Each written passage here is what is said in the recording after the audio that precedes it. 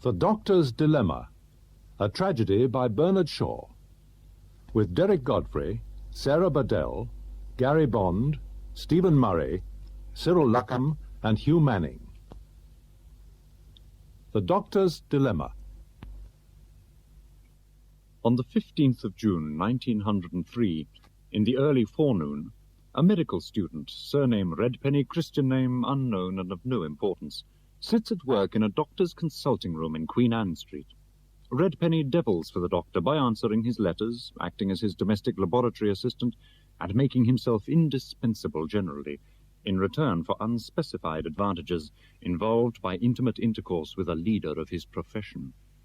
He is interrupted by an old serving woman, Emmy, who has never known the cares, the preoccupations, the responsibilities, jealousies, and anxieties of personal beauty. There's a lady bothering me to see the doctor. Well, she can't see the doctor.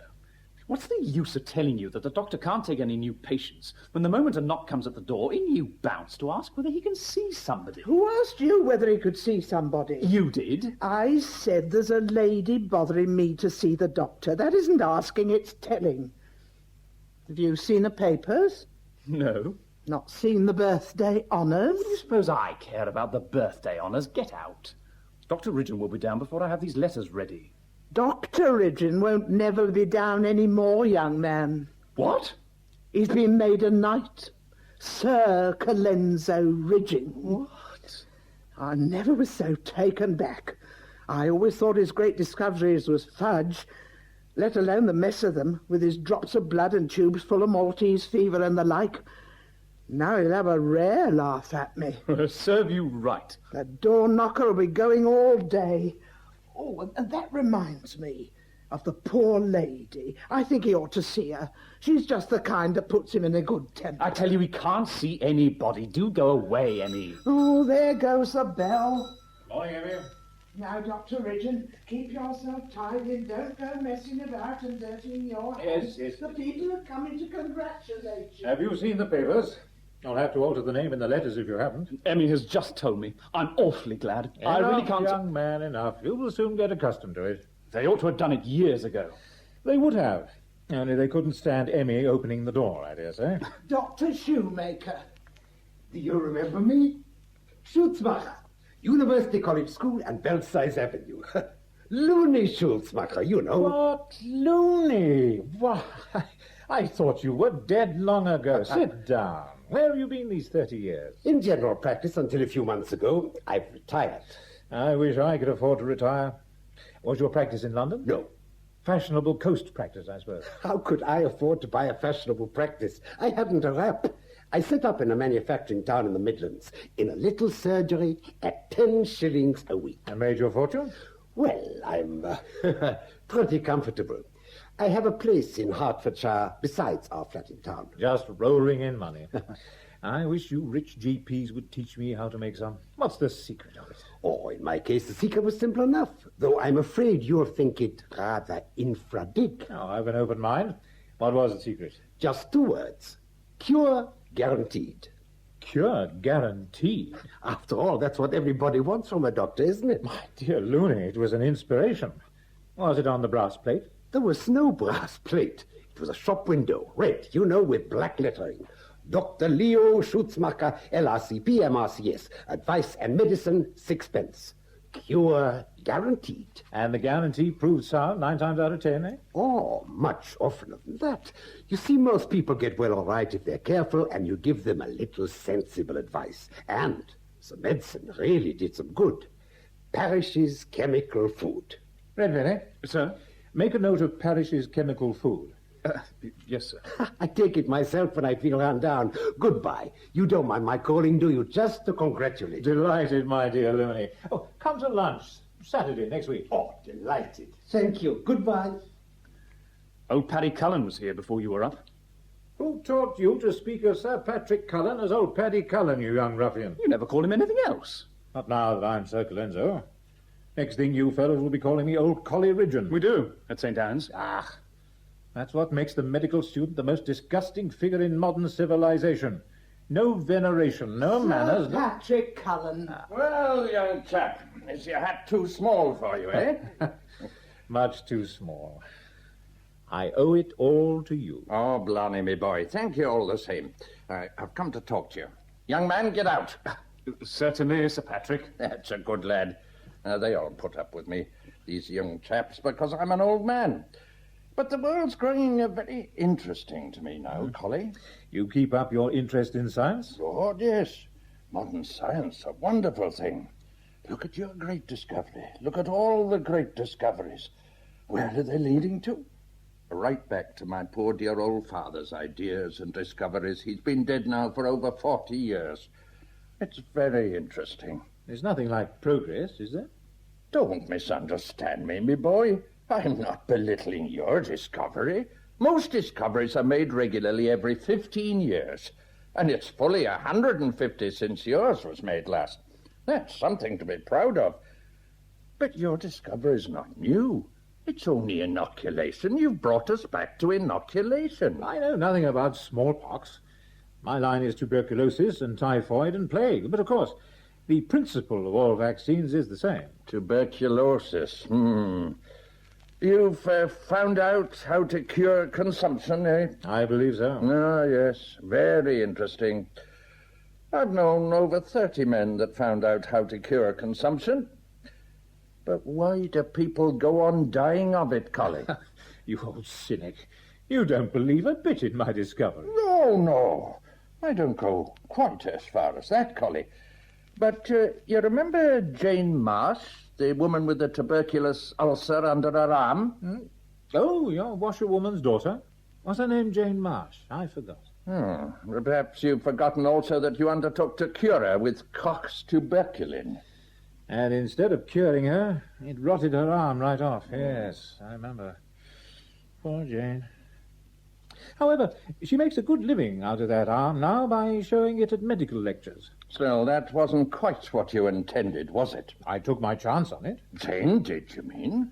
Well, it's always the patient who has to take the chance when an experiment is necessary. And we can find out nothing without experiment. And what did you find out from Jane's case? I found out that the inoculation that ought to cure sometimes kills. Well, I could have told you that.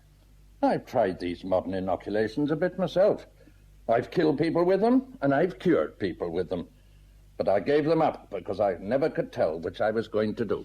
Read this pamphlet next time you have an hour to spare, and you'll find out why. Oh, bother your pamphlets. Opsonin? Now, what the devil is opsonin? Opsonin is what you butter the disease germs with to make your white blood corpuscles eat them. Well, that's not new. I've heard this notion that the white corpuscles, what is it that, what's his name, Metchnikoff calls them? Phagocytes. Aye, phagocytes. Yes. Well, I heard this theory that the phagocytes eat up the disease germs years ago, long before you came into fashion. Besides, they don't always eat them. When you butter them with opsonin, they will.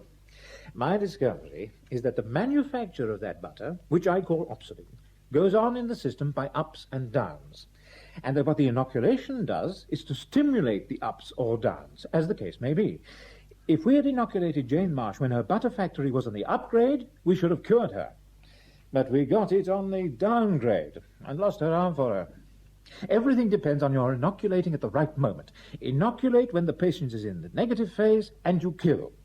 Inoculate when the patient is in the positive phase, and you cure. And pray, how are you to know whether the patient is in the positive or the negative phase? Send a drop of the patient's blood to the laboratory at St. Anne's, and in 15 minutes I'll give you his opsonin index in figures. My tuberculosis patients don't die now. Will you see a lady that wants her husband's lungs cured? Oh, haven't I told you that I will see nobody? I live in a state of siege ever since it got about that I'm a magician who can cure consumption with a drop of serum. I tell you, Emmy, I can see nobody. Well, I'll tell her to wait a bit. You'll tell her I can't see her and send her away, do you hear? Well, will you see Mr. Cutler Walpole? He don't want to cure you, and he wants to congratulate you. Of course, show him up. He's talking to the poor lady. Show him up. He's a clever operator, is Walpole, though he's only one of your chloroform surgeons. Your Cutler Walpoles and their like have found out that a man's body is full of bits and scraps of old organs he has no mortal use for. Thanks to chloroform, you can cut half a dozen of them out without leaving him any the worse, except for the illness and the guineas it costs him. I knew the Walpoles well 15 years ago. The father used to snip off the ends of people's uvulars for 50 guineas. His brother-in-law extirpated tonsils for 200 guineas until he took up women's cases at double the fees. Cutler himself worked hard at anatomy to find something fresh to operate on, and at last he got hold of something he calls the nuciform sac, which he's made quite the fashion. People pay him 500 guineas to cut it out. They might as well get their hair cut. Mr. Cutler Walpole. My dear Richard, heartiest congratulations. You deserve it. Thank you. As a man, mind you, you deserve it as a man. The opsonin is simple rot, as any capable surgeon can tell you. But we're all delighted to see your personal qualities officially recognized. Sir Patrick, how are you? I sent you a paper lately about a little thing I invented, a new saw for shoulder blades. Yes, I got it. It's a good saw. Useful, handy instrument. I knew you'd see its points. Yes. I remember that saw 65 years ago. What? It was called a cabinet maker's jimmy then. Nonsense. Cabinet maker... Never mind him, Walpole. He's jealous.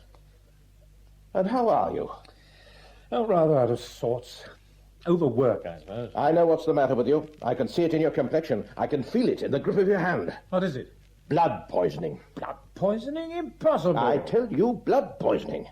Your nuciform sac is full of decaying matter, undigested food and waste products, rank ptomaines. Now, you take my advice, Richard. Let me cut it out for you. You'll be another man afterwards. Oh, don't you like him as he is? I don't like any man who hasn't a healthy circulation. In an intelligently governed country, people wouldn't be allowed to go about with nuciform sacs, making themselves centers of infection. The operation ought to be compulsory. Have you had your own sac removed, may I ask? I haven't got one. Look at me. I've no symptoms. I'm as sound as a bell. About 5% of the population haven't got any, and I'm one of the 5%. Sir Ralph Bloomfield Bonington. Where is he? Oh, drat him, I thought he was following me. He stayed down to talk to that lady. I told you to tell that lady. Oh, by the way, Richard, that reminds me. I've been talking to that poor girl. It's her husband, and she thinks it's a case of consumption, the usual wrong diagnosis. These damn general practitioners ought never to be allowed to touch a patient except under the orders of a consultant. She's been describing the symptoms to me, and the case is as plain as a pikestaff. Bad blood poisoning. Now, she's poor, and she can't afford to have him operated on. Well, you send him to me. I'll do it for nothing. There's room for him in my nursing home. I'll put him straight and feed him up and make her happy. I like making people happy.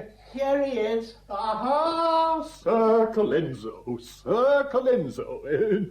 Welcome to the Order of Knighthood. Thank you, B.B. What, Sir Patrick? And how are we today? A little chilly, a little stiff, but hail, and still the cleverest of all.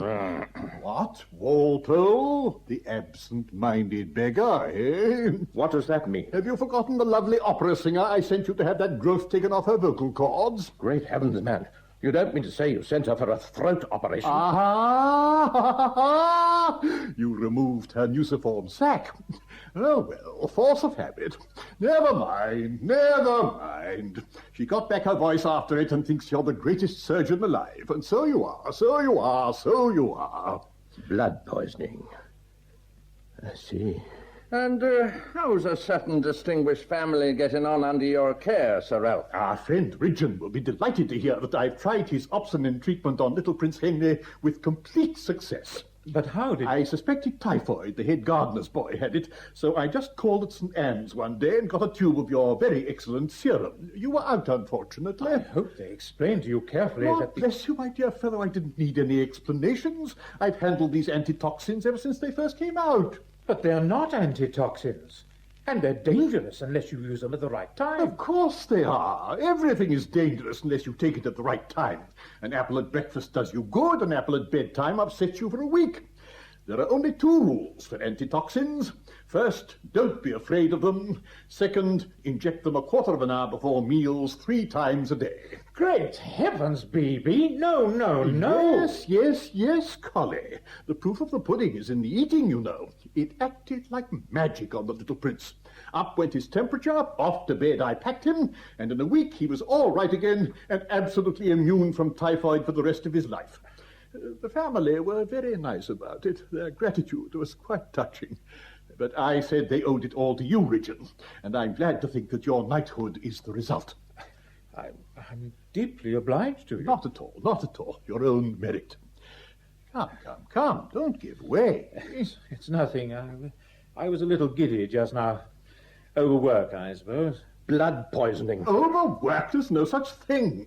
I do the work of 10 men. Am I giddy? No. If you're not well, you have a disease. It may be a slight one, but it's a disease. What is the remedy? A very simple one. Find the germ and kill it. Suppose there's no germ. Impossible, Sir Patrick. There must be a germ. Else how could the patient be ill? Can you show me the germ of overwork? No. But why? Why? Because, my dear Sir Patrick, though the germ is there, it's invisible. These germs, these bacilli, are translucent bodies, like glass, like water. To make them visible, you must stain them.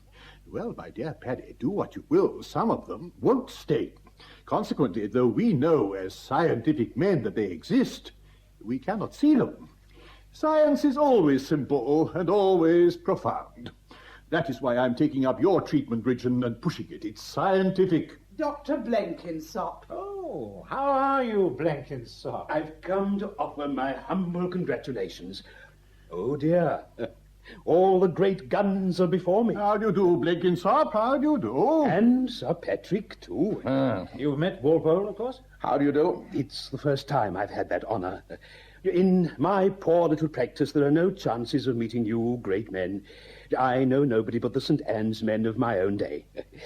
And so you're Sir Colenso. How does it feel? Foolish at first. Don't take any notice of it. I'm ashamed to say I haven't a notion what your great discovery is, but I congratulate you all the same, for the sake of old times. But, my dear Blenkinsop, you used to be rather keen on science. I used to be a lot of things.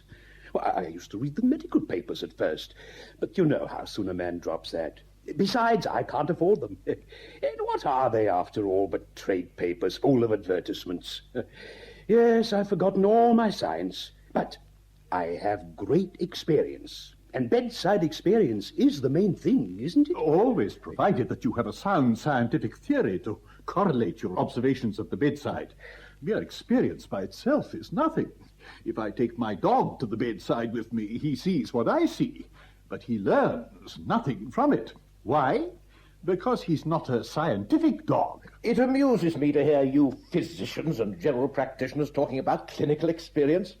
What do you see at the bedside but the outside of the patients? Well, it isn't his outside that's wrong, except perhaps in skin cases. What you want is a daily familiarity with people's insides, and that you can only get at the operating table. I know what I'm talking about. I've been a surgeon and consultant for 20 years, and I've never known a general practitioner right in his diagnosis yet. Bring them a perfectly simple case, and they diagnose cancer, and arthritis, and appendicitis, and every other itis, when any really experienced surgeon could see that it is a plain case of blood poisoning. It's easy for you gentlemen to talk. But what would you say if you had my practice? Except for the workmen's clubs, my patients are all clerks and shopmen. They daren't be ill. They can't afford it. When they break down, what can I do for them? You can send your people to San Moritz or Egypt, or recommend horse exercise or motoring or champagne jelly or complete change and rest for 6 months. I might as well order my people a slice of the moon. And the worst of it is I'm too poor to keep well myself on the cooking I have to put up with. I've such a wretched digestion, and I look it. How am I to inspire confidence? Oh, don't, Blenkinsop. It's too painful. The most tragic thing in the world is a sick doctor. Yes, by George. It's like a bald-headed man trying to sell a hair restorer. Thank God I'm a surgeon. I am never sick. Never had a day's illness in my life. That's what enables me to sympathize with my patients. What? You're never ill? Never. That's interesting. I believe you have no nuciform sac. If you ever do feel at all queer, I should very much like to have a dog. Thank you, my dear fellow, but I'm too busy just now. I was just telling them when you came in, Blenkinsop, that I worked myself out of sorts. Oh, well, it seems presumptuous of me to offer a prescription to a great man like you, but still I have great experience, and if I might recommend a pound of ripe greengages every day, half an hour before lunch, I'm sure you'd find a benefit. They're very cheap. What do you say to that, B.B.? Very sensible, Blenkinsop, very sensible indeed. I'm delighted to see that you disapprove of drugs. Ah, believe me, Paddy, the world would be healthier if every chemist shop in England were demolished. Look at the papers, full of scandalous advertisements of patent medicines, a huge commercial system of quackery and poison. Well, whose fault is it? Ours. Ours, I say. We set the example, we spread the superstition. We taught the people to believe in bottles of doctor's stuff, and now they buy it at the stores instead of consulting a medical man. Quite true. I've not prescribed a drug for the last 15 years. Drugs can only repress symptoms. They cannot eradicate disease. The true remedy for all diseases is nature's remedy. Nature has provided in the white corpuscles, as you call them, Sir Patrick, in the phagocytes, as we call them, a natural means of devouring and destroying all disease germs. There is at bottom only one genuinely scientific treatment for all diseases, and that is to stimulate the phagocytes. Stimulate the phagocytes. As I sit here, I seem to hear my poor old father talking again. Your father? But Lord bless my soul, Paddy, your father must have been an older man than you. Word for word, almost, he said what you say. No more drugs. Nothing but inoculation. Inoculation? You mean smallpox inoculation? Yes. In the privacy of our family circle, sir, my father used to declare his belief that smallpox inoculation was good not only for smallpox, but for all fevers. What? Richard, did you hear that? Sir Patrick, I am more struck by what you have just told me than I can well express. Your father, sir, anticipated a discovery of my own. Listen, Walpole, Blenkinsop, attend one moment. You will all be intensely interested in this. I was put on the track by accident. I had a typhoid case and a tetanus case side by side in the hospital, a beadle and a city missionary. Think what that meant for them, poor fellows. Can a beadle be dignified with typhoid? Can a missionary be eloquent with lockjaw? No, no. Well, I got some typhoid antitoxin from Ridgeon and a tube of Maldooli's anti-tetanus serum. But the missionary jerked all my things off the table in one of his paroxysms, and in replacing them, I put Ridgeon's tube where Maldooli's ought to have been. The consequence was that I inoculated the typhoid case for tetanus and the tetanus case for typhoid. Well, they recovered. They recovered. Except for a touch of St. Vitus's dance, the missionary's as well today as ever, and the beadle's 10 times the man he was. I've known things like that happen. They can't be explained. Blenkinsop, there is nothing that cannot be explained by science. Think, Sir Patrick. Reflect, Ridgeon. Look at it without prejudice, Walpole. What is the real work of the antitoxin? Simply to stimulate the phagocytes. Very well. But so long as you stimulate the phagocytes, what does it matter which particular sort of serum you use for the purpose? Ha-ha! Hey, you see, you grasp it? That is why Sir Patrick's father found that inoculation cured all fevers. It stimulated the phagocytes. Mr. Walpole, Your motor's come for you, and it's frightening Sir Patrick's horses, so come along quick. Goodbye, Richard. Goodbye, and many You thanks. see my point, Walpole. He can't wait, Sir Ralph. The carriage will be in the area if you don't come. I'm coming. There's nothing in your point, BB. Phagocytosis is pure rot. The cases are all blood poisoning, and the knife is the real remedy. Bye-bye, Sir Paddy. Oh, happy to have met you, Mr. Blenkinsop. Walpole has no intellect. A mere surgeon, wonderful operator, but after all, what is operating? Only manual labor. Brain remains master of the situation. The nuciform sac is utter nonsense. There's no such organ. It's a mere accidental kink in the membrane occurring in perhaps 2.5% of the population. Of course, I'm glad for Walpole's sake that the operation is fashionable, for he's a dear, good fellow. And after all, as I always tell people, the operation will do them no harm. Indeed, I've known the nervous shake-up and the fortnight in bed do people a lot of good after a hard London season. But it's still a shocking fraud. But I must be toddling. Goodbye, Paddy. Goodbye. Goodbye. Goodbye, my dear Blenkinsop. Goodbye. Goodbye, Richmond. Don't fret about your health. You know what to do. If your liver is sluggish, a little mercury never does any harm. If you're restless, try bromide. If that doesn't answer, a stimulant, a little phosphorus and strychnine. If you can't sleep, Trianol. But no drugs, Collie, remember that. Certainly not. Quite right, Sir Patrick. As temporary expedients, of course, but as treatment, no. Keep away from the chemist's shop, my dear Richard, whatever you do. I will, and thank you for the knighthood. Goodbye. By the way, who's your patient? Who? Downstairs. Charming woman. Tuberculous husband. Is she there still? Oh, come on, Sir Ralph. Your wife's waiting in the carriage. Oh, goodbye. Emmy, is that woman there still? If so, tell her once for all that I can't and won't see her, do you hear? Oh, she ain't in a hurry. She doesn't mind how long she waits. Well, I must be off too. Every half hour I spend away from my work costs me 18 pence. Goodbye, Sir Patrick. Goodbye. Oh, come to lunch with me some day this week, Blenkinsop. Can't afford it, dear boy, and it would put me off my own foot for a week. Thank you all the same. Oh. Can I do nothing for you? Well, if you have an old frock coat to spare... You see, what would be an old one for you would be a new one for me. So remember me the next time you turn out your wardrobe. Goodbye. Goodbye. Poor chap. So, that's why they made me a knight. And that's the medical profession. And a very good profession, too, my lad. When you know as much as I know of the ignorance and superstition of the patients, you'll wonder that we're half as good as we are. We're not a profession. We're a conspiracy. Well, all professions are conspiracies against the laity. And we can't all be geniuses like you. Every fool can get ill, but every fool can't be a good doctor. There are not enough good ones to go round. And for all you know, Bloomfield Bonington kills less people than you do. Oh, very likely.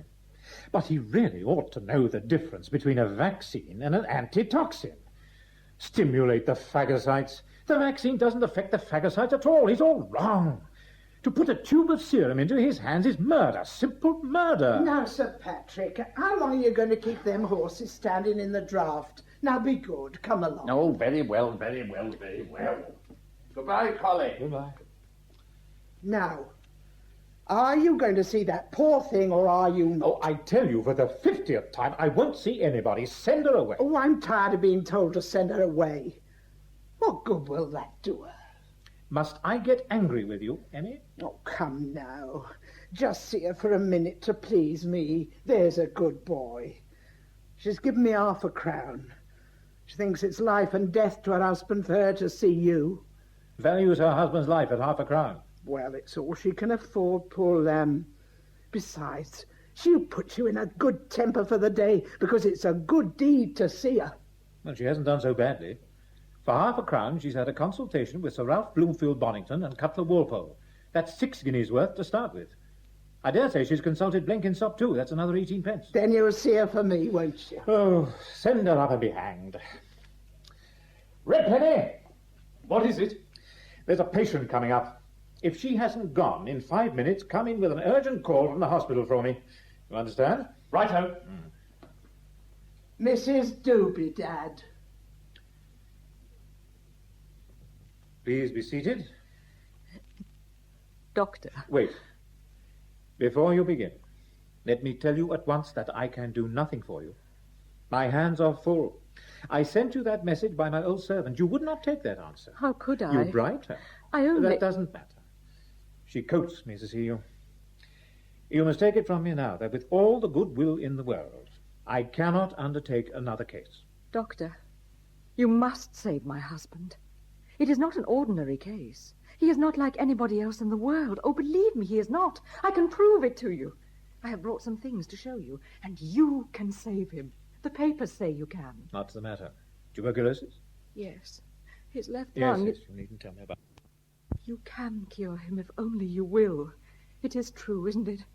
Oh, tell me, please. You are going to be quiet and self-possessed, aren't you? Yes, I beg your pardon. I know I shouldn't... Oh, please say that you can, and then I shall be all right. I'm not a curemonger. If you want cures, you must go to the people who sell them. But I have at the hospital 10 tuberculosis patients whose lives I believe I can save. Oh, thank God. Wait a moment. My laboratory, my staff, and myself are working at full pressure. The treatment is a new one. It takes time, means, and skill, and there is not enough for another case. Our 10 cases are already chosen cases. Do you understand what I mean by chosen? Chosen? No, I can't understand. You must understand. In every single one of those 10 cases, I have had to consider not only whether the man could be saved, but whether he was worth saving. There were 50 cases to choose from, and 40 had to be condemned to death. Some of the 40 had young wives and helpless children. If the hardness of their cases could have saved them, they would have been saved 10 times over. I've no doubt your case is a hard one. I can see the tears in your eyes. I know that you have a torrent of entreaties ready for me the moment I stop speaking, but it's no use. You must go to another doctor. I'm sorry, but that is all I can say. Good morning. Doctor, look at these. You understand drawings. You have good ones in your waiting room. Look at them.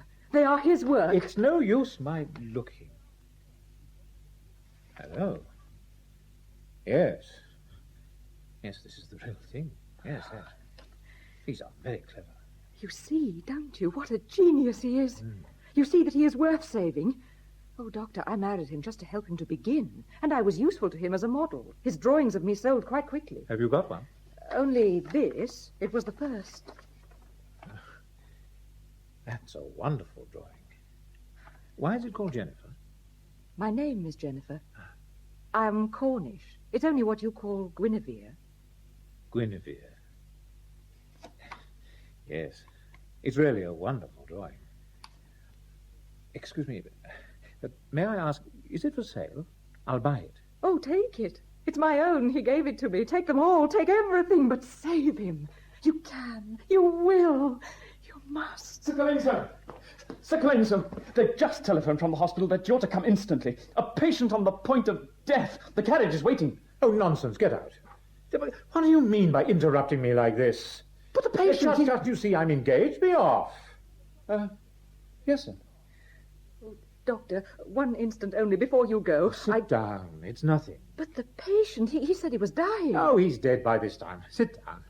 Oh, none of you care. You see people die every day. Oh, nonsense. I told him to come in and say that. I thought I should want to get rid of you. What? Oh, don't look so bewildered. There's nobody dying. My husband is... Ah, yes. I had forgotten your husband. Mrs. Dubedat, you are asking me to do a very serious thing. I am asking you to save the life of a great man. You are asking me to kill another man for his sake.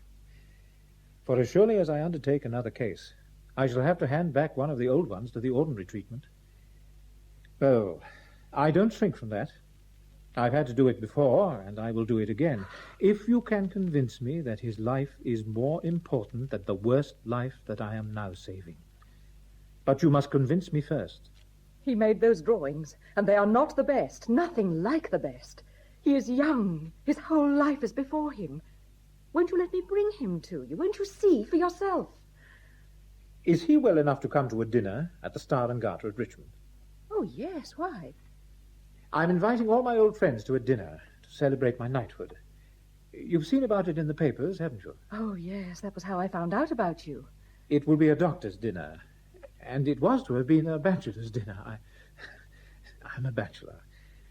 Now, if you will entertain for me and bring your husband, he will meet me, and he will meet some of the most eminent men in my profession. I can put the case to them, and your husband will have to stand or fall by what we think of him. Will you come? Yes, of course I will come. And may I bring some of his drawings, the really good ones? Yes. I will let you know the date in the course of tomorrow. Leave me your address. Thank you again and again. You have made me so happy. I know you will admire him and like him. This is my address. Thank you. May I... Is there... Should I... I mean... What's the matter? Your fee for this consultation. Oh, I forgot. Shall we say a beautiful drawing of his favourite model for the whole treatment, including the cure? You are very generous, thank you. I know you will cure him. After dinner, on the terrace at the Star and Garter, Richmond, on a cloudless summer night. Oh, I am so sorry we have to go. It seems such a shame, this beautiful night, and we have enjoyed ourselves so much. I don't believe another half hour would do Mr. Dubedat a bit of harm. Oh, come, Collie, come, none of that. You take your man home, Mrs. Dubedat, and get him to bed before 11. Yes, bed before 11. Quite right, quite right. Sorry to lose you, my dear lady, but Sir Patrick's orders are the laws of Tyre and Sidon. Very well. Louis will be back in a moment. He's showing Dr. Blenkinsop how to work the telephone. Well, Mrs. Dubedat, we've had a most enjoyable evening. Delightful. Most enjoyable. What did you think of Louis? Or am I wrong to ask? Wrong? We're all charmed with him. Delighted. Most happy to have met him. A privilege, a real privilege. Sir Patrick, you are uneasy about him? I admire his drawings greatly, ma'am. Yes, but I meant... You shall go away quite happy. He's worth saving. He must and shall be saved. Certainly. There's no real difficulty, if only you know what to do. Oh, how can I ever thank you? You don't know what I feel. My dear lady, come. Don't mind us. Have a good cry. No, don't cry. Your husband had better not know that we've been talking about him. Oh, no, of course not.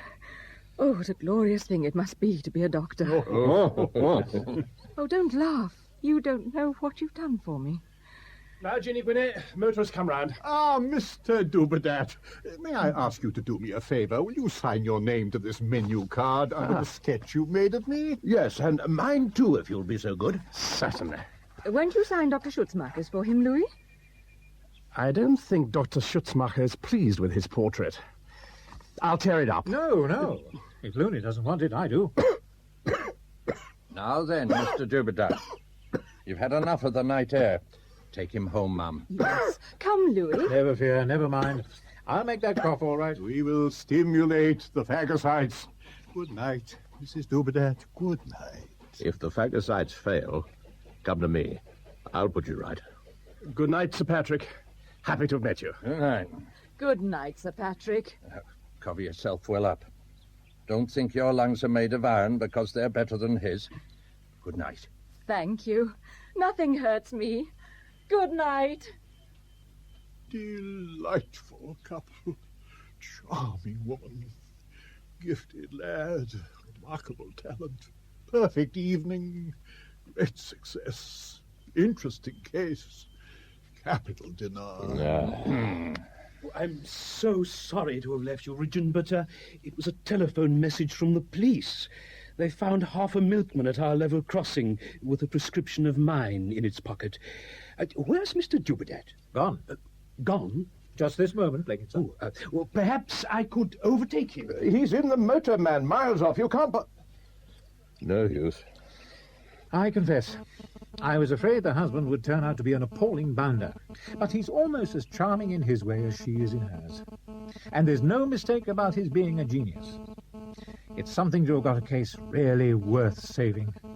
Somebody else will have to go, but it will be easy to find a worse man. Oh, how do you know? Oh, come now, Sir Paddy, no growling. Do you see anything wrong with Dubedat, BB? Oh, a charming young fellow. Besides, what could be wrong with him? There are two things that could be wrong with any man. One of them is a check, the other is a woman. Ah, cynic, cynic. He's all right as to the check, for a while at all events. He talked to me quite frankly before dinner as to the pressure of money difficulties on an artist. He says he has no vices and is very economical, but there's one extravagance he can't afford and yet can't resist, and that is dressing his wife prettily. So I said, bang plump out, let me lend you £20 and pay me when your ship comes home. He was really very nice about it. He took it like a man. But my dear Walpole, he just borrowed £10 from me. What? Well, it was really hardly borrowing, for he said heaven only knew when he could pay me. I couldn't refuse. It appears that Mrs. Dubedat has taken a sort of fancy to me. No, it was me. Certainly not. Your name was never mentioned. He's so wrapped up in his work that he has to leave her alone a good deal, and the poor young innocent fellow, he has, of course, no idea of my position or how busy I am, actually wanted me to call occasionally and talk to her. Exactly what he said to me. Oh, really, I must say. Look here, Richard. This is beginning to look serious. Well, Blenkinsop, did you catch him? No. Excuse my running away like that. Anything the matter? Oh, no, a trifle. It can't be helped. Never mind. Was it anything about Dubedat? Oh, I can't tell you, Ridgeon, how ashamed I am of dragging my miserable poverty to your dinner after all your kindness. Oh, it's not that you won't ask me again, but it's so humiliating. But what has happened? Oh, nothing. It's too ridiculous. I had just scraped up 4 shillings for this little outing, and it cost me 1 and 4pence to get here. Well, Dubedat asked me to lend him half a crown to tip the chambermaid of the room his wife left her wraps in. Oh, he said he only wanted it for 5 minutes, as she had his purse. So, of course, I lent it to him. And he's forgotten to pay me. I've just 2pence to get back with. Oh, never mind that. No, I know what you're going to say, but I won't take it. I've never borrowed a penny, and I never will. No, I'll train it as far as the 2pence will take me, and I'll tramp the rest. You'll do the whole distance in my motor. Did he get anything out of you, Mr. Schutzmacher? No.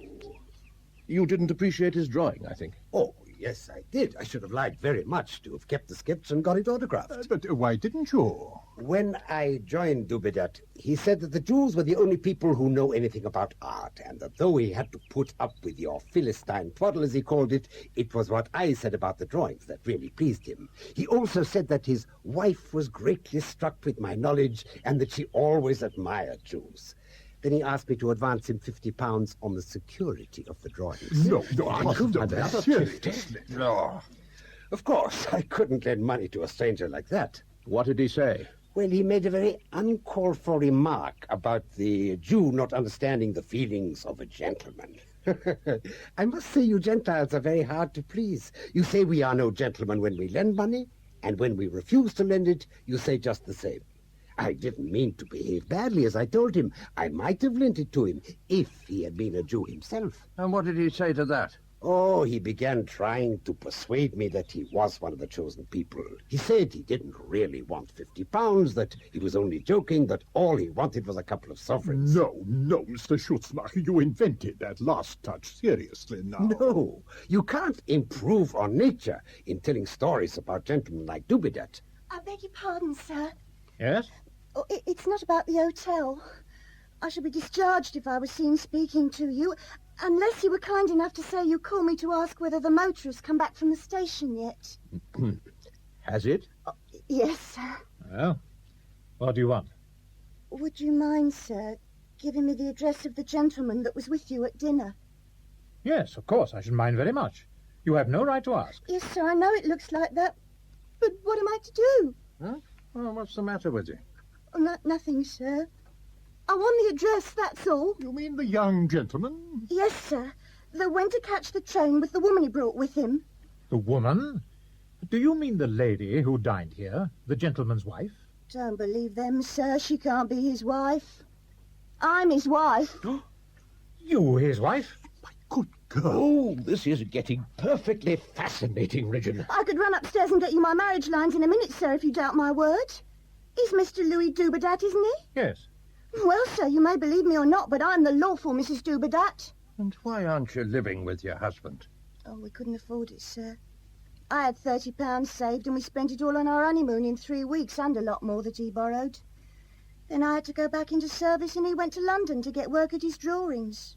I never saw nor heard of him again till I caught sight of him from the window going off in the motor with that woman. Well, that's 2 wives to start with. Upon my soul, I don't want to be uncharitable, but really I'm beginning to suspect that our young friend's rather careless. Oh, how long will it take a man to find out that he's a damned young blackguard? Oh, that's severe, Sir Patrick, very severe. Of course, it's bigamy, but still, he's very young, and she's very pretty. Mr. Walpole, may I sponge on you for another of those nice cigarettes of yours? Certainly. Oh, bother. Well, I say, I recollect now, I passed my cigarette case to Dubedat and he didn't return it. Oh, dear. It was a gold one. Oh, he never thinks about things like that, sir. I'll get it back for you, sir, if you'll tell me where to find him. Shall I give her the address or not? Give her your own address, and then we'll see. You'll have to be content with that for the present, my girl. What's your name?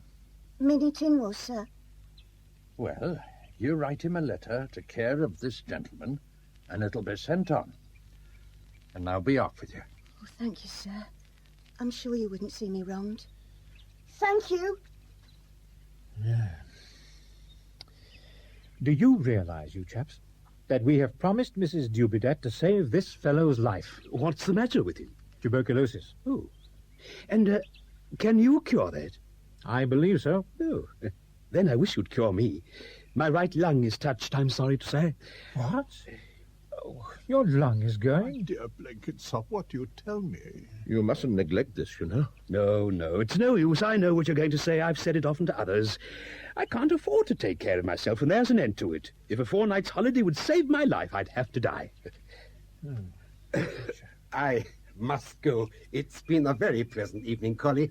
Good night, everybody. Good night. It's time for us all to move. Mr. Walpole, take Blenkinsop home. He's had enough of the open-air cure for tonight. Have you a thick overcoat to wear in the motor, Dr. Blenkinsop? Oh, they'll give me some brown paper in the hotel, and a few thicknesses of brown paper across the chest are better than any fur coat. Well, come along. Yes. Good night, Collie. You're coming with us, aren't you, Peepy? Yes, I'm coming. Good night, my dear Ridgeon. Don't let us lose sight of your interesting patient and his very charming wife. We must not judge him too hastily, you know. Good night, Paddy. Bless you, dear old chap. Good night, good night, good night, good night. Well, Mr. Saviour of Lives, which is it to be?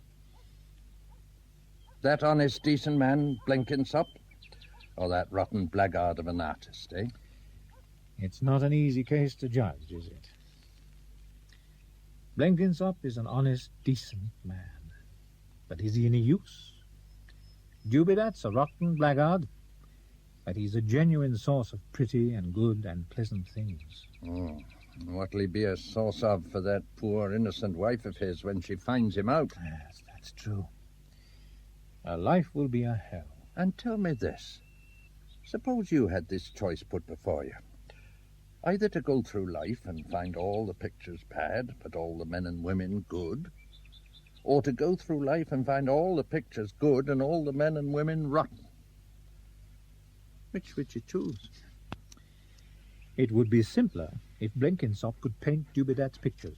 Be simpler still if Dubedat had some of Blenkinsop's honesty. The world isn't going to be made simple for you, my lad. You must take it as it is. You've to hold the scales between Blenkinsop and Dubedat. Hold them fairly. Well, I'll be as fair as I can. I'll put into one scale all the pounds Dubedat has borrowed, and into the other all the half-crowns that Blenkinsop hasn't borrowed. And you'll take out of Dubedat's scale all the faith he has destroyed and the honour he has lost, and you'll put into Blenkinsop's scale all the faith he has justified and the honour he has created. I'm not at all convinced that the world wouldn't be a better world if everybody behaved as Dubedat does, and it is now that everybody behaves as Blenkinsop does. Then why don't you behave as Dubedat does? Ah, that beats me. Still, it's a dilemma. You see, there's a complication we haven't mentioned. What's that?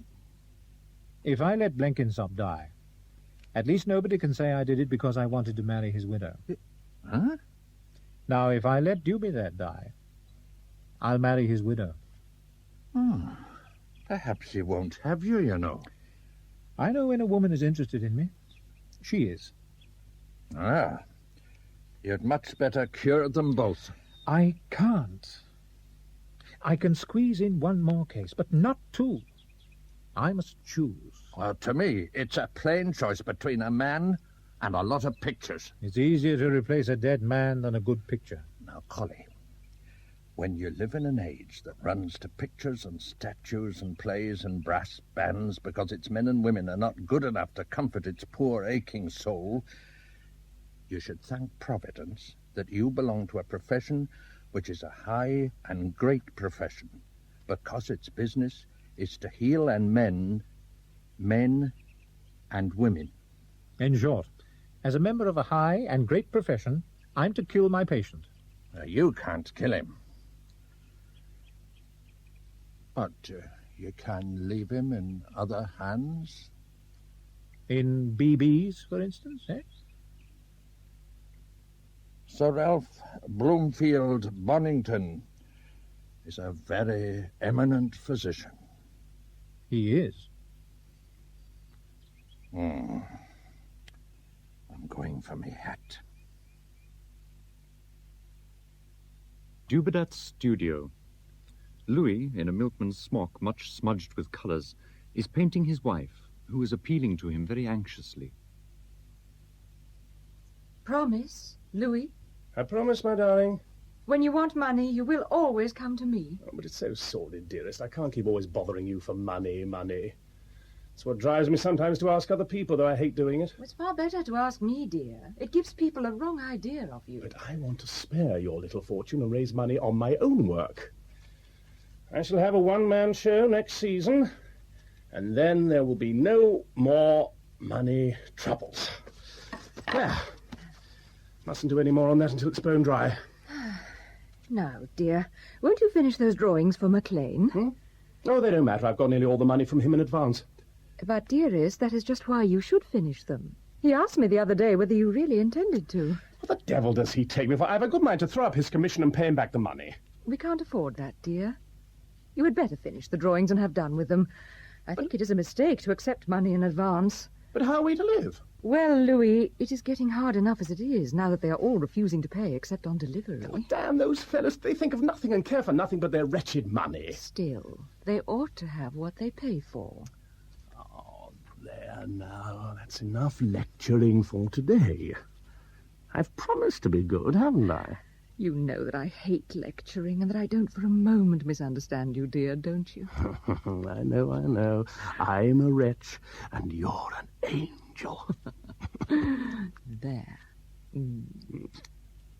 Now, remember the doctors are coming this morning. Isn't it extraordinarily kind of them, Louis, to insist on coming, all of them, to consult about you? Oh, I dare say they think it'll be a feather in their cap to cure a rising young artist. They wouldn't come if it didn't amuse them anyhow. Say, it's not time yet, is it? No, not quite yet. Hello, Richard. Delighted to see you. Come in. It's so good of you to come, Doctor. Oh, excuse this place, won't you? It's only a studio, you know. There's no real convenience for living here. But we pig along somehow, thanks to Jennifer. Now I'll run away. Perhaps later on, when you're finished with Louis, I may come in and hear the verdict. I say, don't look so grave, Richard. There's nothing awful going to happen, is there? No. So poor Jennifer's been looking forward to your visit more than you can imagine. She's taken quite a fancy to you. There's a sketch I made of her yesterday. She showed it to me a fortnight ago when she first called on me. Did she? Good Lord, how time does fly. I could have sworn I'd only just finished it. You know, it's hard for her here, seeing me piling up drawings and nothing coming in for them. I understood that Mrs. Dubedat had some property of her own. Well, that's a little. But how could a man with any decency of feeling touch that? And suppose I did, what would she have to live on if I died? I'm not insured, I can't afford the premiums. How do you like this one? I have not come here to look at your drawings. I have more serious and pressing business with you. Oh, you want to sound my wretched lung. My dear Richard, I'll be frank with you. What's the matter in this house isn't lungs, but bills. You've made us feel that we can treat you as a friend. Will you lend us £150? No.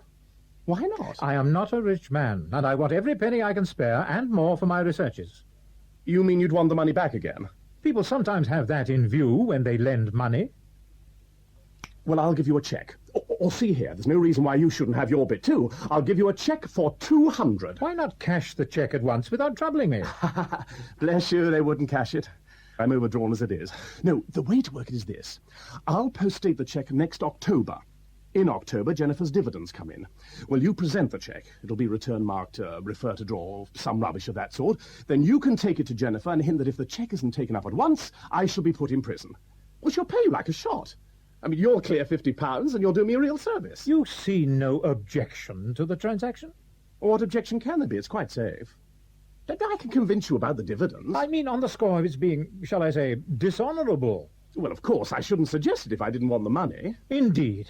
Well, you will have to find some other way of getting it. Do you mean to say you refuse? Do I mean... Of course I refuse, man. What do you take me for? How dare you make such a proposal to me? Why not? Oh, you would not understand me if I tried to explain. Now, once for all, I will not lend you a farthing. Excuse me. Now, come in, Sir Ralph. Good morning, Sir Patrick. Mr. Walpole. Walpole. I've been here hardly 10 minutes, and already he's tried to borrow £150 from me. Then he proposed that I should get the money for him by blackmailing his wife. Well, Richard, if that is what you call being an honourable man, I spoke to you in confidence. We're all going to speak to you in confidence, young man. We shall make ourselves at home for half an hour, Dubedat. Don't be alarmed. You're a most fascinating chap, and we love you. All right, all right. Sit down. Any way you can. By the way, I'll trouble you for my cigarette case, if you don't mind. What cigarette case? The gold one I lent you at the Star and Garter.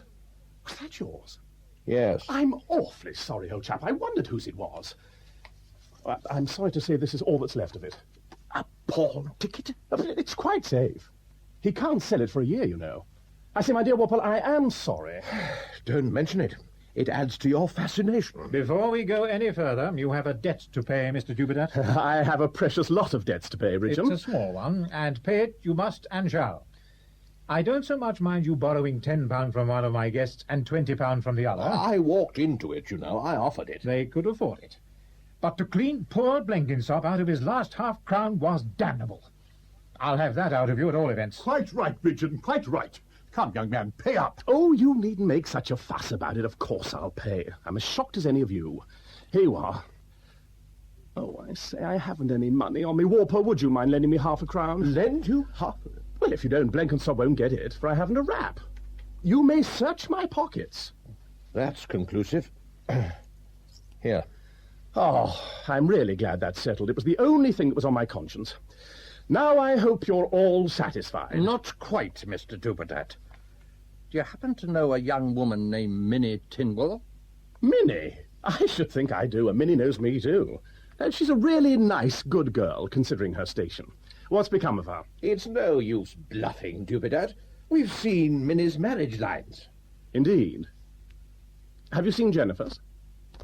Do you dare insinuate that Mrs. Dubedat is living with you without being married to you? Why not? Why not? Yes, lots of people do it. Just as good as people as you. Why don't you learn to think instead of bleating and baaing like a lot of sheep when you come up against anything you're not accustomed to? I say, I should like to draw the lot of you now. You do look jolly foolish. Especially you, Richard. I had you that time, you know. How, pray? Well, you set up to appreciate Jennifer, you know, and you despise me, don't you? I loathe you. Just so. And yet you believe that Jennifer is a bad lot because you think I told you so. Were you lying? No. I only asked you had you seen Jennifer's marriage lines, and you concluded straight away that she hadn't got any. You don't know a lady when you see one. What do you mean by that, may I ask? Now, I'm only an immoral artist. But if you had told me that Jennifer wasn't married, I'd have had the gentlemanly feeling and artistic instinct to say that she carried her marriage certificate in her face and in her character. But you are all moral men, and morality consists of suspecting other people of not being legally married. Aren't you ashamed of yourselves? Can one of you look me in the face after it? It's very hard to look you in the face, Dubedat. You have such a dazzling cheek. What about Minnie Tinwell, eh? Minnie Tinwell is a young woman who has had 3 weeks of glorious happiness in her poor little life, which is more than most girls in her position get, I can tell you. But ask her whether she'd take it back if she could. She's got her name into history, that girl. My little sketches of her will be fought for by collectors. She'll have a page in my biography. What have you fellas done for her compared with that? We haven't trapped her into a mock marriage and deserted her. No, you wouldn't have the pluck. Oh, but don't fuss yourselves. I didn't desert little Minnie. We spent all our money... All her money? £30. I said all our money, hers and mine too. Her £30 didn't last 3 days. I had to borrow 4 times as much to spend on her. But I didn't grudge it, and she didn't grudge her few pounds either. When we were cleaned out, we'd had enough of it. We just said, well, the money's gone. We've had a good time that can never be taken from us. So kiss, part good friends, and she back to service, and I back to my studio, and Jennifer... both the better and happy. You would know how very seldom an actual case bears out a principle. In medical practice, a man may die, when scientifically speaking, he ought to have lived. I have actually known a man die of a disease from which he was, scientifically speaking, immune. But that does not affect the fundamental truth of science. In just the same way, in moral cases, a man's behavior may be quite harmless and even beneficial when he is morally behaving like a scoundrel, and he may do great harm when he is morally acting on the highest principles.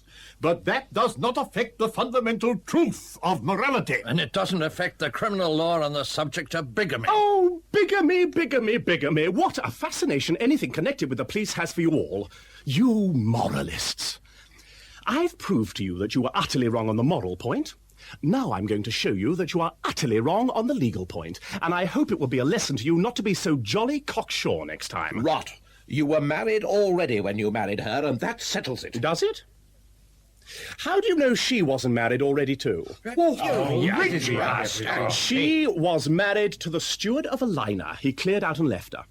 And she thought, poor girl, that it was the law, that if you hadn't heard of your husband for 3 years, you might marry again. Did you tell her you were already married? Of course not. But don't you see that if she had known, she wouldn't have considered herself my wife? Oh, you don't seem to understand somehow. You let her risk imprisonment in her ignorance of the law?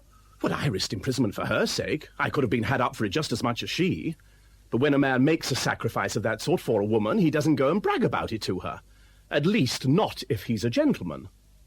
What are we going to do with this Daisy? Oh, go and do whatever the devil you please. Put Minnie in prison, put me in prison, kill Jennifer with the disgrace of it all, and then when you've done all the mischief you can, go to church and feel good about it. He's got us. He has. But is he to be allowed to defy the criminal law of the land? Criminal law is no use to decent people. It only helps blackguards to blackmail their families. But at least it will punish him. Oh, yes, it'll punish him. It'll punish not only him, but everybody connected with him, innocent and guilty alike. It'll throw his board and lodging on our rates and taxes for a couple of years, and then turn him loose on us a more dangerous blackguard than ever. It'll put the girl in prison and ruin her. It'll lay his wife's life waste. You may put the criminal law out of your head once and for all. It's only fit for fools and savages. Would you mind turning your face a little more this way, Sir Patrick?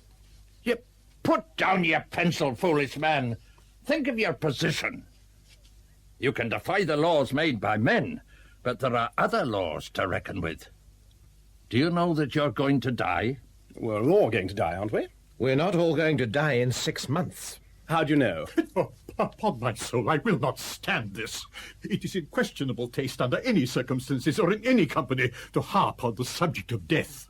But it is a dastardly advantage to take of a medical man. I will not allow it, you hear? Well, I didn't begin it. You chaps did.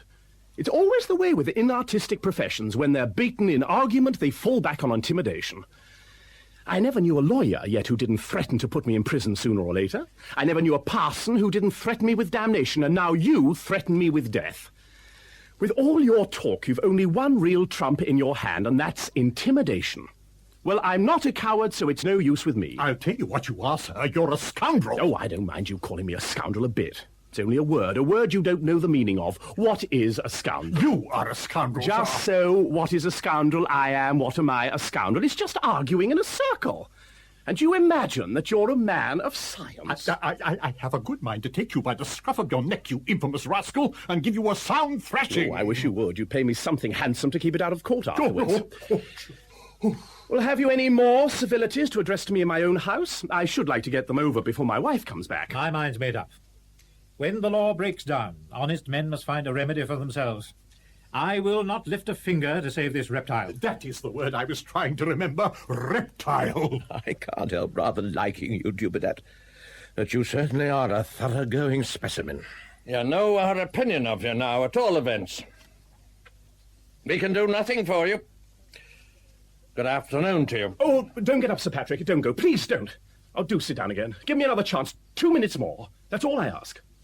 Oh, well. Thanks awfully. I don't mind giving you 2 minutes more, but don't address yourself to me, for I've retired from practice, and I don't pretend to be able to cure your complaint. Your life is in the hands of these gentlemen. Not in mine. I have no time and no means available for this case.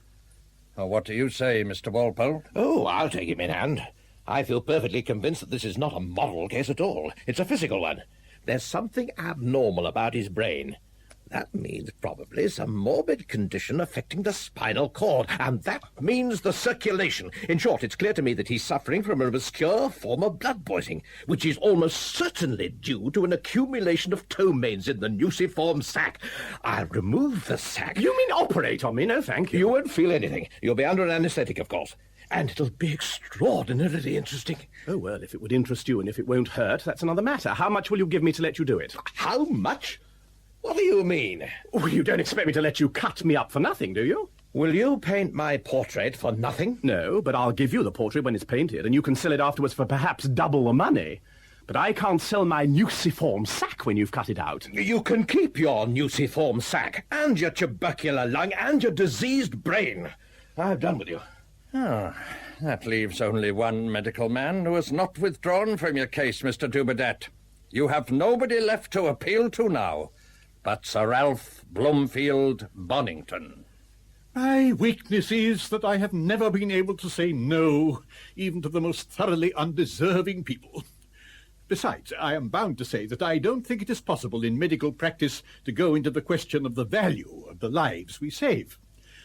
Just consider, Richard. Let me put it to you, Paddy. Clear your mind of cant, Walpole. My mind is perfectly clear of cant. Quite so. Well, now, look at my practice.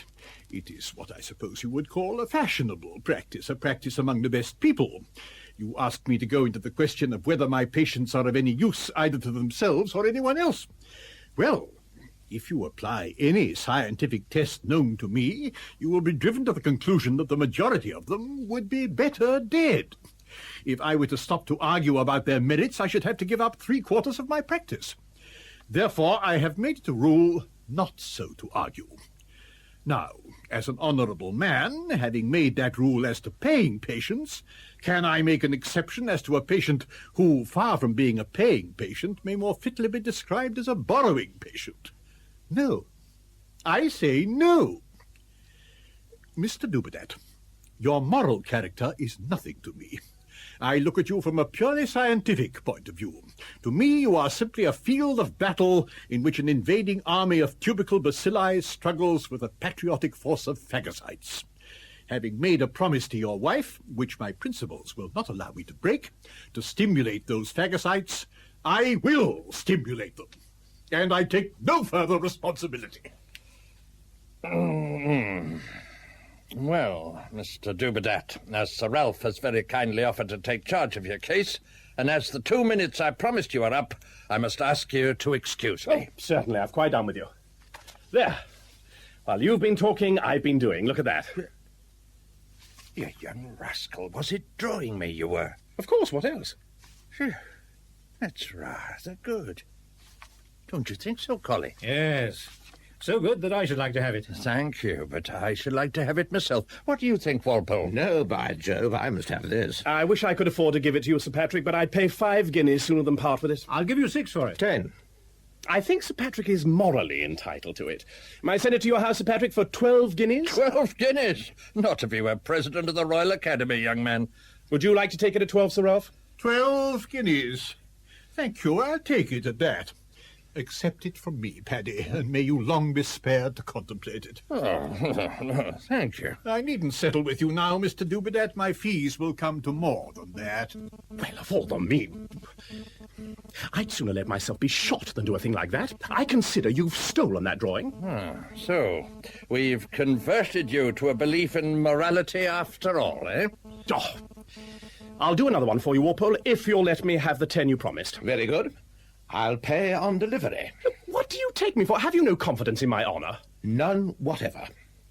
Oh, well, of course, if you feel that way, you can't help it. But before you go, let me fetch Jennifer. I know she'd like to see you, but before she comes in, one word. You've all been talking pretty freely about me, in my own house, too. I don't mind that. I'm a man and can take care of myself. But when Jennifer comes in, please remember that she's a lady and that you are supposed to be gentlemen. Well, damn his impudence. I shouldn't be at all surprised to learn that he's well connected. Whenever I meet dignity and self-possession without any discoverable basis, I diagnose good family. Diagnose artistic genius, B.B. That's what saves his self-respect. The world is made like that. The decent fellows always being lectured and put out of countenance by the snobs. I am not out of countenance. I should like by Jupiter to see the man who could put me out of countenance. Mrs. Dubedat, and how are we today? Thank you all so much for coming. Since Richmond, I have not known a moment's fear. Won't you sit down and tell me the result of the consultation? I'll go, if you don't mind, Mrs. Dubedat. I have an appointment. Before I go, let me say that I'm quite agreed with my colleagues here as to the character of the case. As to the cause and the remedy, I may have my own views. In fact, I have them. If I'm needed, and needed I shall be, finally, they know where to find me. So for today, goodbye. I'll also ask you to excuse me, Mrs. Dubedat. As you know, ma'am, I'm not in practice now, and I shall not be in charge of the case. It rests between Sir Colenso Ridgeon and Sir Ralph Bloomfield Bonington. They know my opinion. Good afternoon to you, ma'am. Now, Mrs. Dubedat, if I am to take the patient in hand... You? But I thought that Sir Colenso... My dear lady, your husband shall have me. But... Not a word. It is a pleasure to me for your sake. Sir Colenso will be in his proper place, the laboratory. I shall be in my proper place at the bedside. Your husband shall be treated exactly as if he were a member of the royal family. Forgive me, but no gratitude. It would embarrass me, I assure you. We shall begin by stimulating the phagocytes probably on Tuesday next, but I will let you know. Depend on me. Don't fret. Eat regularly. Sleep well. Keep your spirits up. Keep the patient cheerful, hope for the best. No tonic like a charming woman, no medicine like cheerfulness, no resource like science. Goodbye, goodbye, goodbye. You look quite discouraged again. What's the matter? Are you disappointed? I know I ought to be very grateful, but... Well? I had set my heart on your curing Louis. Well... Sir Ralph Bloomfield Bonington Yes, I know. It is a great privilege to have him, but I wish it had been you. I had such a strong instinct that you would cure him. I can't feel the same about Sir Ralph. You promised me.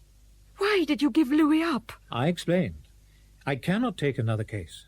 But at Richmond... At Richmond, I thought I could make room for one more case, but my old friend, Dr. Blenkinsop's lung is attacked. Do you mean that rather silly... I mean the gentleman that dined with us. An excellent and honest man, whose life is as valuable as anyone else's. I have arranged that I shall take his case. I see what it is. Why does everybody turn against him? Can you not forgive him for being superior to you, for being cleverer, for being braver, for being a great artist? Yes, I can forgive him all that. I have challenged everyone who has turned against him, challenged them face to face to tell me any wrong thing he has done. They have always confessed that they could not tell me one. I challenge you now. What do you accuse him of? I am like the rest. Face to face, I cannot tell you one thing against him. But your manner is changed, and you have broken your promise to make room for him as your patient. You have had the very best medical advice in London for him. And his case has been taken in hand by a leader of the profession. But I have faith in you, and I have no faith in the others. I must tell you the whole truth. I know Louis as nobody else in the world knows him or ever can know him. I know he has little faults. I know that he sometimes shocks people about money because he is so utterly above it and can't understand the value ordinary people set on it. Tell me, did he borrow any money from you? He asked me for some once. Oh, I'm so sorry. So sorry. But he will never do it again. He has given me his promise, here in this room just before you came. Indeed. I had many dreams as a girl. But at last they all came to one dream. I didn't want to waste myself. I knew that men of genius always had a terrible struggle with poverty and neglect at first. My dream was to save one of them from that and bring some charm and happiness into his life. I prayed heaven to send me one. I firmly believe that Louis was guided to me in answer to my prayer. He came to me like a child. Only fancy, Doctor, he never even wanted to marry me. I had to propose it myself. Then he said he had no money. When I told him I had some, he said, "Oh, all right, just like a boy." He is still like that, quite unspoiled. A man in his thoughts, a great poet and artist in his dreams, and a child in his ways. I gave him myself and all that I had that he might grow to his full height. If I lost faith in him, it would mean the wreck and failure of my life. You must cure him. You must make him quite well again for me. I know that you can do it and that nobody else can. Take Louis yourself, and let Sir Ralph cure Dr. Blenkinsop. Mrs. Dubedat, do you really believe in my knowledge and skill as you say you do? Absolutely. Well, will you believe me when I tell you that I understand what you have just told me? That I have no desire but to serve you in the most faithful friendship, and that your hero must be preserved to you. Oh, forgive me. Forgive what I said.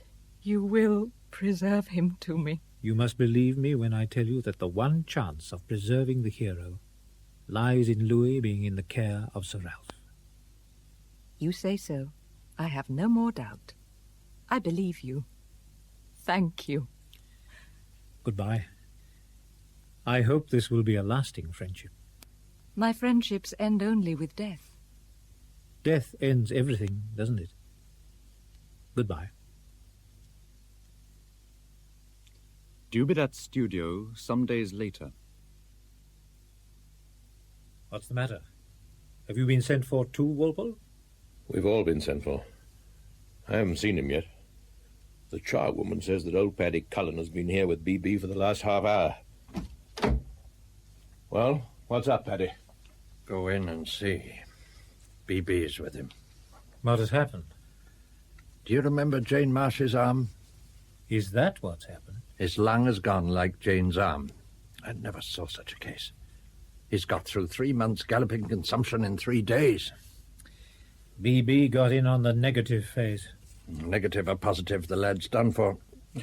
He won't last out the afternoon. He'll go suddenly. I've often seen it. So long as he goes before his wife finds him out, I don't care. I fully expected this. It's a little hard on the lad to be killed because his wife has too high an opinion of him. Fortunately, few of us are in any danger of that. Here you are, Richmond. Paddy's told you, of course. Yes. It's an enormously interesting case. You know, Collie, by Jupiter, if I didn't know as a matter of scientific fact that I'd been stimulating the phagocytes, I should say I'd been stimulating other things. What is the explanation, Sir Patrick? How do you account for it, Richmond? Have we overstimulated the phagocytes? B.B., you've done it this time. What do you mean? Killed him. The worst case of neglected blood poisoning I ever saw. It's too late now to do anything. He'd die under the anaesthetic. Killed? Really, Walpole? Now, come. When you've both killed as many people as I have, you'll feel humble enough about it. Come and look at him, Collie. Very well. I apologise, B.B., but it's blood poisoning. My dear Walpole, everything is blood poisoning. But upon my soul, I shall not use any of that stuff of Ridgeon's again.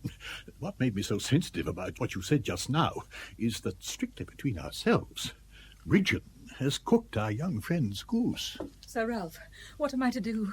A paragraph appeared in the paper this morning saying that Louis is seriously ill, and this man wants to interview him about it. How can people be so callous? You just leave me to deal with him. But Louis insists on seeing him. He almost began to cry about it, and he says he can't bear his room any longer. He says he wants to die in his studio. Sir Patrick says let him have his way. It can do no harm. What shall we do? Why, follow Sir Patrick's excellent advice, of course. As he says, it can do him no harm, and it will no doubt do him good. A great deal of good. Will you bring the man up here, Mr. Walpole, and tell him that he may see Louis, but that he mustn't exhaust him by talking? Leave it to me. Sir Ralph, don't be angry with me, but Louis will die if he stays here. I must take him to Cornwall. Cornwall, the very place for him. Wonderful for the lungs. Stupid of me not to think of it before. You are his best physician, after all, dear lady. You are so kind, Sir Ralph. But don't give me much hope, or I shall cry. And Louis can't bear that. Then let us help to carry him in. Yes, indeed. Cornwall, of course. Very thin. This is the studio, I suppose? Yes? Where he has his models, eh? No doubt. Are you one of the family or the doctor? I'm neither one nor the other. I am Mr. Cutler Walpole. Put that down. Yeah. Then put down Sir Colenso Ridgeon. A pigeon? Ridgeon. Oh, yeah, you had better let me write the names for you. You're sure to get them wrong. That comes of belonging to an illiterate profession with no qualifications and no public register. Oh, I say, you have got your knife into us, haven't you? I wish I had. I'd make a better man of you. Now, Ted, these are the names of the 3 doctors. Hmm? This is the patient. Ah. This is the address. This is the name of the disease. Oh. Now, Mr. Dubedat will be brought in here presently.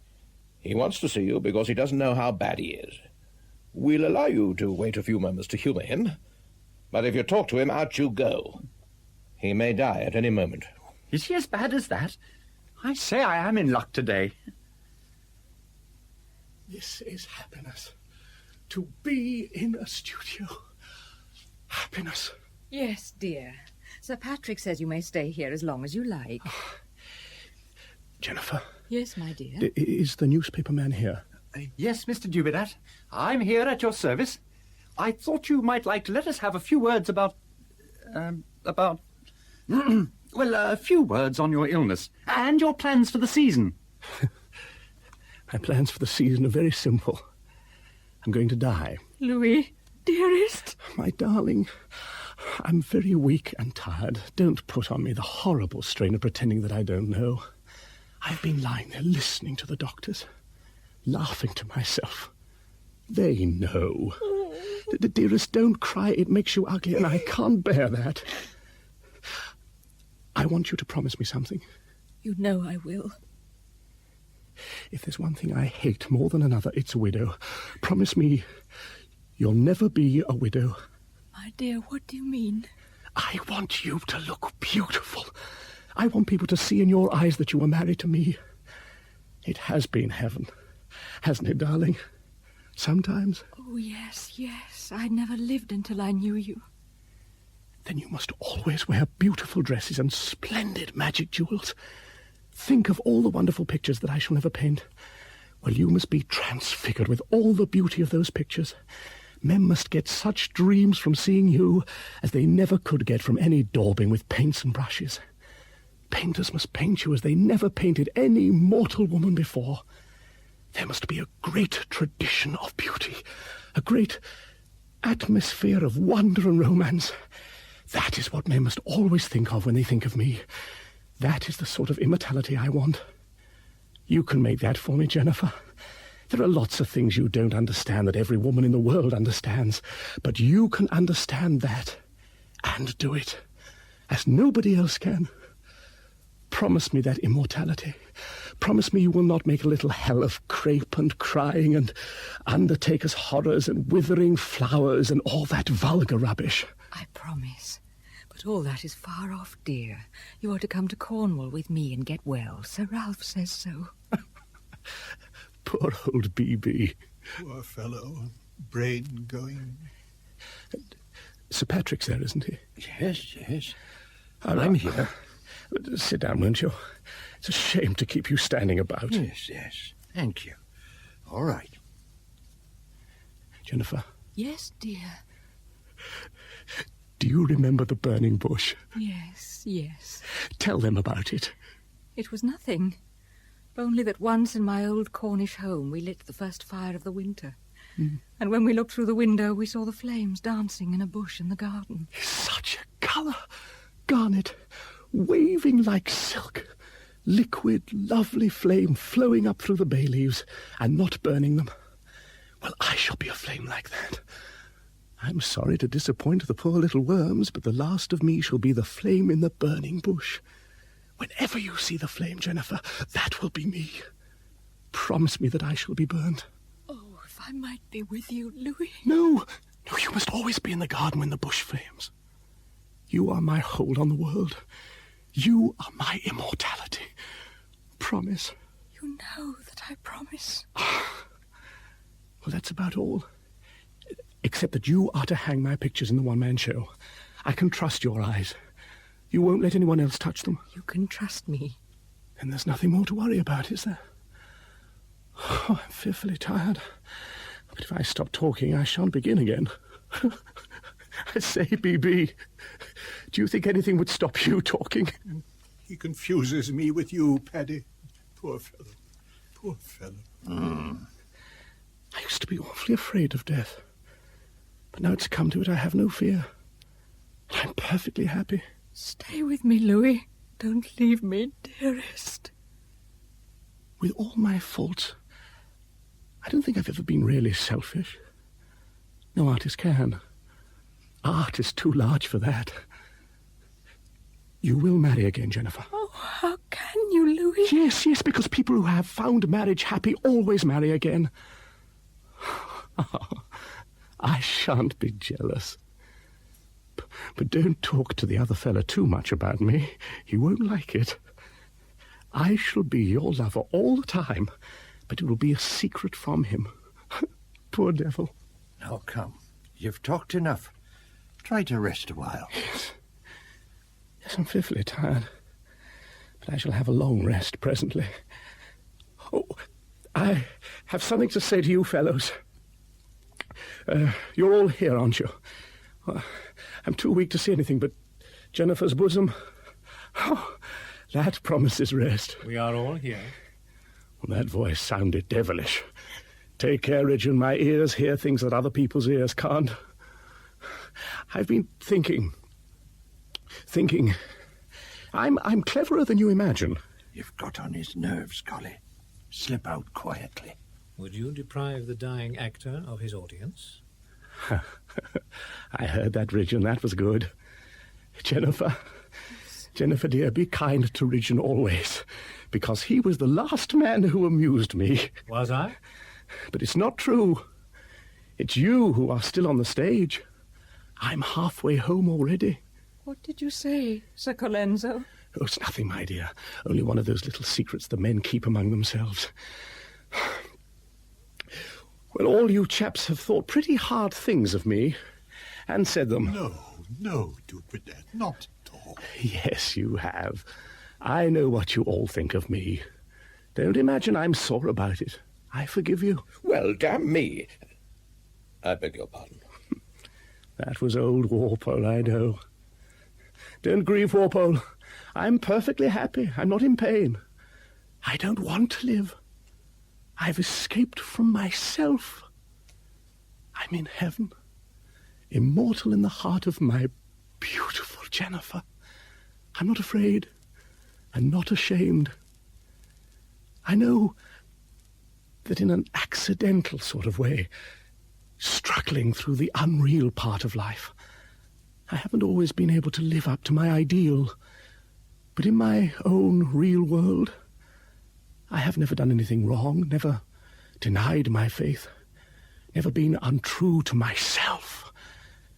I've been threatened and blackmailed, insulted and starved, but I've played the game. I've fought the good fight. And now it's all over. There's an indescribable peace. I believe in Michelangelo, Velasquez and Rembrandt, in the might of design, the mystery of colour, the redemption of all things by beauty everlasting, and the message of art that has made these hands blessed. Amen. Amen. Louis, are you... Not yet, dear. Very nearly, but not yet. I should like to rest my head on your bosom. Only it would tire you. No, no, no, darling. How could you tire me? Oh, that's good. That's real. Don't spare me, dear. Lean on me with your weight. Oh. Ginny Gwynny, I think I shall recover after all. Yes, yes, you shall. Because I suddenly want to sleep. Just an ordinary sleep. Yes, dear. Sleep.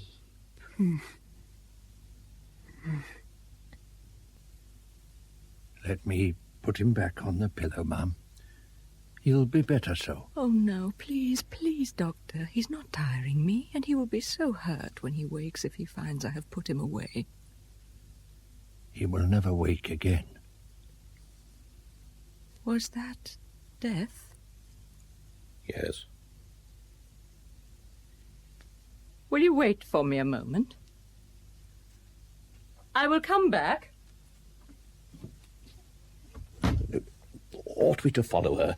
Is she in her right senses? Oh, yes. She's all right. Leave her alone. She'll come back. Let us get this thing out of the way before she comes. My dear Collie, the poor lad. He died splendidly. Aye, that's how the wicked die. No matter, it's not for us to judge. He's in another world now. Borrowing his first £5 note there, probably. I said the other day that the most tragic thing in the world is a sick doctor. I was wrong. The most tragic thing in the world is a man of genius who is not also a man of honour. Poor young fellow. How well he died. When you're as old as I am, you'll know that it matters very little how a man dies. What matters is how he lives. No, please, Paddy, don't be hard on the poor lad. Not now, not now. After all, was he so bad? He had only two failings, money and women. Well, let us be honest. Tell the truth, Paddy. Don't be hypocritical, Ridgeon. Throw off the mask, Walpole. Are these two matters so well arranged at present that a disregard of the usual arrangements indicates real depravity? I don't mind his disregarding the usual arrangements. Confound the usual arrangements. What I mind is his disregarding everything except his own pocket and his own fancy. Do you suppose he'd have hesitated to blackmail me if I'd compromised myself with his wife? Not he. Now, don't waste your time wrangling over him. A blackguard's a blackguard, an honest man's an honest man. And neither of them will ever be at a loss for a religion or a morality to prove that their ways are the right ways. Ah, well, perhaps. Still, de mortuis nil nisi bonum. He died extremely well, remarkably well. He has set us an example. Let us endeavour to follow it rather than harp on the weaknesses that have perished with him. I think it is Shakespeare who says that the good that most men do lives after them, the evil lies interred with their bones. Yes, interred with their bones. Believe me, Paddy, we are all mortal. It is the common lot, Ridgeon. Say what you will, Walpole. Nature's debt must be paid. If it is not today, 'twill be tomorrow. Tomorrow and tomorrow and tomorrow. After life's fitful fever, they sleep well. And like this insubstantial bourne from which no traveller returns, leave not a rack behind. Be. Out, out, brief candle, for nothing canst thou to damnation add. The readiness is all. Yes, Be. Death makes people go on like that. I don't know why it should, but it does.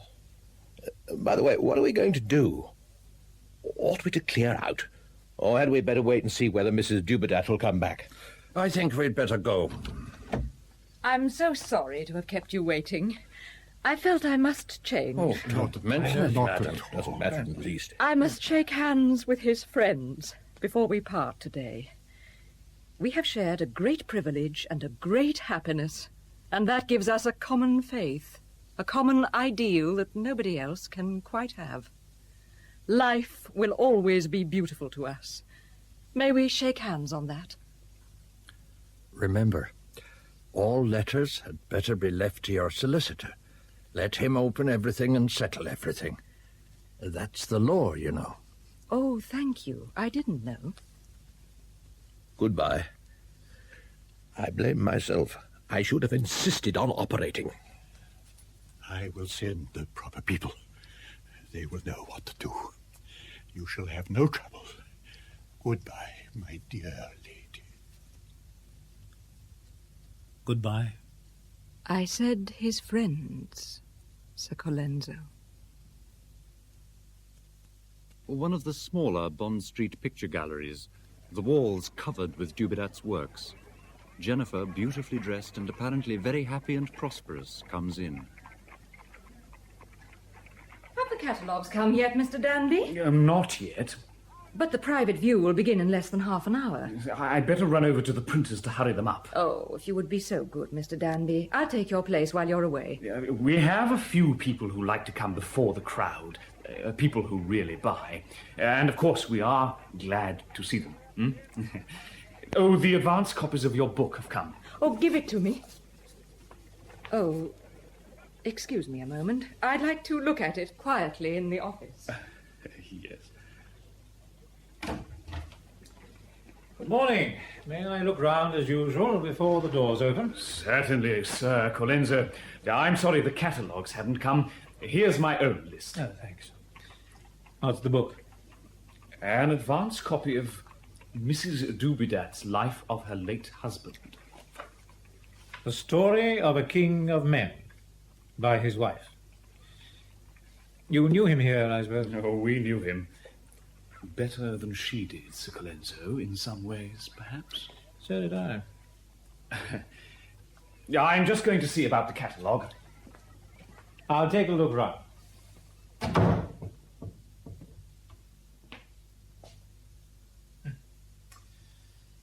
Clever brute. Oh. Oh, I beg your pardon.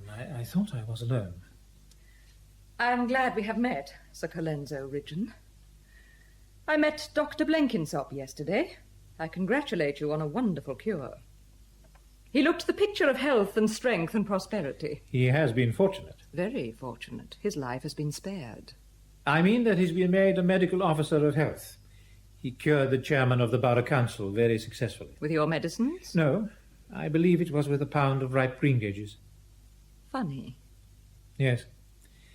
Life does not cease to be funny when people die, any more than it ceases to be serious when people laugh. Dr. Blenkinsop said one very strange thing to me. What was that? He said the private practice in medicine ought to be put down by law. When I asked him why, he said the private doctors were ignorant, licensed murderers. That is what the public doctor always thinks of the private doctor. Well, Blenkinsop ought to know. He was a private doctor long enough himself. Come. You have talked at me long enough. Talk to me. There is reproach in your face, in your voice. You are full of it. Out with it. When I turned and saw you just now, I wondered how you could come here coolly to look at his pictures. You answered the question. To you, he was only a clever brute. Oh, you know I did not know you were here. Oh, as if it could touch me or touch him. Don't you see that what is really dreadful is that to you living things have no souls? The soul is an organ I have not come across in the course of my anatomical work. If you dissected me, you could not find my conscience. Do you think I have got none? I have met people who had none. Clever brutes? I made no mistake about him. Have you forgotten that he died? Oh, he is not dead. He is there in those pictures and here in this book. Put that down. How dare you touch it? I'm very sorry. I see that I had better go. I beg your pardon. I forgot myself, but it is not yet... It is a private copy. But for me, it would have been a very different book. But for you, it would have been a longer one. You know then that I killed him? Oh, Doctor, if you acknowledge that, if you realize what you have done, then there is forgiveness. I trusted in your strength instinctively at first. Then I thought I had mistaken callousness for strength. But if it was really strength, and if it was only such a mistake as we all make sometimes, it will make me so happy to be friends with you again. I tell you I made no mistake. I cured Blenkinsop. Was there any mistake there? He recovered. Oh, don't be foolishly proud, Doctor. Confess to a failure and save our friendship. Remember, Sir Ralph gave Louis your medicine, and it made him worse. I can't be your friend on false pretenses. The truth must come out. I used that medicine myself on Blenkinsop. It did not make him worse. It is a dangerous medicine. It cured Blenkinsop. It killed Louis Dubedat. When I handle it, it cures. When another man handles it, it kills. Sometimes. Then why did you let Sir Ralph give it to Louis? I did it because I was in love with you. In love? You? An elderly man? Dubedat, thou art revenged. I never thought of that. I suppose I appear to you a ridiculous old fogey. But surely you must be at least 20 years older than I am. More, perhaps. In 20 years you will understand how little difference that makes. But how could you think that I, his wife, could ever think of you? Yes. I quite understand. You needn't rub it in. But it is only dawning on me now. Do you dare to tell me that it was to gratify a miserable jealousy that you deliberately...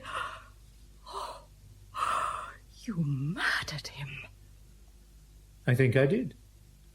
It really comes to that. Thou shalt not kill, but needs not strive officiously to keep alive. I suppose... Yes. I killed him. And you tell me that to my face, callously. You are not afraid. I am a doctor. I have nothing to fear. It is not an indictable offence to call in B.B. Perhaps it ought to be, but it isn't. I meant afraid of taking the law into my own hands and killing you. You would always remember me if you did that. I shall remember you always as a little man who tried to kill a great one. Pardon me. I succeeded. No. Doctors think they hold the keys of life and death, but it is not their will that is fulfilled. I don't believe you made any difference at all. Perhaps not, but I intended to.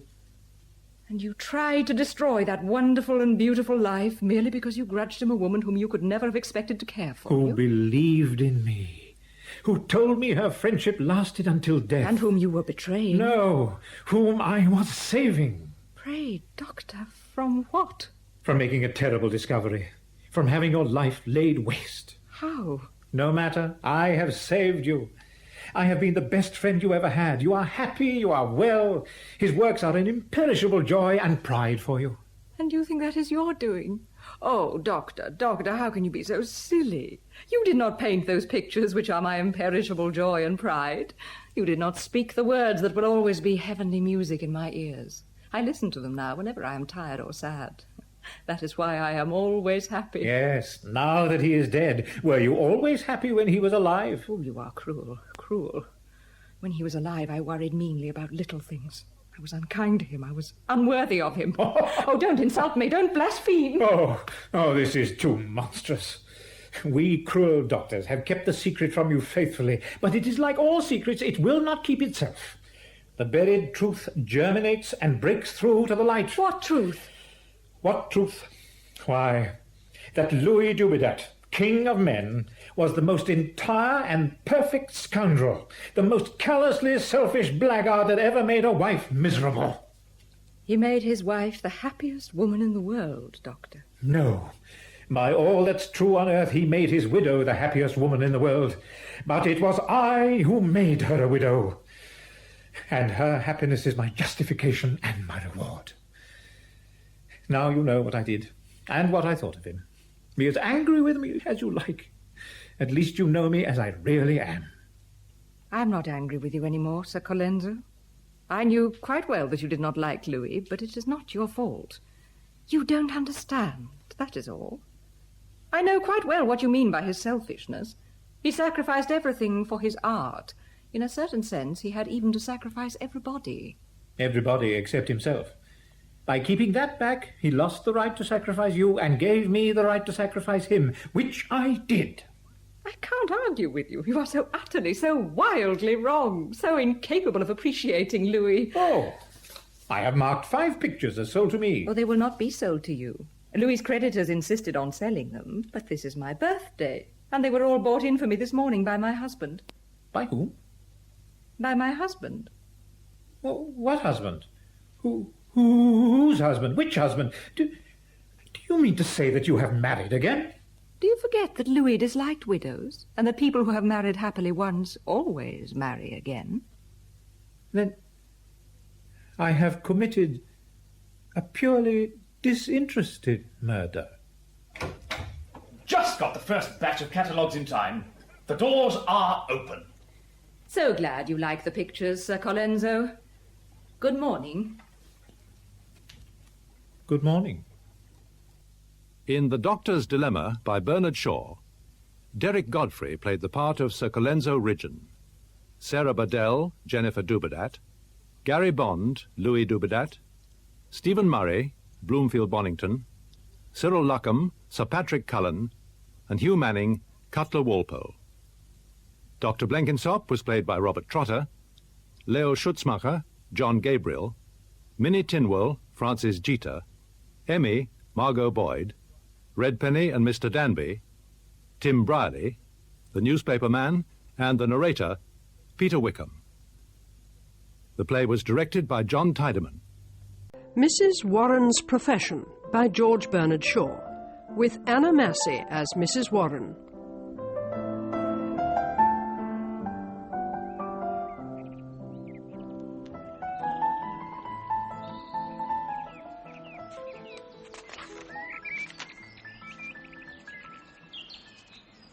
I beg your pardon. Can you direct me to Hindhead View, Mrs. Allison's? This is Mrs. Allison's. Indeed. Perhaps. May I ask, are you Miss Vivie Warren? Yes. Oh, I'm afraid I appear intrusive. My name is Praed. Oh, don't let me disturb you. Come in, Mr. Praed. I'm glad to see you. Very kind of you indeed, Miss Warren. Has your mother arrived? Is she coming? Didn't you expect us? No. My mother has rather a trick of taking me by surprise. She hasn't come. Oh, I'm really very sorry. It's not your fault, Mr. Praed, is it? And I'm very glad you've come. You are the only one of my mother's friends I have ever asked her to bring to see me. Oh, now this is really very good of you, Miss Warren. I'll get you a chair. Oh, now do let me take that hard chair. I like hard chairs. So do I. Sit down, Mr. Praed.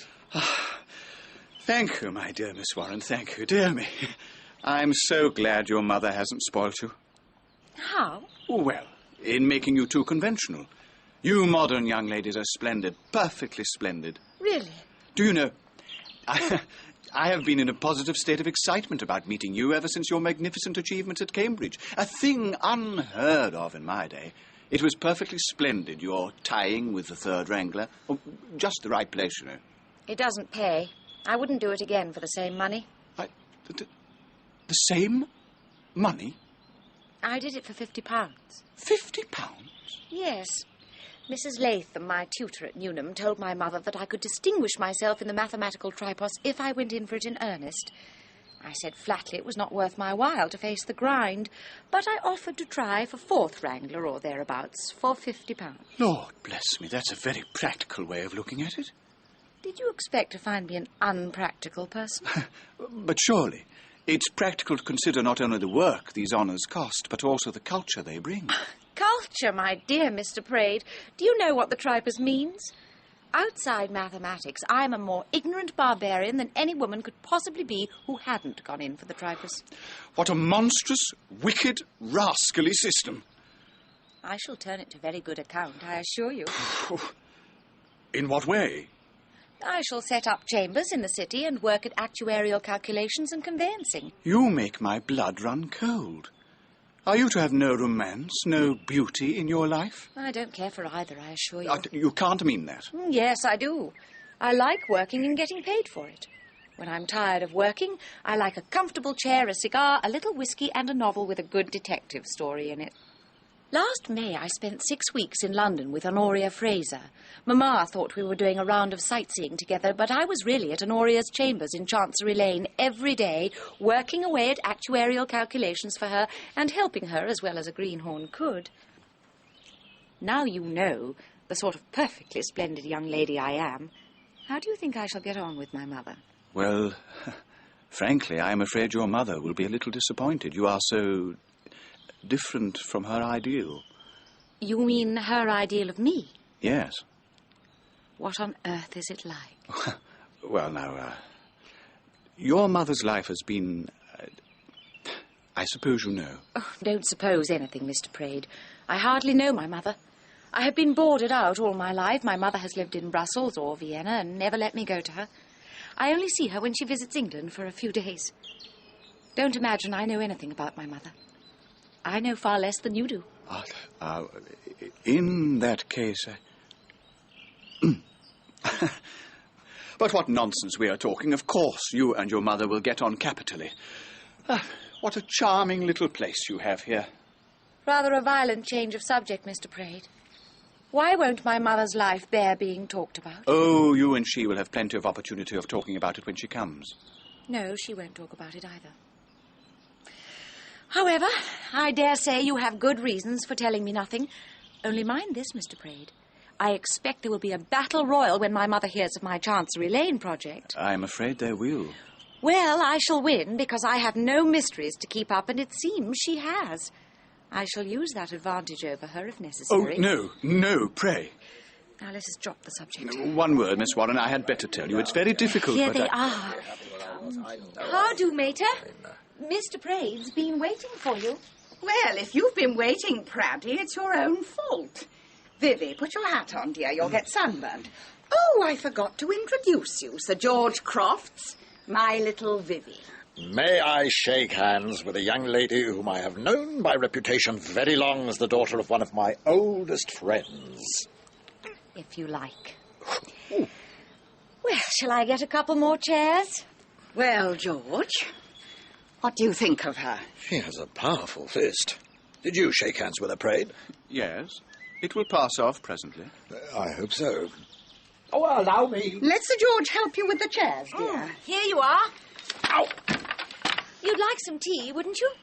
I'm dying for a drop to drink. I'll see about it. Just look at him, Praddy. He looks cheerful, don't he? He's been worrying my life out these 3 years to have that little girl of mine shown to him, and now that I've done it, he's quite out of countenance. I'm not sure from what I have seen of her that she is not older than any of us. Only listen to him, George, older than any of us. Well, she has been stuffing you nicely with her importance. My dear Kitty, treat her with every respect. Respect? Treat my own daughter with respect? What next, pray? Mother, will you come to my room before tea? Yes, dearie. Don't be cross, Praddy. I say, Praed. Yes? I want to ask you a rather particular question. Certainly. Look here. Did Kitty ever tell you who that girl's father is? Never. Have you any suspicion who it might be? None. I only say, if you know, you might at least set my mind at rest about her. The fact is, I feel attracted. What do you mean? Oh, don't be alarmed. It's quite an innocent feeling. Well, that's what puzzles me about it. For all I know, I might be her father. You? Impossible. You know for certain that I'm not? I know nothing about it, I tell you, any more than you. I suppose she's not your daughter, is she? Really? Crofts? No offence, Braid. Quite allowable as between two men of the world. Now listen to me, my dear Crofts. I have nothing to do with that side of Mrs. Warren's life, and never had. You are probably on much more confidential terms with Kitty than I am. Surely you can ask her the question yourself. Oh, I've asked her often enough. But she's so determined to keep the child all to herself that she would deny that it ever had a father if she could. I'm thoroughly uncomfortable about it, Braid. Freddy! George! She's calling us. Ah, yes. Hello! Braid! Why, Frank Gardner, what on earth are you doing here? Staying with my father. He's rector here. Things came to a crisis in July. Father had to pay my debts. Ah. What are you up to in these parts? Do you know the people here? Yes, I'm spending the day with Miss Warren. Do you know Vivi? Isn't she a jolly girl? I'm teaching her to shoot with this. I'm so glad she knows you. You're just the sort of fellow she ought to know. It's ever so jolly to find you here, Braid. I'm an old friend of her mother. Mrs. Warren brought me over to make her daughter's acquaintance. The mother? Is she here? Yes, inside, at tea. Freddy! The tea cake will be cold. Yes, Mrs. Warren, in a moment. I've just met a friend here. A what? A friend! Bring him in. All right. Will you accept the invitation, Frank? Is that Vivi's mother? Yes. By Jove! What a lark. Do you think she'll like me? Oh, I've no doubt you'll make yourself popular, as usual. Come in and try. Braid, what are you about? Do come along. Hello. Sort of chap that would take a prize at a dog show, ain't he? Who's he? Sir George Crofts, an old friend of Mrs. Warren's. I think we'd better go in. Oh, all right. Frank? Hello. The Roman father. Frank! Yes, Governor, all right, presently. Look here, Braid, you'd better go into tea. I'll join you directly. Very good. Well, sir, who are your friends here, if I may ask? Oh, it's all right, Governor. Come in. No, sir. Not until I know whose garden I am entering. It's all right. It's Miss Warren's. I want to introduce you to her. Do you remember the advice you gave me last July, Governor? What, sir? That since I had neither brains nor money, I'd better turn my good looks to account by marrying somebody with both. Well, look here. Miss Warren has what amounts to a high Cambridge degree, and she seems to have as much money as she wants. I greatly doubt if she has as much money as you will want. Oh, come. I haven't been so very extravagant. And I never go regularly on the razzle-dazzle as you did when you were my age. Silence, sir! Well, you told me yourself that you once offered a woman £50 for the letters you wrote to her. Frank, for heaven's sake. When I wrote those letters, I put myself into that woman's power. She refused my money with these words, which I shall never forget. Knowledge is power, she said, and I never sell power. That's more than 20 years ago, and she has never made use of her power to cause me a moment's uneasiness.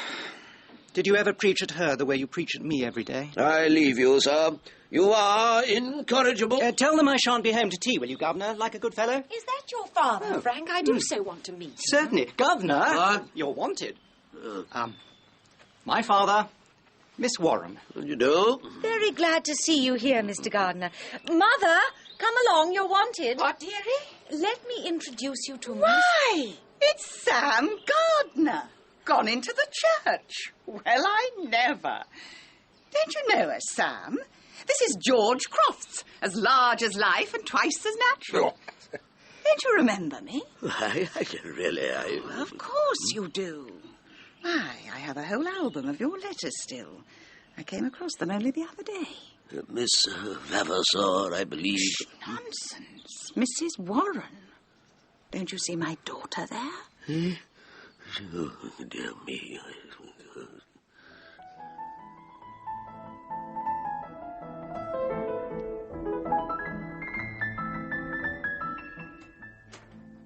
Oh, Lord. I don't know which is the worst of the country, the walking or the sitting at home with nothing to do. I'd a good deal rather be in Vienna. Let me take you there. It'd be ever such larks. No, thank you. Vienna is no place for you. At least, not until you're a little older. Oh. There, I shouldn't have done that. I am wicked. Never you mind, my dear. It's only a motherly kiss. Go and make love to Vivie. So I have. What? My dear Mrs. Warren, don't you be alarmed. My intentions are honourable, and your little girl is jolly well able to take care of herself. She don't need looking after half so much as her mother. She ain't so handsome, you know. Now, see here. I won't have any young scamp tampering with my little girl. The gypsies, I suppose. The broom squires are far Remember, worse. you've had your warning. The perjury at the Winchester Assizes is deplorable. Well, what became of you two? And where's Praddy and Vivie? They went up the hill. We went to the village. I wanted a drink. Oh, she oughtn't to go off like that without telling me. George, where are you going to stay tonight? You can't stay here.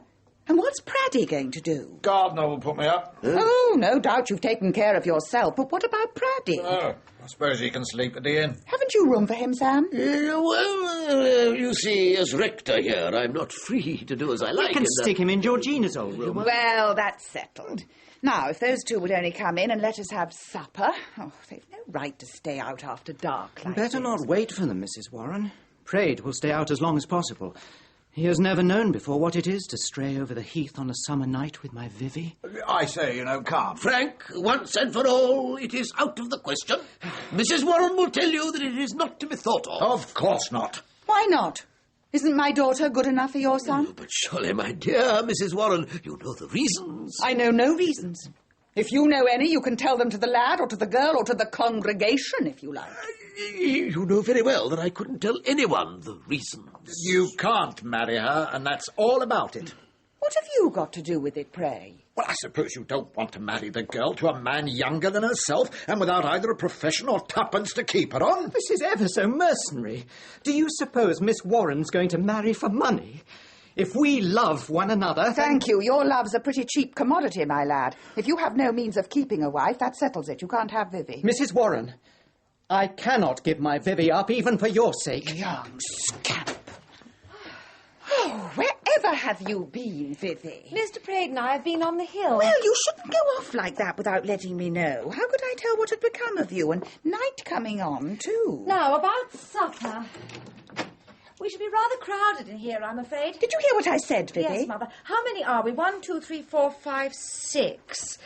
Well, 2 will have to wait until the rest are done. Mrs. Allison has only plates and knives for 4. I want one person to wait with me. Frank, are you hungry? Not the least in the world. Completely off my peck, in fact. Mr. Gardner, will you take my mother in?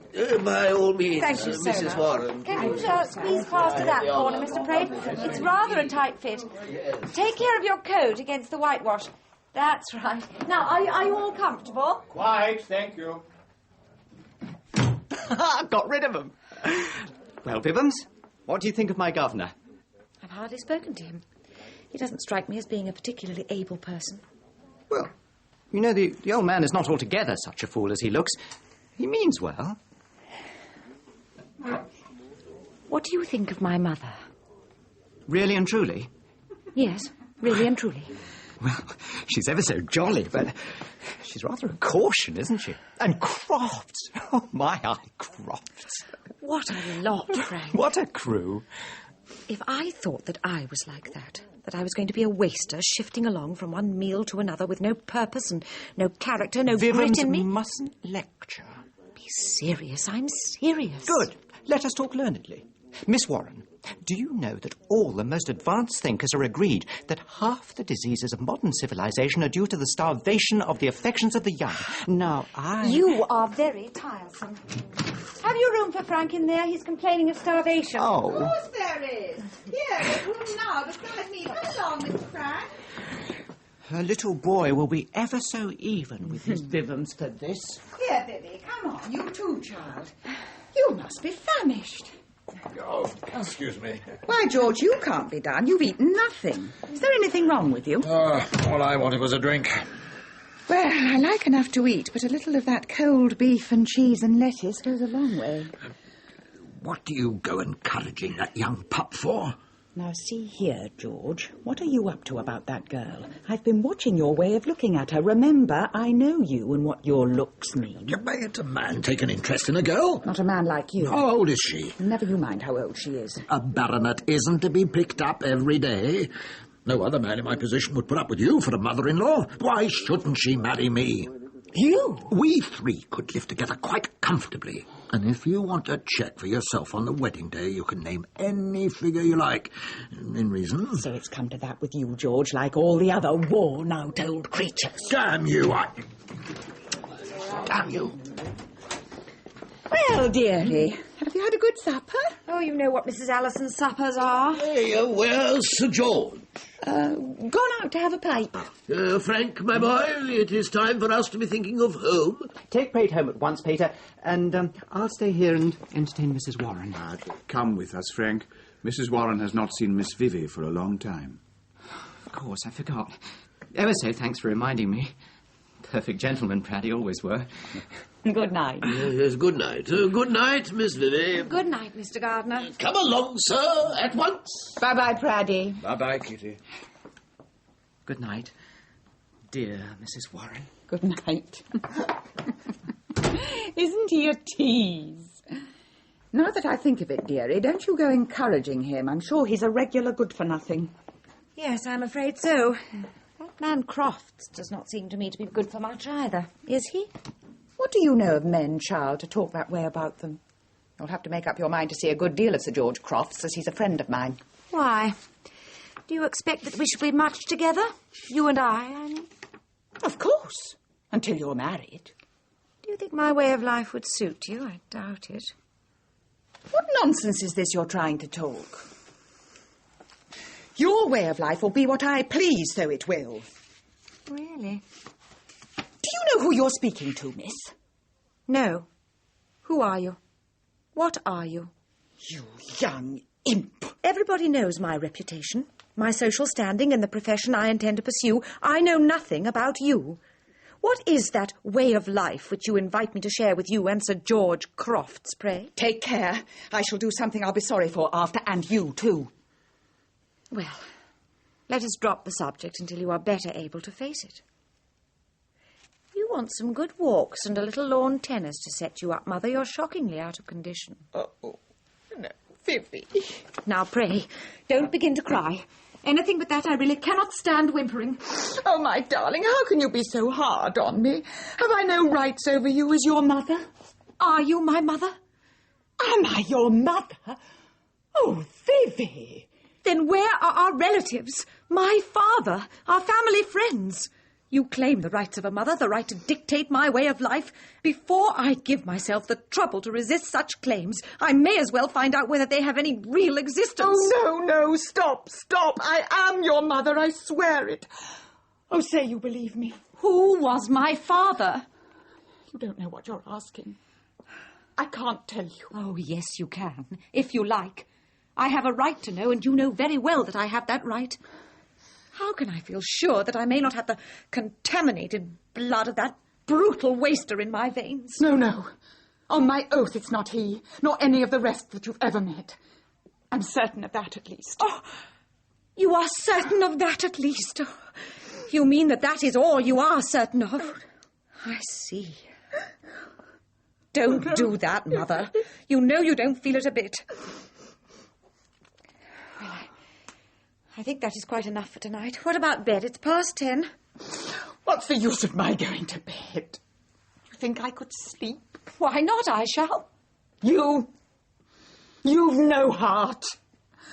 Oh, I won't bear it. I won't put up with the injustice of it. What right have you to set yourself up above me like this? You boast of what you are to me who gave you the chance of being what you are. What chance had I? Shame on you for a bad daughter and a stuck-up prude. Don't think for a moment I set myself above you in any way. You attacked me with the conventional authority of a mother. I defended myself with the conventional superiority of a respectable woman. I shall always respect your right to your own opinions and your own way of life. Do you think I was brought up like you, able to pick and choose my own way of life? Everybody has some choice, Mother. And the people who get on in this world are the people who get up and look for the circumstances they want. And if they can't find them, they make them. Oh, it's easy to talk. Very easy, isn't it? Here, would you like to know what my circumstances were? Yes. You had better tell me. Do you know what your grandmother was? No. No, you don't. I do. She called herself a widow and had a fried fish shop down by the Mint and kept herself and 4 daughters out of it. 2 of us were sisters. That was me and Liz, and we were both good-looking and well-made. I suppose our father was a well-fed man. The other 2 were only half-sisters, undersized, ugly, starved-looking, hard-working, honest, poor creatures. They were the respectable ones. Well, what did they get by their respectability? I'll tell you. One of them worked in a white lead factory 12 hours a day for 9 shillings a week until she died of lead poisoning. The other was always held up to us as a model because she married a government labourer in the Deptford victualling yard and kept his room and 3 children neat and tidy on 18 shillings a week until he took to drink. That was worth being respectable for, wasn't it? Did you and your sister think so? Liz didn't, I tell you. She had more spirit. She went out one night and never came back. I was a waitress. And then I went to the bar at Waterloo Station, 14 hours a day for 4 shillings a week and my board. Well, one cold, wretched night when I was so tired I could hardly keep myself awake, who should come up for half of scotch but Lizzie? In a long fur cloak, elegant and comfortable, with a lot of sovereigns in her purse. My Aunt Lizzie. Yes, and a very good aunt to have, too. She's living down at Winchester now, close to the cathedral, one of the most respectable ladies there. When she saw I'd grown up good-looking, she said to me across the bar, "What are you doing there, you little fool, wearing out your health and your appearance for other people's profit?" Liz was saving money then to take a house for herself in Brussels, and she thought we 2 could save faster than one. I went into business with her as a partner. Why shouldn't I have done it? The house in Brussels was real high class, a much better place for a woman to be in than the factory where Anne Jane got poisoned. But why did you choose that business? Saving money and good management will succeed in any business. Yes, saving money. But where can a woman get the money to save in any other business? Neither Liz nor I had anything but our appearance and a turn for pleasing men. Come now, Mother, frankly, isn't it part of a woman's character that she should greatly dislike such a way of making money? Why, of course.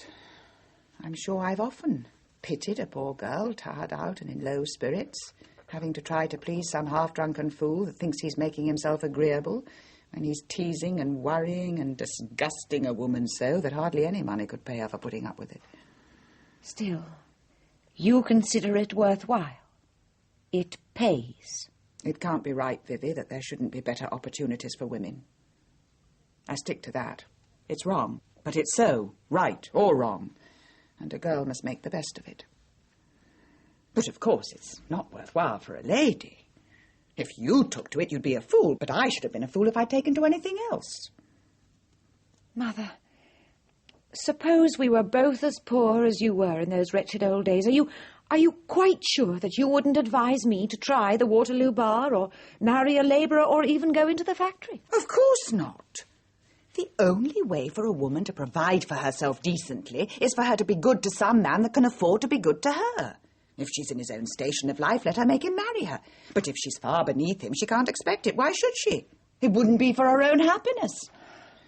Ask any lady in London society that has daughters and she'll tell you the same, except that I tell you straight and she'll tell you crooked. That's all the difference. My dear Mother, you are a wonderful woman. You are stronger than all England. And are you really and truly not one wee bit doubtful or ashamed? Well, of course, dearie, it's only good manners to be ashamed of it. It's expected from a woman. But if people arrange the world that way for women, there's no good pretending it's arranged the other way. I consider I had a right to be proud of how we managed everything so respectably, and how the girls were so well taken care of. Some of them did very well. One of them married an ambassador. Oh, dear. I do believe I'm getting sleepy after all. I believe it is I who will not be able to sleep now. You have got completely the better of me tonight, though I intended it to be the other way. So it has been the other way. I always got the worst of it from Liz, and now I suppose it'll be the same with you. Well, never mind. Let us be good friends now. Come, dear old mother. I brought you up well, didn't I, dearie? You did. And you'll be good to your poor old mother for it, won't you? I will, dear. Blessings on my own dearie darling. A mother's blessings.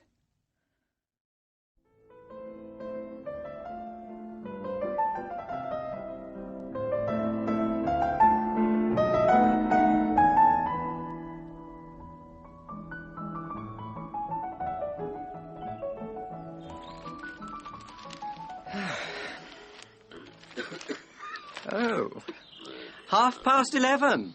Nice hour for a rector to come down to breakfast. No, don't mock, Frank, don't mock. I am a little... Off colour? No, sir. Unwell this morning. Where's your mother? Gone to town by the 11:13 with Bessie. Where is Mr. Praed? He is driving my mother and Bessie to the station. Is Crofts up yet? Long ago. He hasn't turned a hair. He's in much better practice than you. Frank. Yeah? Do you think the Warrens will expect to be asked here after yesterday afternoon? They've been asked already. What? Crofts informed us at breakfast that you told him to bring Mrs. Warren and Vivie over here today, and to invite them to make this house their home. My mother then found she must go to town by the 11:13 train. I never gave any such invitation. I never thought of such a thing. How do you know, Governor, what you said and thought last night? Well, Good morning. Ah, good morning. Yeah, I must apologize for not having met you at breakfast. I have a touch of... A clergyman's sore throat, Praed. Fortunately not chronic. Well, I must say your house is in a charming spot here. Really, most charming. Yes, it is indeed. Frank will take you for a walk, Mr. Praed, if you like. I'll ask you to excuse me. I must take the opportunity to write my sermon while Mrs. Gardner is away and you are all amusing yourselves. You won't mind, will you? Certainly not. Don't stand on the slightest ceremony with me. Thank you. Curious thing it must be to be writing a sermon every week. Ever so curious if he did. He buys them. He's gone for some soda water. My dear boy, I wish you would be more respectful to your father. My dear Praddy, you forget that I have to live with the governor. Just imagine his telling Crofts to bring the Warrens over here. He must have been ever so drunk. You know, my dear Praddy, my mother wouldn't stand Mrs. Warren for a moment. Vivie mustn't come here until she's gone back to town. But your mother doesn't know anything about Mrs. Warren, does she? I don't know. Her journey to town looks as if she did, so... Frank! Hello? Frank, Mrs. Warren and her daughter are coming across the heath with Crofts. What am I to say about your mother? Oh, stick on your hat and go and say how delighted you are to see them, and that Frank's in the garden, and that Mother and Bessie have been called to the bedside of a sick relative, and we're ever so sorry they couldn't stop. And leave the rest to Providence. Providence? But how are we to get rid of them afterwards? There's no time for that now. Off with you. Praed and I will wait here to give the thing an unpremeditated air. Oh, we must get the old girl back to town somehow, Praed. Oh, come. Honestly, dear Praddy, do you like seeing them together? Why not? Oh, don't it make your flesh creep ever so little? That wicked old devil up to every villainy under the sun, I'll swear. And Vivie. Oh, shh, Praed, they're coming. Look. She actually has her arm round the old woman's waist. Oh. Here we are. Now, please, go in. Hello, Vivie. Frank? Ever so delighted to see you, Mrs. Warren. This quiet old rectory garden becomes you perfectly. Well, I never. Did you hear that, George? Silly young devil. Now, look here. Let's have a treat before luncheon. First, let's see the church. Everyone has to do that. It's a regular old 13th century church, you know. Braid will be able to show you its points. Certainly, I should be pleased to. Oh, come along and get it over. Oh, I've no objection. No, not that way. We go through the fields, if you don't mind. Now, that's right, round here. All right. Ain't you coming, Vivi? No, Frank. I want to give you a warning. You were making fun of my mother just now when you said that about the rectory garden. That is barred in future. Please treat my mother with as much respect as you treat your own. My dear Vivi, she wouldn't appreciate it. The two cases require different treatment. But what on earth has happened to you? Last night we were perfectly agreed as to your mother and her set. Yes, Frank. There has been a change. Yesterday I was a little prig. And today? Today I know my mother better than you do. Heaven forbid. If you knew the circumstances against which my mother had to struggle... I should know why she is what she is, shouldn't I? Well, what difference would that make? Circumstances or no circumstances, Viv, you won't be able to stand your mother. Why not? Because she's an old wretch, Viv. She may be a good sort, but she's a bad lot, a very bad lot. Frank,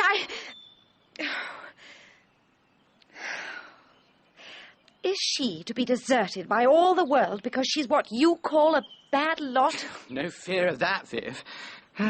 She won't ever be deserted. But I am to desert her, I suppose. Oh, mustn't go live with her. A little family group of mother and daughter wouldn't be a success. Spoil our little group. What little group? Babes in the wood. Vivi and little Frank. Let's go and get covered up with leaves. Fast asleep, hand in hand, under the trees.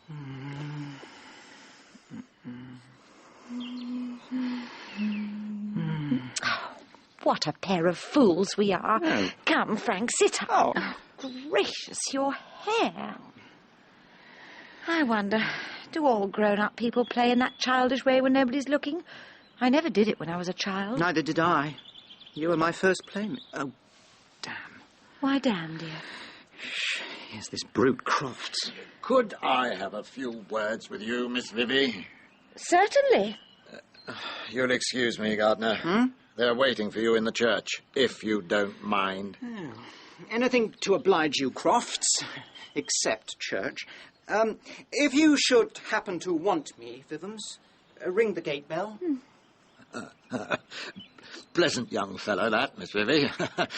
Pity he has no money, isn't it?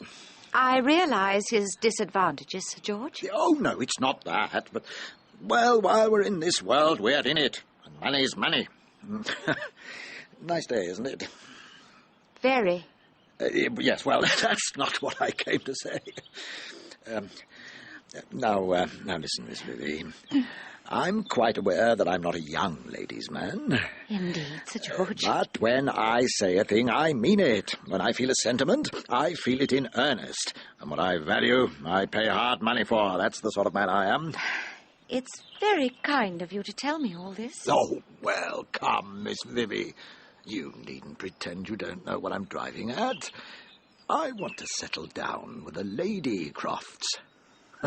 I suppose you think me very blunt, eh? Not at all.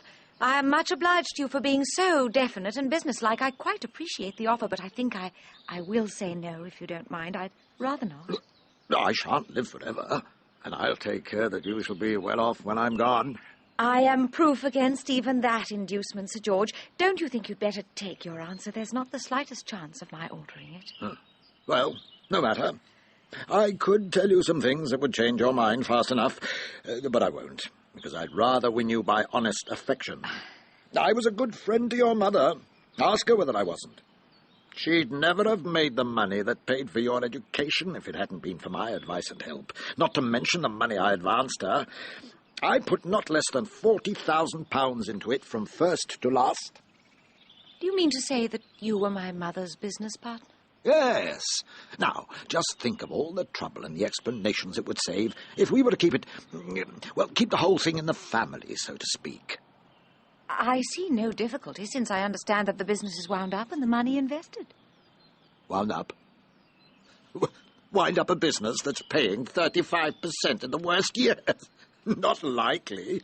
Who told you that? Do you mean that it is still... What business are you talking about? Well, the fact is, it's not what would be considered exactly a high-class business in my set. The county set, you know. Not that there's any mystery about it, don't think that. I don't know whether you found in travelling how hard it is to find a really comfortable private hotel. Yes. Well, that's all it is. Your mother has a genius for managing such things. We've got 2 in Brussels, 1 in Ostend, 1 in Vienna, and 2 in Budapest. Take care. I know what this business is. Huh? Who told you? Your partner, my mother. The whole... Just so.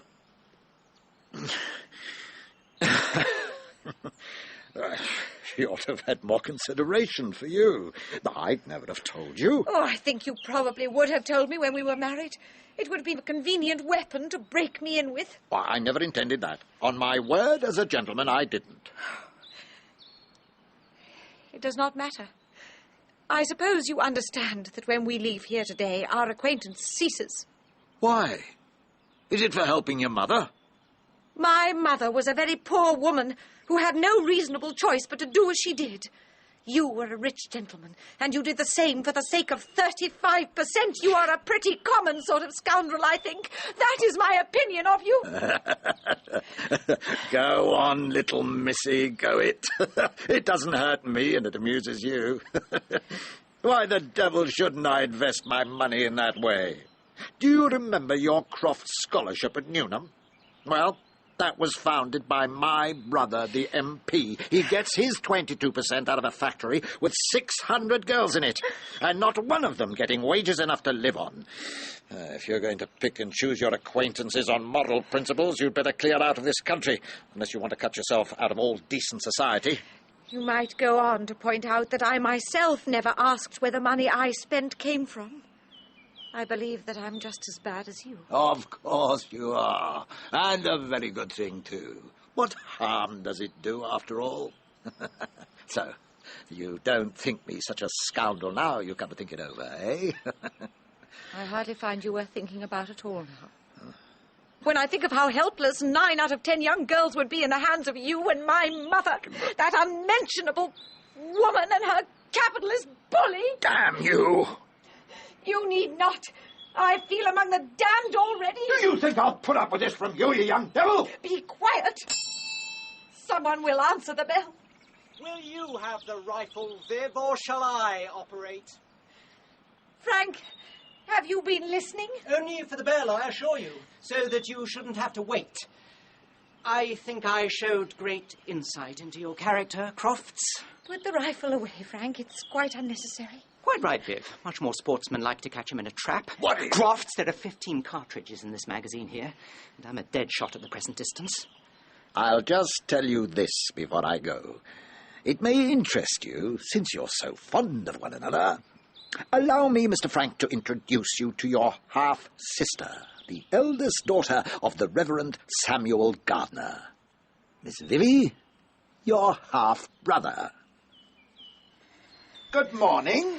Take it ever so easy, dear Viv. Remember, even if the rifle scared that fellow into telling the truth for the first time in his life, that only makes us the babes in the wood in earnest. Come and be covered up with leaves again. Oh, no, not that. You make all my flesh creep. Why, what's the matter? Goodbye, Frank. Stop, Viv. Where are you going to? Where shall we find you? At Honoria Fraser's chambers, 67 Chancery Lane, for the rest of my life.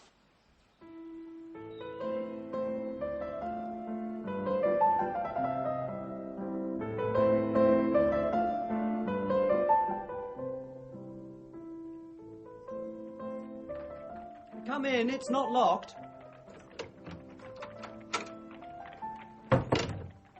What are you doing here? Waiting to see you. I've been here for hours. What have you come for? Well, I want to know what you've done, what arrangements you've made. Everything was settled 20 minutes after I arrived here. Honoria was on the point of sending for me and proposing a partnership when I walked in. What happened at Hazelmere when I left? Nothing at all. I said you'd gone to town on particular business. Well? Well, either they were too flabbergasted to say anything, or else Crofts had prepared your mother. Anyhow, she didn't say anything, and Crofts didn't say anything, and Praddy only stared, and after tea they got up and went. I've not seen them since. That's all right. You remember what Crofts said? Yes. That revelation was supposed to bring about a complete change in the nature of our feeling for one another. It placed us on the footing of brother and sister. I think brother and sister would be a very suitable relation for us. You really mean that? Yes. It's the only relation I care for, even if we could afford any other. I see I am no longer Vivam's little boy. Don't be alarmed. I shall never call you Vivam's again. I curse upon yon caller, whoe'er he be. It's Praed. He's going to Italy and wants to say goodbye. I asked him to call this afternoon. Go and let him in. Well, we can continue our conversation after his departure for Italy. I'll stay him out. How are you, Praddy? Delighted to see you come in. How do you do, Miss Warren? Mr. Praed. I start in an hour from Holborn Viaduct. I wish I could persuade you to try Italy. What for? Why, to saturate yourself with beauty and romance, of course. You could come with me to Verona and on to Venice. Why, your spirits would absolutely fly up at the mere sight of Ostend. You would be charmed with the gaiety, the vivacity, the happy air of Brussels. Oh! What's the matter? Can you find no better example of your beauty and romance than Brussels to talk to me about? Of course, it's very different from Verona. I don't suggest for a moment that... There are two subjects I want dropped, if you don't mind. One of them is love's young dream in any shape or form. The other is the romance and beauty of life, especially Ostend and the gaiety of Brussels. You are welcome to any illusions you may have left on these subjects. I have none. If we three are to remain friends, I must be treated as a woman of business, permanently single and permanently unromantic. I also shall remain permanently single until you change your mind. Praddy, change the subject. Be eloquent about something else. My dear Frank, aren't you a little unsympathetic? No, it's good for me. It keeps me from being sentimental. Yeah, checks your strong natural propensity that way. Oh, yes, go on, don't spare me. I was sentimental for one moment in my life, beautifully sentimental by moonlight. And now... Say, Viv, take care. Don't give yourself away. Oh, do you think Mr. Praed does not know all about my mother? You'd better have told me that morning, Mr. Praed. You are very old-fashioned in your delicacies, after all. Surely it is you who are a little old-fashioned in your prejudices, Miss Warren. Though I know that your mother is an unmarried woman, I do not respect her the less on that account. I respect her more. Hear, hear. Is that all you know? Certainly that is all. Then you neither of you know anything. Your guesses are innocence itself compared to the truth. I hope not. I hope not, Miss Warren. You are not making it easy for me to tell you, Mr. Praed. If there is anything worse, that is anything else, are you sure you are right to tell us, Miss Warren? There is nothing I despise more than the wicked convention that protects these things by forbidding a woman to mention them, and yet I can't tell you. The two infamous words that describe what my mother is are ringing in my ears and struggling on my tongue, but I can't utter them. The shame of them is too horrible for me. Here, let me draft you a prospectus. Oh, she's mad. Do you hear, Viv? Mad. Come on, pull yourself together. You shall see. Paid up capital. Not less than £40,000, standing in the name of Sir George Crofts, Baronet, the chief shareholder. Premises at Brussels, Ostend, Vienna, and Budapest. Managing Director, Mrs. Warren. And now, don't let us forget her qualifications. The two words. There. Oh, no, don't. Don't read it, don't. Oh, Viv, dear. It's all right. I read what you wrote, so did Praddy. We understand. And we remain, as this leaves us at present, yours ever so devotedly. We do indeed, Miss Warren. I declare you are the most splendidly courageous woman I ever met. I shall need much more courage than that when I tell my mother that we have come to the parting of the ways. Now I I must go into the next room for a moment to make myself neat again, if you don't mind. Shall we go away? No, I'll be back presently. What an amazing revelation. What a facer for me, Praddy. I can't marry her now. Frank, if you desert her now, you will behave very despicably. Oh, good old Praddy.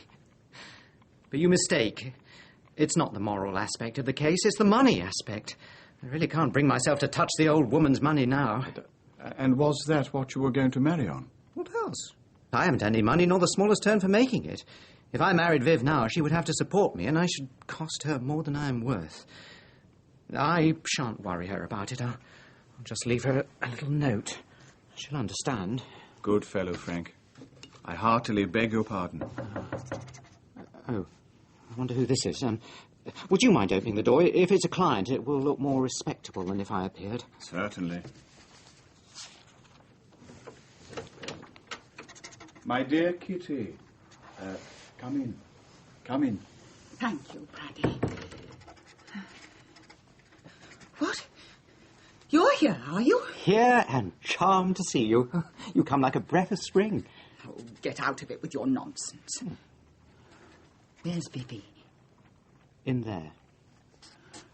Praddy, won't she see me, don't you think? My dear Kitty, don't distress yourself. Why should she not? Oh, you never can see why not. You're too innocent. Mr. Frank, did she say anything to you? She must see you if you wait till she comes in. Why shouldn't I wait? The fact is... It's too late, she's coming. Oh, don't tell her I was crying. Well, dearie, so here you are at last. I am glad you've come. I want to speak to you. You said you were going, Frank, I think? Yes.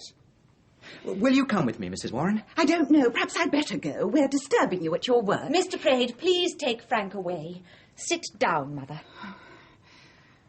Come, Frank. Goodbye, Miss Vivi. Goodbye. A pleasant trip. Thank you. Thank you, I hope so. Goodbye, Mrs. Warren. Bye-bye, Viv. Goodbye. Goodbye, Kitty. Goodbye. Well, Vivi, what did you go away for like that without saying a word to me? How could you do such a thing? Oh, Vivi. Vivi, what's the meaning of this? It is my usual month's allowance. I simply sent it back. In future, I shall support myself. Oh, wasn't it enough? Oh, I'll double it. I was intending to double it. Only let me know how much you want. You know very well that that has nothing to do with it. From this time, I go my own way in my own business and among my own friends, and you will go yours. Goodbye. Goodbye? Yes, goodbye. Come. Don't let us make a useless scene. You understand perfectly well. Sir George Crofts has told me the whole business. Silly. Yes, just so. Oh, he ought to have his tongue cut out. But you said you didn't mind. Excuse me. I do mind. But I explained. You explained how it came about. You did not tell me that it is still going on.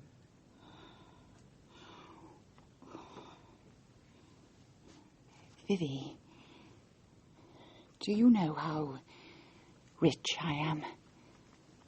I have no doubt you are very rich. But you don't know all that means. You're too young.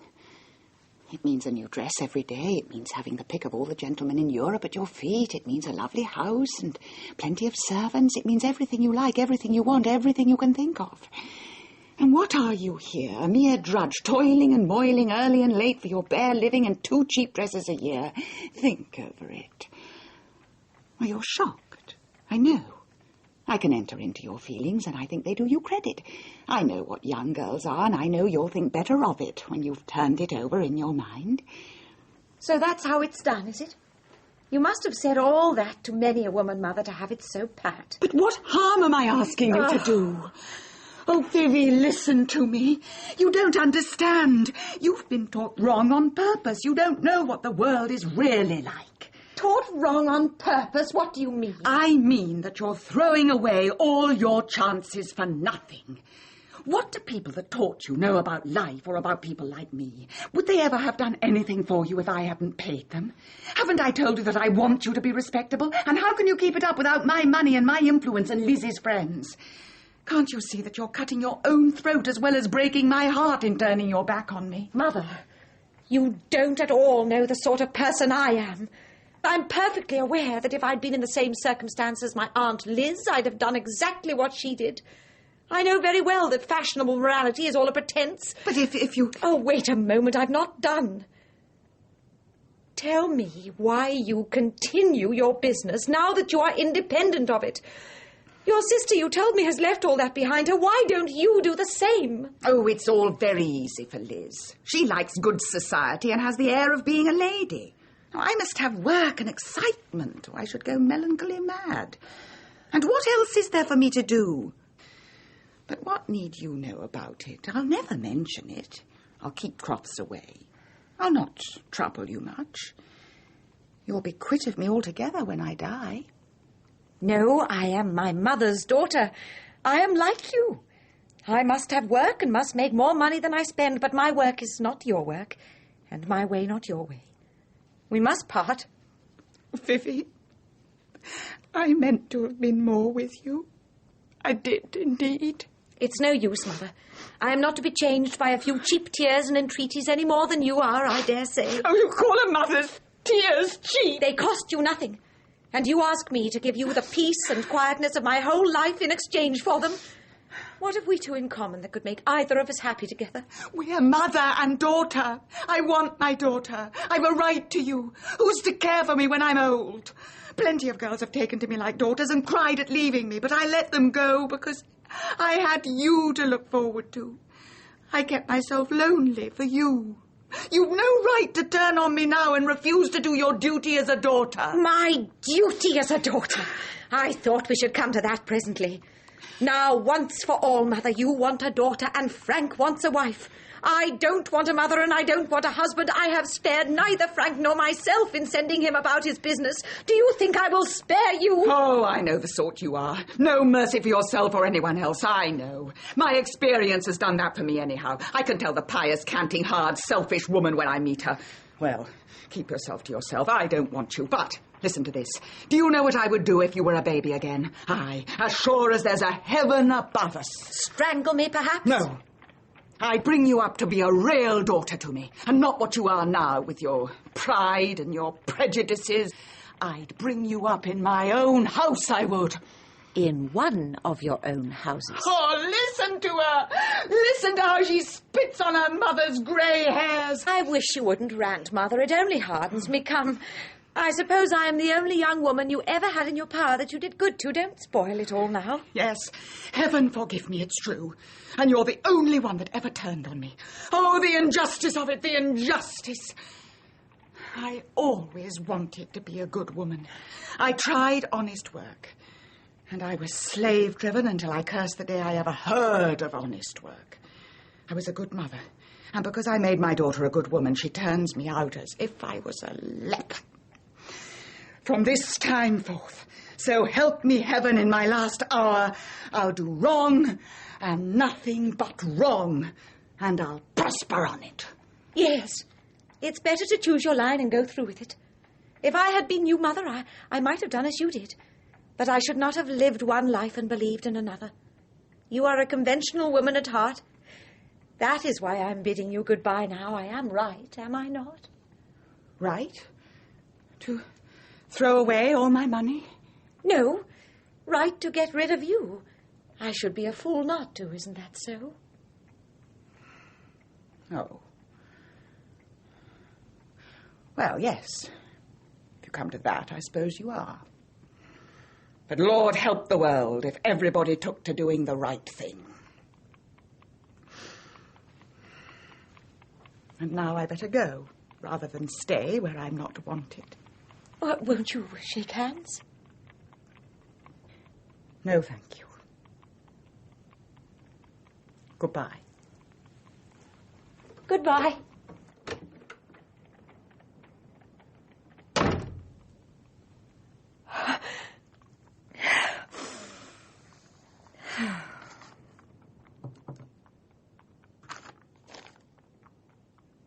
Vivens.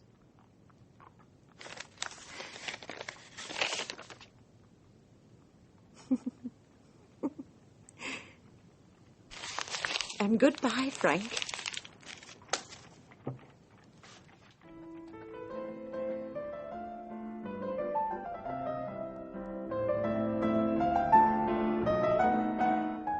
In Mrs. Warren's Profession by George Bernard Shaw, Anna Massey was Mrs. Warren, Kim Braden, Vivie, Frederick Yeager, Sir George Crofts, Timothy Bateson, the Reverend Samuel Gardner, Anthony Daniels, Frank, and George Parsons, Praed.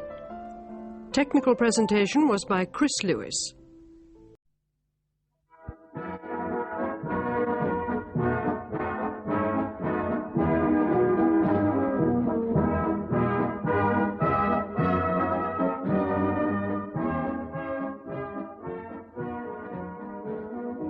We present Anna Massey and John Phillips in Major Barbara by Bernard Shaw, with Gwen Watford and Jeremy Clyde.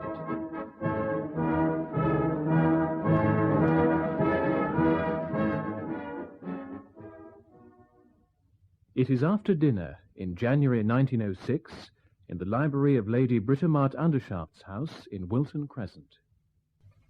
What's the matter, Mother? Presently, Stephen.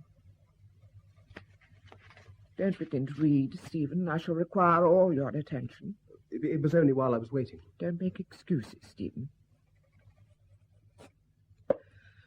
Now, I've not kept you waiting very long, I think. Not at all, Mother. Bring me my cushion. Sit down. Don't fiddle with your tie, Stephen. There's nothing the matter with it. I beg your pardon. Now, are you attending to me, Stephen? Of course, Mother. No, it's not of course. I want something much more than your everyday matter-of-course attention. I'm going to speak to you very seriously, Stephen. I wish you'd let that watch chain alone. What is it then, Mother? You're making me very uneasy. Stephen, may I ask how soon you intend to realize that you are a grown-up man and that I am only a woman? Only Don't repeat my words, please. It's a most aggravating habit. You must learn to face life seriously, Stephen. I really cannot bear the whole burden of our family affairs any longer. You must advise me. You must assume responsibility. I? Yes, you, of course. You were 24 last June. You've been at Harrow and Cambridge. You've been to India and Japan. You must know lots of things now, unless you've wasted your time most scandalously. Well, advise me. You know I have never interfered in the household. No, I should think not. I don't want you to order the dinner. I mean in our family affairs. Well, you must interfere now, for they are getting quite beyond me. I have thought sometimes that perhaps I ought, but really, Mother, I know so little about them, and what I do know is so painful. It is so impossible to mention some things to you. I suppose you mean your father? Yes. My dear, we can't go on all our lives not mentioning him. Of course, you were quite right not to open the subject until I asked you to. But you are old enough now to be taken into my confidence and to help me to deal with him about the girls. But the girls are all right. Yes. But they're engaged. Yes. I've made a very good match for Sarah. Charles Lomax will be a millionaire at 35. But that is 10 years ahead. And in the meantime, his trustees cannot, under the terms of his father's will, allow him more than £800 a year. But the will says also that if he increases his income by his own exertions, that they may double the increase. Charles Lomax's exertions are much more likely to decrease his income than to increase it. Sarah will have to find at least another £800 a year for the next 10 years, and even then they will be as poor as church mice. And what about Barbara? I thought Barbara was going to make the most brilliant career of all of you, and what does she do? Joins the Salvation Army, discharges her maid, lives on £1 a week, and walks in one evening with a professor of Greek whom she's picked up in the street, and who pretends to be a Salvationist, and actually plays the big drum for her in public because he has fallen head over ears in love with her. I was certainly rather taken aback when I heard they were engaged. Well, Cousins is a very nice fellow, certainly. Nobody would ever guess that he was born in Australia, but... Adolphus Cousins will make a very good husband. After all, nobody can say a word against Greek. It stamps a man at once as an educated gentleman. And my family, thank heaven, is not a pig-headed Tory one. We are Whigs and believe in liberty. Let snobbish people say what they please. Barbara shall marry not the man they like, but the man I like. Of course, I was thinking only of his income. However, he is not likely to be extravagant. Don't be too sure of that, Stephen. I know you're quiet, simple, refined, poetic people like Adolphus, quite content with the best of everything. And then there's you, my dear. You must marry soon. I don't approve of the present fashion of philandering bachelors and late marriages, and I'm trying to arrange something for you. It's very good of you, Mother, but perhaps I had better arrange that for myself. Nonsense. You're much too young to begin matchmaking. You would be taken in by some pretty little nobody. Of course, I don't mean that you're not to be consulted. You know that as well as I do. Now, don't sulk, Stephen. I am not sulking, Mother. What has all this got to do with my father? My dear Stephen, where is the money to come from? It's easy enough for you and the other children to live on my income as long as we're in the same house. But I can't keep 4 families in 4 separate houses. You know how poor my father is. He has barely 7,000 a year now. And really, if he were not the Earl of Stevenage, he would have to give up society. He can do nothing for us. He says, naturally enough, that it's absurd that he should be asked to provide for the children of a man who is rolling in money. You see, Stephen, your father must be fabulously wealthy, because there's always a war going on somewhere. You need not remind me of that, Mother. I've hardly ever opened a newspaper in my life without seeing our name in it. The Undershaft torpedo, the Undershaft quick firers, the Undershaft 10-inch, the Undershaft disappearing rampart gun, the Undershaft submarine, and now the Undershaft aerial battleship. At Harrow they called me the Woolwich Infant. At Cambridge it was the same. The little brute at King's spoilt my Bible, your first birthday present to me, but by writing under my name, son and heir to Undershaft and Lazarus, death and destruction dealers, address Christendom and Judea. Well, that was not so bad as the way I was kowtowed to everywhere because my father was making millions by selling cannons. It's not only the cannons, but the war loans that Lazarus arranges under cover of giving credit for the cannons. You know, Stephen, it's perfectly scandalous. Those 2 men, Andrew Undershaft and Lazarus, positively have Europe under their thumbs. That is why your father is able to behave as he does. He is above the law. I asked Gladstone to take it up. I asked the Times to take it up. I asked the Lord Chamberlain to take it up. But it was just like asking them to declare war on the Sultan. They wouldn't. They said they couldn't touch him. I believe they were afraid. What could they do? He does not actually break the law. Not break the law? He's always breaking the law. He broke the law when he was born. His parents were not married. Mother! Is that true? Of course it's true. That's why we separated. He married without letting you know this? Oh, no. To do Andrew justice, that was not the sort of thing he did. Besides, you know the Undershaft motto, unashamed. Everybody knew. But you said that was why you separated. Yes, because he was not content with being a foundling himself. He wanted to disinherit you for another foundling. That was what I couldn't stand. Do you mean for... Don't stammer, Stephen. Speak distinctly. But this is so frightful to me, Mother, to have to speak to you about such things. I do beg you to let me alone for once and tell me about this horrible business of my father wanting to set me aside for another son. Another son? I never said anything of the kind. I never dreamt of such a thing. This is what comes of interrupting me. But you said... Now, be a good boy, Stephen, and listen to me patiently.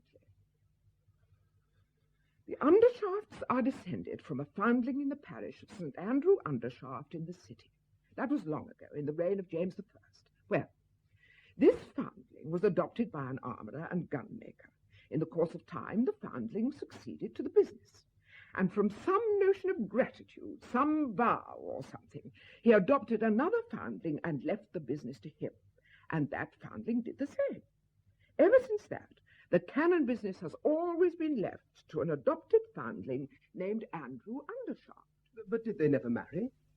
Were there no legitimate sons? Oh, yes. They married just as your father did. And they were rich enough to buy land for their own children and leave them well provided for. But they always adopted and trained some foundling to succeed them in the business. And, of course, they always quarrelled with their wives furiously over it. There may have been some reason for it when the Undershafts could only marry women in their own class, whose sons were not fit to govern great estates. But there could be no excuse for passing over my son. My father evidently had no great opinion of my capacity. Oh, stuff, child, you were only a baby. Had nothing to do with your capacity. Andrew did it on principle, as he does every perverse and wicked thing on principle. When my father remonstrated, Andrew actually told him to his face that history tells us of only two successful institutions, one the Undershaft firm, and the other the Roman Empire under the Antonines. That was because the Antonine emperors all adopted their successors. Such rubbish. The Stevenages are as good as the Antonines, I hope, and you are a Stevenage. Then it was on my account that your home life was broken up, Mother. I am sorry. Well, dear, there were other differences. Your father didn't exactly do wrong things. He said them and thought them, and that was what was so dreadful. He really had a sort of religion of wrongness. I couldn't forgive him for preaching immorality while he practiced morality. You would have all grown up without principles, without any knowledge of right or wrong, if he had been in the house. Well, now that you understand the situation, what do you advise me to do? Well, what can you do? I must get the money somehow. We cannot take money from him. I'd rather go and live in some cheap place like Bedford Square or even Hampstead than take a farthing of his money. After all, Stephen, our present income comes from Andrew. We are utterly dependent on him and his cannons, then. Oh, certainly not. The money is settled, but he provided it. So you see, it's not a question of taking money from him or not. It's simply a question of how much. I don't want any more for myself. Nor do I. But Sarah does and Barbara does. That is, Charles Lomax and Adolphus Cousins will cost them more. So I must put my pride in my pocket and ask for it, I suppose.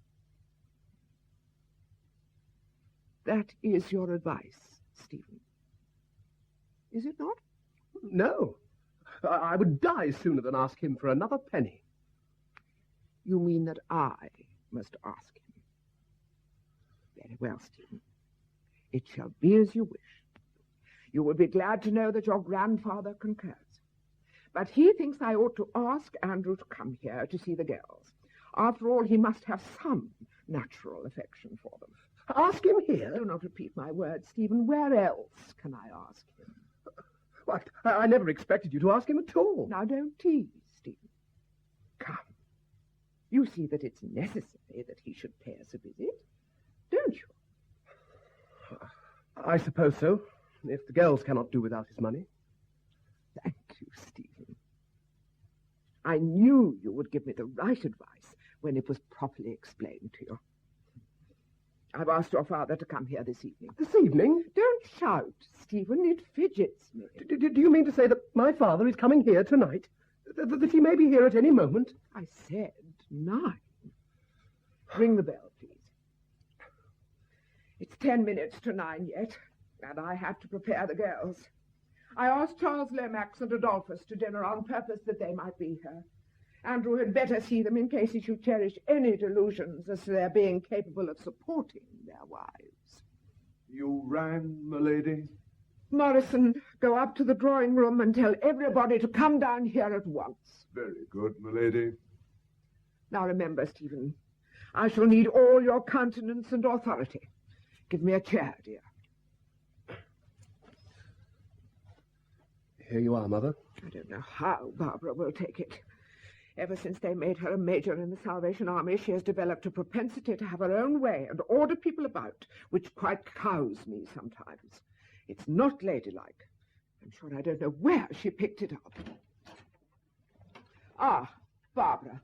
Sarah, I want... Are Cholly and Dolly to come in? Barbara, I will not have Charles called Cholly. The vulgarity of it positively makes me ill. It's all right, Mother. Cholly's quite correct nowadays. Are they to come in? Yes, if they will behave themselves. Come in, Dolly, and behave yourself.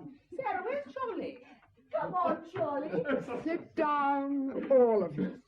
I don't in the least know what you're laughing at, Adolphus. I'm surprised at you, though I expected nothing better from Charles Lomax.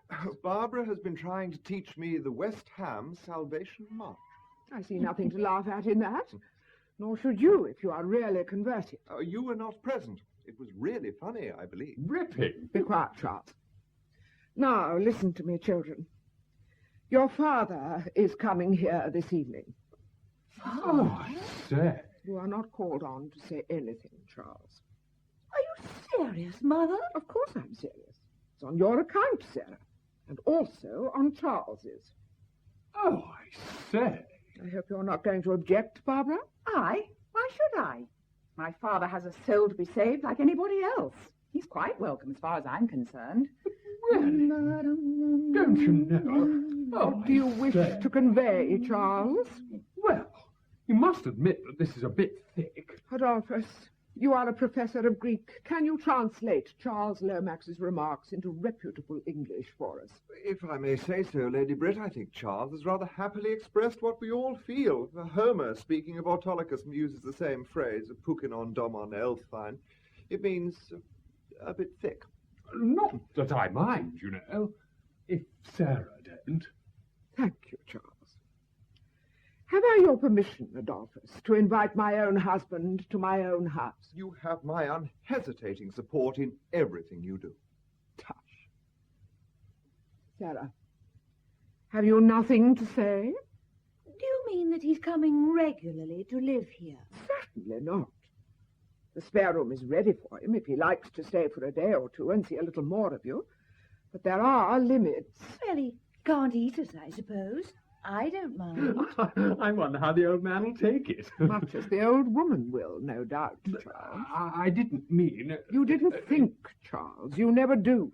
And the result is you never mean anything. And now please attend to me, children. Your father will be quite a stranger to us.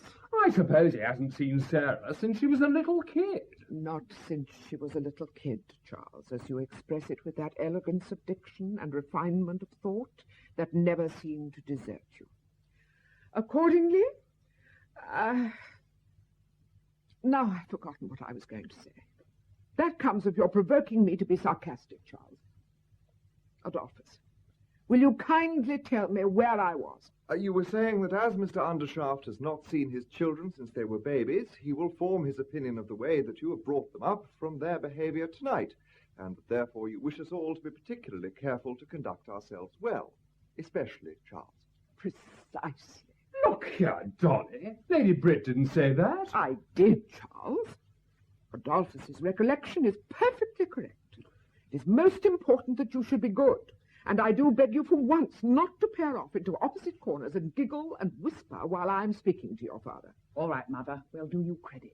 Remember, Charles, that Sarah will want to feel proud of you instead of ashamed of you. Oh, I say, there's nothing to be exactly proud of, don't you know? Well, try and look as if there was. Might I speak a word to you, my lady? Nonsense. Show him up. Yes, my lady. Does Morrison know who it is? Of course. Morrison has always been with us. Must be a regular court of him, don't you know? Is this a moment to get on my nerves, Charles, with your outrageous expression? But this is something out of the ordinary. Really? Mr. Undershaft. Good evening, Andrew. How do you do, my dear? You look a good deal older. I am somewhat older. Time has stood still with you. Rubbish. This is your family. Is it so large? I'm sorry to say my memory is failing badly in some things. I can see you are my eldest. I'm very glad to meet you again, my boy. No, but look here, don't you know? Oh, I say. Andrew, do you mean to say that you don't remember how many children you have? Well, I'm afraid they've grown so much. Am I making any ridiculous mistakes? I may as well confess I recollect only one son. But so many things have happened since, of course. Andrew, you are talking nonsense. Of course you have only one son. Perhaps you'll be good enough to introduce me, my dear. That is Charles Lomax, who is engaged to Sarah. My dear sir, I beg your pardon. Not at all. Delighted, I assure you. This is Stephen. Happy to make your acquaintance, Mr. Stephen. Then this other young man must be my son. How are you, my young friend? He's very like you, my love. You flatter me, Mr. Undershaft. My name is Cousins, engaged to Barbara. That is Major Barbara Undershaft of the Salvation Army. That is Sarah, your second daughter. This is Stephen Undershaft, your son. My dear Stephen, I beg your pardon. Not at all. Mr. Cousins, I'm much indebted to you for explaining so precisely. Barbara, my dear. Sarah. Oh, Sarah, of course. How do you do, my dear? Barbara, I am right this time, I hope. Quite right. Sit down, all of you. Sit down, Andrew. Thank you, my love. Takes you some time to find out exactly where you are, don't it? That is not what embarrasses me, Mr. Lomax. My difficulty is that if I play the part of a father, I shall produce the effect of an intrusive stranger. And if I play the part of a discreet stranger, I may appear a callous father. There is no need for you to play a part at all, Andrew. You had much better be sincere and natural. Yes, my dear. I dare say that will be best. Well, here I am. Now what can I do for you all? You need not do anything, Andrew. You are one of the family. You can sit with us and enjoy yourself. Charles Lomax, if you can behave yourself, behave yourself. If not, leave the room. I'm awfully sorry, Lady Brit, but really, you know, upon my soul. Why don't you laugh if you want to, Cholly? It's good for your inside. Barbara, you have had the education of a lady. Please let your father see that and don't talk like a street girl. Never mind me, my dear. As you know, I'm not a gentleman, and I was never educated. Nobody knows, I assure you. You look all right, you know. Let me advise you to study Greek, Mr. Undershaft. Greek scholars are privileged men. Few of them know Greek, and none of them know anything else. But their position is unchallengeable. Other languages are the qualifications of waiters and commercial travellers. Greek is to a man of position what the hallmark is to silver. Dolly, don't be insincere. Cholly, fetch your concertina and play something for us. Yes, of course. I'd love to. Perhaps that sort of thing isn't in your line, sir? I'm particularly fond of music. Are you? Then I'll get it. Do you play, Barbara? Only the tambourine, but Cholly's teaching me the concertina. Is Cholly also a member of the Salvation Army? No, he says it's bad form to be a dissenter. But I don't despair of Cholly. I made him come yesterday to a meeting at the dock gates and take the collection in his hat. Did you indeed? It's not my doing, Andrew. Barbara is old enough to take her own way. She has no father to advise her. Oh, yes, she has. There are no orphans in the Salvation Army. Your father there has a great many children, and plenty of experience, eh? Just so. How did you come to understand that? Come in, Charles. Play us something at once. Righto. Come and join us, come and join our happy throng. One moment, Mr. Lomax. I'm rather interested in the Salvation Army. Its motto might be my own. Blood and fire. But not your sort of blood and fire, you know. My sort of blood cleanses, my sort of fire purifies. So do ours. Come down tomorrow to my shelter, the West Ham shelter, and see what we're doing. We're going to march to a great meeting in the Assembly Hall at Mile End. Come and see the shelter and then march with us. It'll do you a lot of good. Can you play anything? In my youth, I earned pennies and even shillings occasionally in the streets and in public house parlours by my natural talent for step dancing. Later on, I became a member of the Undershaft Orchestral Society and performed passably on the tenor trombone. Oh, I say. Many a sinner has played himself into heaven on the trombone, thanks to the army. Yes, but what about the cannon business, don't you know? Getting into heaven is not exactly in your line, is it? Charles! Well, but it stands to reason, don't it? The canon business may be necessary and all that. We can't get on without canons. It isn't right, you know. On the other hand, there may be a certain amount of tosh about the Salvation Army. I belong to the established church myself, but still, you can't deny that it's religion. And you can't go against religion, can you? At least, unless you're downright immoral, don't you know? You hardly appreciate my position, Mr. Lomax. I'm not saying anything against you personally. Quite so, quite so. But consider for a moment. Here I am, a profiteer in mutilation and murder. I find myself in a specially amiable humour just now, because this morning, down at the foundry, we blew 27 dummy soldiers into fragments with a gun which formerly destroyed only 13. Well, the more destructive war becomes, the sooner it will be abolished, eh? Not at all. The more destructive war becomes, the more fascinating we find it. No, Mr. Lomax, I'm obliged to you for making the usual excuse for my trade, but I'm not ashamed of it. I'm not one of those men who keep their morals and their business in watertight compartments. My morality, my religion, must have a place for cannons and torpedoes in it. You speak as if there were half a dozen moralities and religions to choose from instead of one true morality and one true religion. For me, there is only one true morality, but it might not fit you, and you do not manufacture aerial battleships. There is only one true morality for every man, but every man has not the same true morality. Would you mind saying that again? I didn't quite follow it. It's quite simple. As Euripides says, one man's meat is another man's poison, morally as well as physically. Oh, that, yes. True. In other words, some men are honest and some are scoundrels. Bosh. They're no scoundrels. Indeed? Are there any good men? No, not one. There are neither good men nor scoundrels. They're just children of one father. And the sooner they stop calling one another names, the better. Oh, you needn't talk to me. I know them. I've had scores of them through my hands. Scoundrels, criminals, infidels, philanthropists, missionaries, county councillors, all sorts. They're all just the same sort of sinner, and there's the same salvation ready for them all. May I ask, have you ever saved a maker of cannons? No. Will you let me try? Well, I'll make a bargain with you. If I go to see you tomorrow in your salvation shelter, will you come the day after to see me in my cannon work? Take care. It may end in your giving up the cannons for the sake of the Salvation Army. Are you sure it will not end in your giving up the Salvation Army for the sake of the cannons? I'll take my chance of that. And I will take my chance of the other. Where is your shelter? In West Ham, at the sign of the cross. Ask anybody in Canning Town. Where are your works? In Perivale St. Andrews, the sign of the sword. Ask anybody in Europe. Hadn't I better play something? Suppose I sing, "Thou art passing hence, my brother." Oh, it's too melancholy. You get saved, Cholly, and you'll pass hence, my brother, without making such a fuss about it. Really, Barbara, you go on as if religion were a pleasant subject. You have some sense of propriety. I do not find it an unpleasant subject, my dear. It's the only one that capable people really care for. Well, if you are determined to have it, I insist on having it in a proper and respectable way. Charles, ring for prayers. Oh, I say. I'm afraid I must be going. You cannot go now, Andrew. It would be most improper. Sit down. What will the servants say? My dear, I have conscientious scruples. May I suggest a compromise?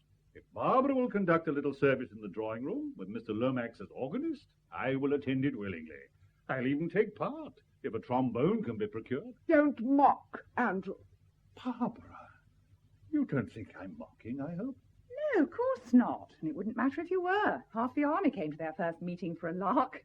Come along, Barbara. Come, Dolly. Come, Cholly. I will not be disobeyed by everybody. Adolphus, sit down. Charles, you may go. You are not fit for prayers. You cannot keep your countenance. Oh, I say.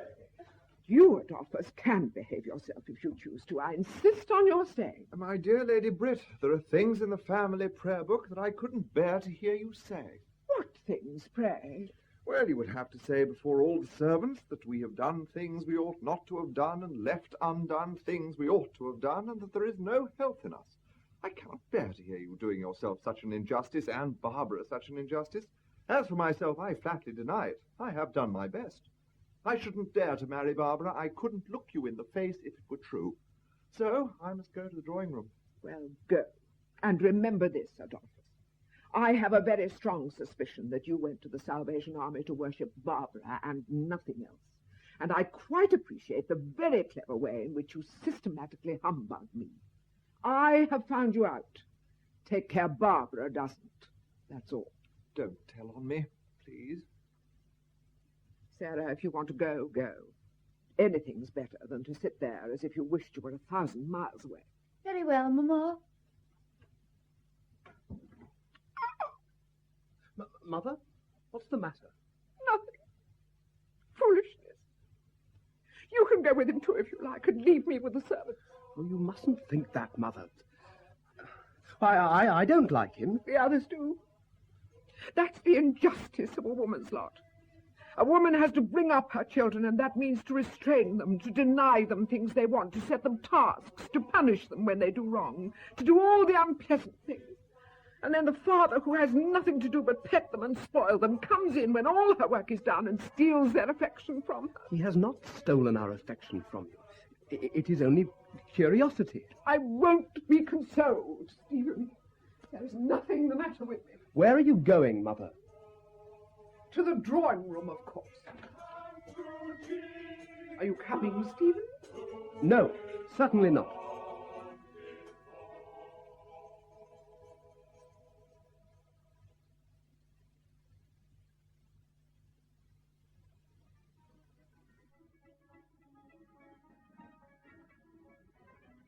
Feel better after your meal, sir? No. Call that Salvation Army stuff a meal?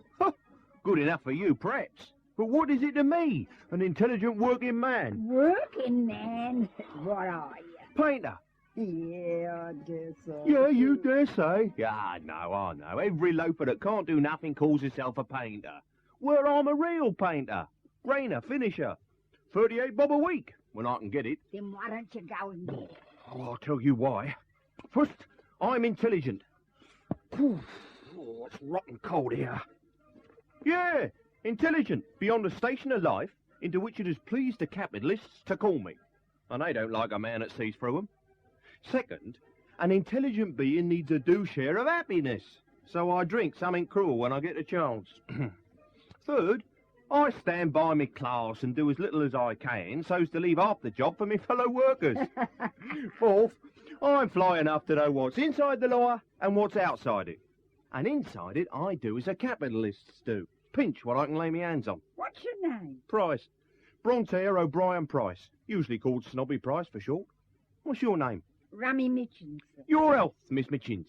Mrs. Mitchins. What? Oh, Rummy. Respectable married woman, Rummy? Getting rescued by the Salvation Army by pretending to be a bad un. Same old game. What am I to do? I can't starve. Them Salvation lassies is dear good girls. Oh. But the better you are, the worse the luck's to think you were before they rescued you. Who saved you, Mr. Price? Was it Major Barbara? No, I've come here on my own. I'm going to be Brontier O'Brien Price, the converted painter. I know what they like. I'll tell them how I blasphemed and gambled and whopped me poor old mother. Used you to beat your mother? Not likely, she used to beat me. No matter. You come and listen to the converted painter, and you'll hear how she was a pious woman that taught me my prayers at her knee, and how I used to come home drunk and drag her out of bed by her snow-white ears and lam into her with a poker. Hey, I'll play the game as good as any of them. And I'll see somebody struck by lightning, or hear a voice saying, "Snobby Price, where will you spend eternity?" Hey, oh, I'll have a game of it, I tell you. You won't be let drink, though. Well, I'll take it out on gospeling then. I don't want to drink if I can get fun enough any other way. Come, pluck up, Mr. Shirley. I'll get you something to eat. You'll be all right then. Poor old man. Cheer up, brother.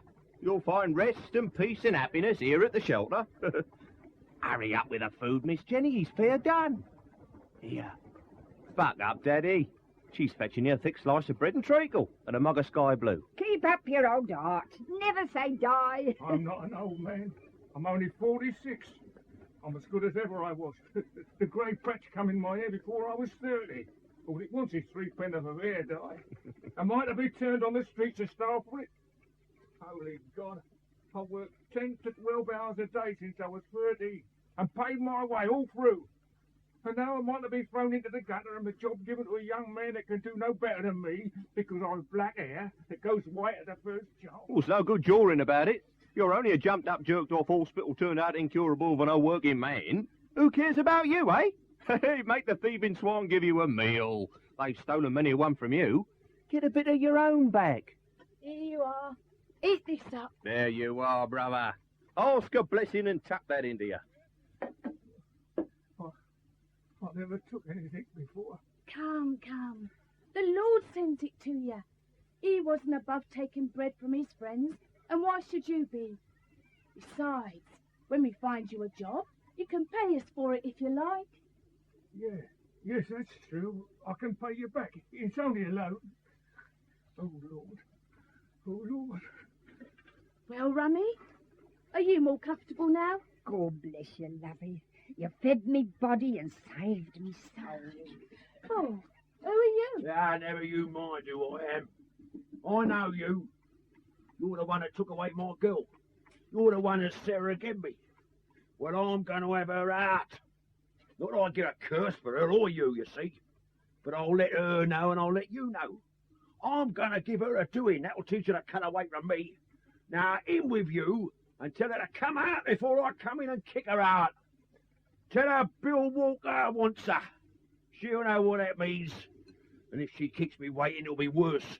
You stop the jaw back of me and I'll start on you, do ya? There's your way. In you go. Hey, easy there, mate. She ain't doing you no harm. Who are you calling mate? You gonna stand up for her, are ya? Put up your hands. Oh, you great brute. Oh, God forgive you. How could you strike an old woman like that? Oh, let go of me hand, please. You go forgive me again, and I'll go forgive you one of the jaws stop you praying for a week. Have you got anything to say against it? No, matey, no. She ain't nothing to do with me. Good job for you. Now, are you gonna fetch out Mork Abbyjam, or am I gonna knock your face off you and fetch her myself? Oh, please, someone go in and tell Major Barbara. Well, you want to go and tell your major of me, do you? Oh, please, don't drag me here. Let me go. Do you or don't you? Oh, God, give me strength. You go and show her that. Tell her if she wants one like you to come and interfere with me. Yeah. Here, you. Get out me way. You take a liberty with me and I'll smash you over the face with a mug and cut your eye out. What? What good are you, you old palsy mug? What good are you? As good as you and better. I'll do a day's work again you or any fat young soaker of your age.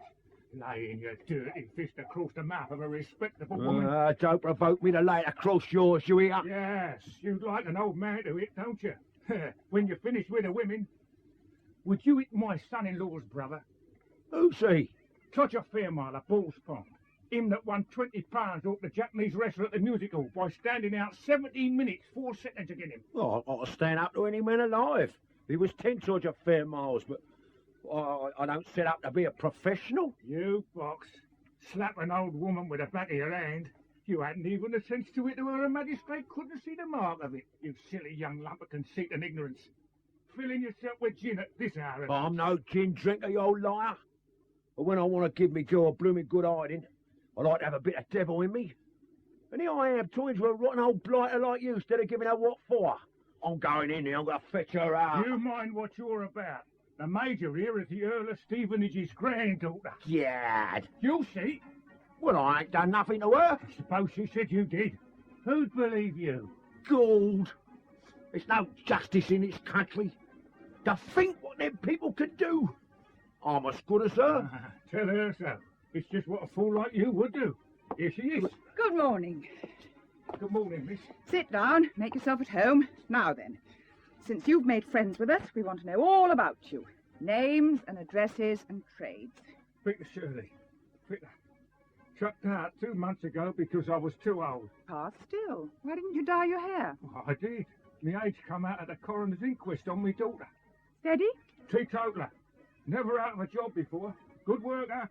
And sent to the knacker's yard like an old horse. No matter. If you did your part, God will do his. My religion's no concern of anybody but myself.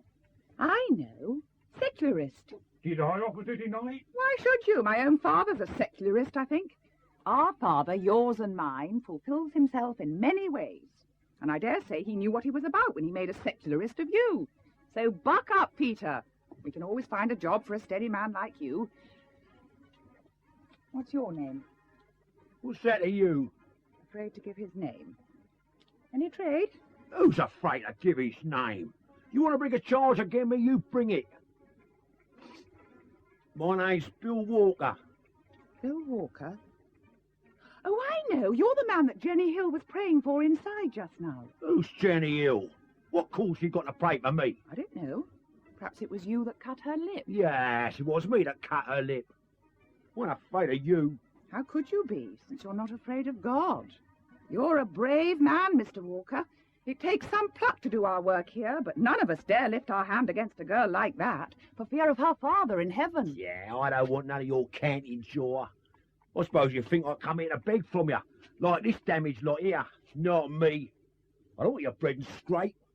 I don't believe in your gold, no more than you do yourself. Oh, I beg your pardon for putting your name down, Mr. Walker. I didn't understand. I'll strike it out. Here, let my name alone. Ain't it good enough to be in your book? Well, you see, there's no use putting down your name unless I can do something for you, is there? What's your trade? That's no concern of yours. Just so. I'll put you down as the man who struck poor little Jenny Hill in the mouth. See here, I've had enough of this. What did you come to us for? I come for my girl, see? I come to take her out of this and to break her jaw for her. You see, I was right about your trade. What's her name? Her name's Morg Abijam, that's what her name is. Oh, Morg Abijam. She's gone to Canning Town, to our barracks there. Oh, is she? Well, I'm going to Canning Town after her. And if I don't find Morg, dear, I'll come back and I'll do 2 years for you, so it'll make good if I don't. It's no use, Bill. She's got another bloke. What? One of her own converts. He fell in love with her when he saw her with her soul saved and her face clean and her hair washed. What does she wash it for, a carroty slut? It's red. It's quite lovely now because she wears a new look in her eyes with it. It's a pity you're too late. The new bloke has put your nose out of joint, Bill. I'll put his nose out of joint for him. Not that I care a curse for her minette, but I'll teach her to trot me as if I was dirt, and I'll teach him to meddle with my Judy. What's his bleeding name? Sergeant Todger Fairmile. Well, I'll go with him, miss. I want to see them two meet. I'll take him to the infirmary when it's over. Here, is that him you was speaking on? That's him. Him that wrestled in the music hall? The competitions at the National Sporting Club was worth nigh 100 a year to him. He's given up now for religion, so he's a bit fresh for want of the exercise he was accustomed to. He'll be glad to see you. Come along. What's his weight? 13.4. Go and talk to him, Bill. He'll convert you. He'll convert your head into a mashed potato. Well, I ain't afraid of him. I'm not afraid of anybody. But, well, he can lick me. She's done me. You ain't going. I thought not. Jenny? Yes, Major? Send Rummy Mitchins out to clear away here. I think she's afraid. Nonsense, she must do as she's told. Rummy, the Major says you must come. Oh, all right. Poor little Jenny. You tired? Does it hurt? No, it's all right now. It was nothing. It was as hard as he could hit, I expect. Poor Bill. You don't feel angry with him, do you? Oh, no. No, indeed I don't, Major. Bless his poor heart. Run along, then. Yes, Major. There's a gentleman come to see the shelter, Major. Says he's your father. Oh, there you are, Father. This is my father, Mr. Shirley. I told you he was a secularist, didn't I? Perhaps we'll be able to comfort one another. A secularist? Not the least in the world. On the contrary, a confirmed mystic. Oh, sorry, I'm sure. By the way, Papa, what is your religion, in case I have to introduce you again? My religion? Well, my dear, I'm a millionaire. That's my religion. And I'm afraid you and Mr. Shirley won't be able to comfort one another after all. You're not a millionaire, are you, Peter? No, I'm proud of it. Poverty, my friend, is not a thing to be proud of. Who made your millions for you? Me and my like. What's kept us poor? Keeping you rich. I wouldn't have your conscience, not for all your income. I wouldn't have your income, not for all your conscience, Mr. Shirley. You wouldn't think he was my father, would you, Peter? Will you go into the shelter and lend the lasses a hand for a while? We're worked off our feet. Yes, I'm in their debt for a meal, and I. Oh, not because you're in their debt, but for love of them, Peter. For love of them. There, let's stare at me in with you and give that conscience of yours a holiday. It's a pity you never was trying to use your reason, miss. You'd have been a very taking lecturer on secularism. Never mind me, my dear. Go back to work. Let me watch it for a while. All right. For instance, what's the matter with that outpatient over there? Oh, we shall cure him in no time. Let's watch.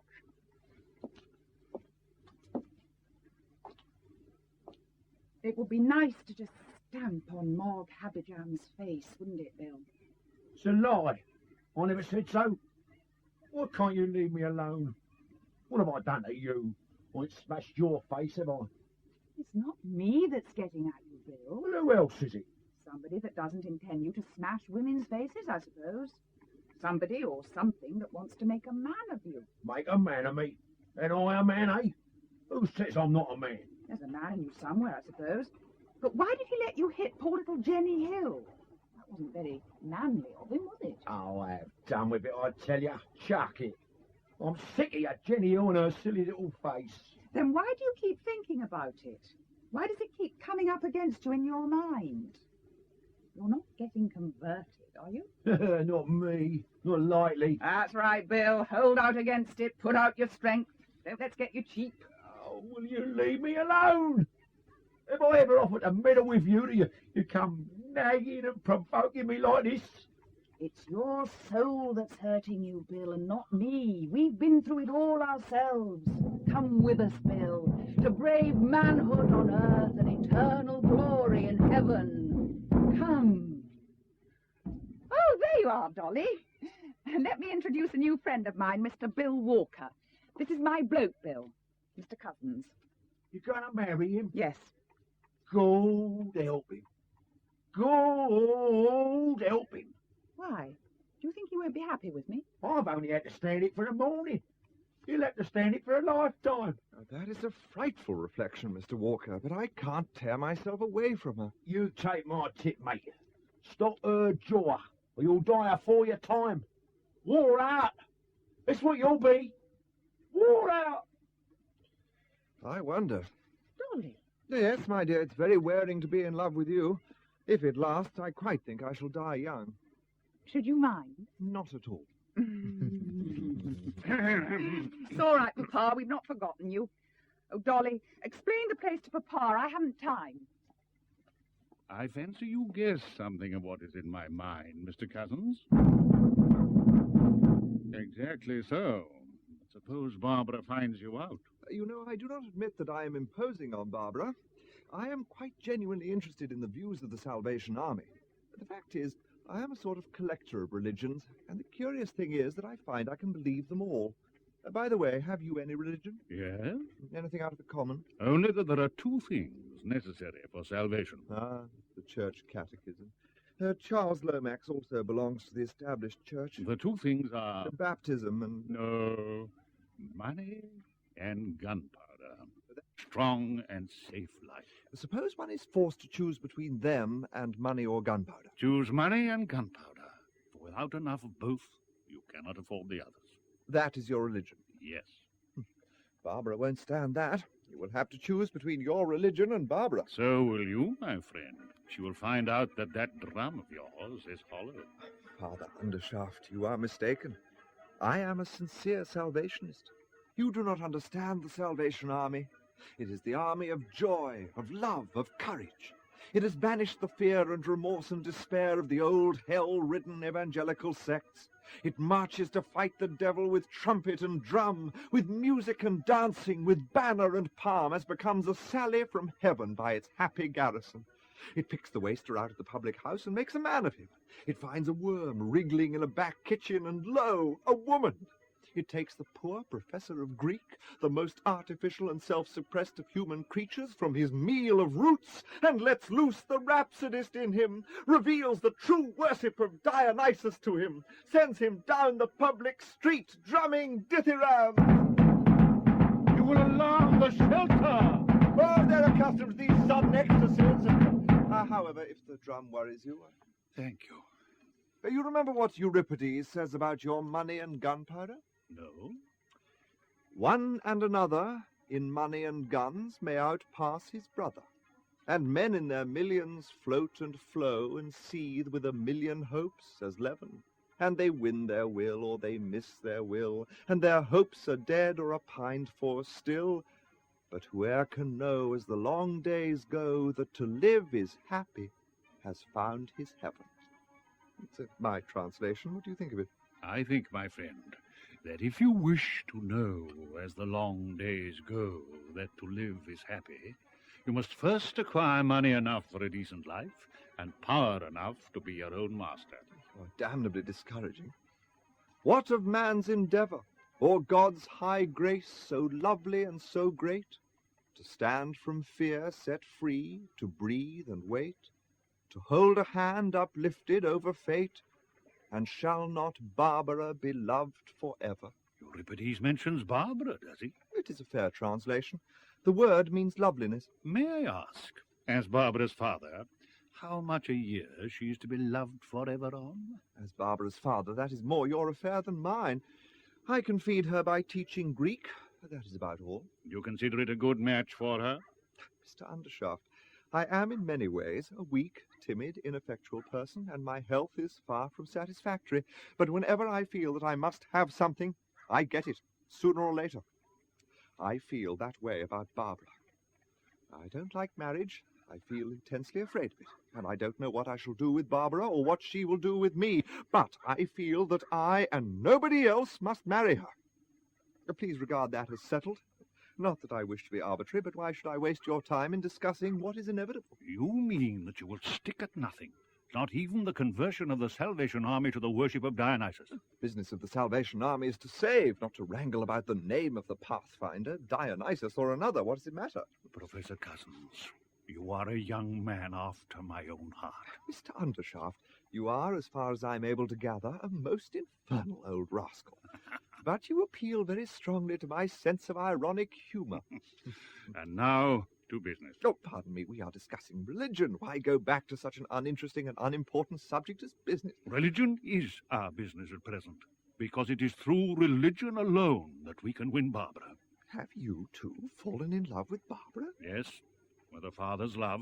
A father's love for a grown-up daughter is the most dangerous of all infatuations. I apologize for mentioning my own pale, coy, mistrustful fancy in the same breath with it. Keep to the point. We have to win her, and we are neither of us Methodists. Oh, that doesn't matter. The power Barbara wields here, the power that wields Barbara herself, is not Calvinism. Not Presbyterianism, not Methodism, not paganism either, eh? I admit that. Barbara is quite original in her religion. Barbara Undershaft would be. Her inspiration comes from within herself. How do you suppose it got there? It is the Undershaft inheritance.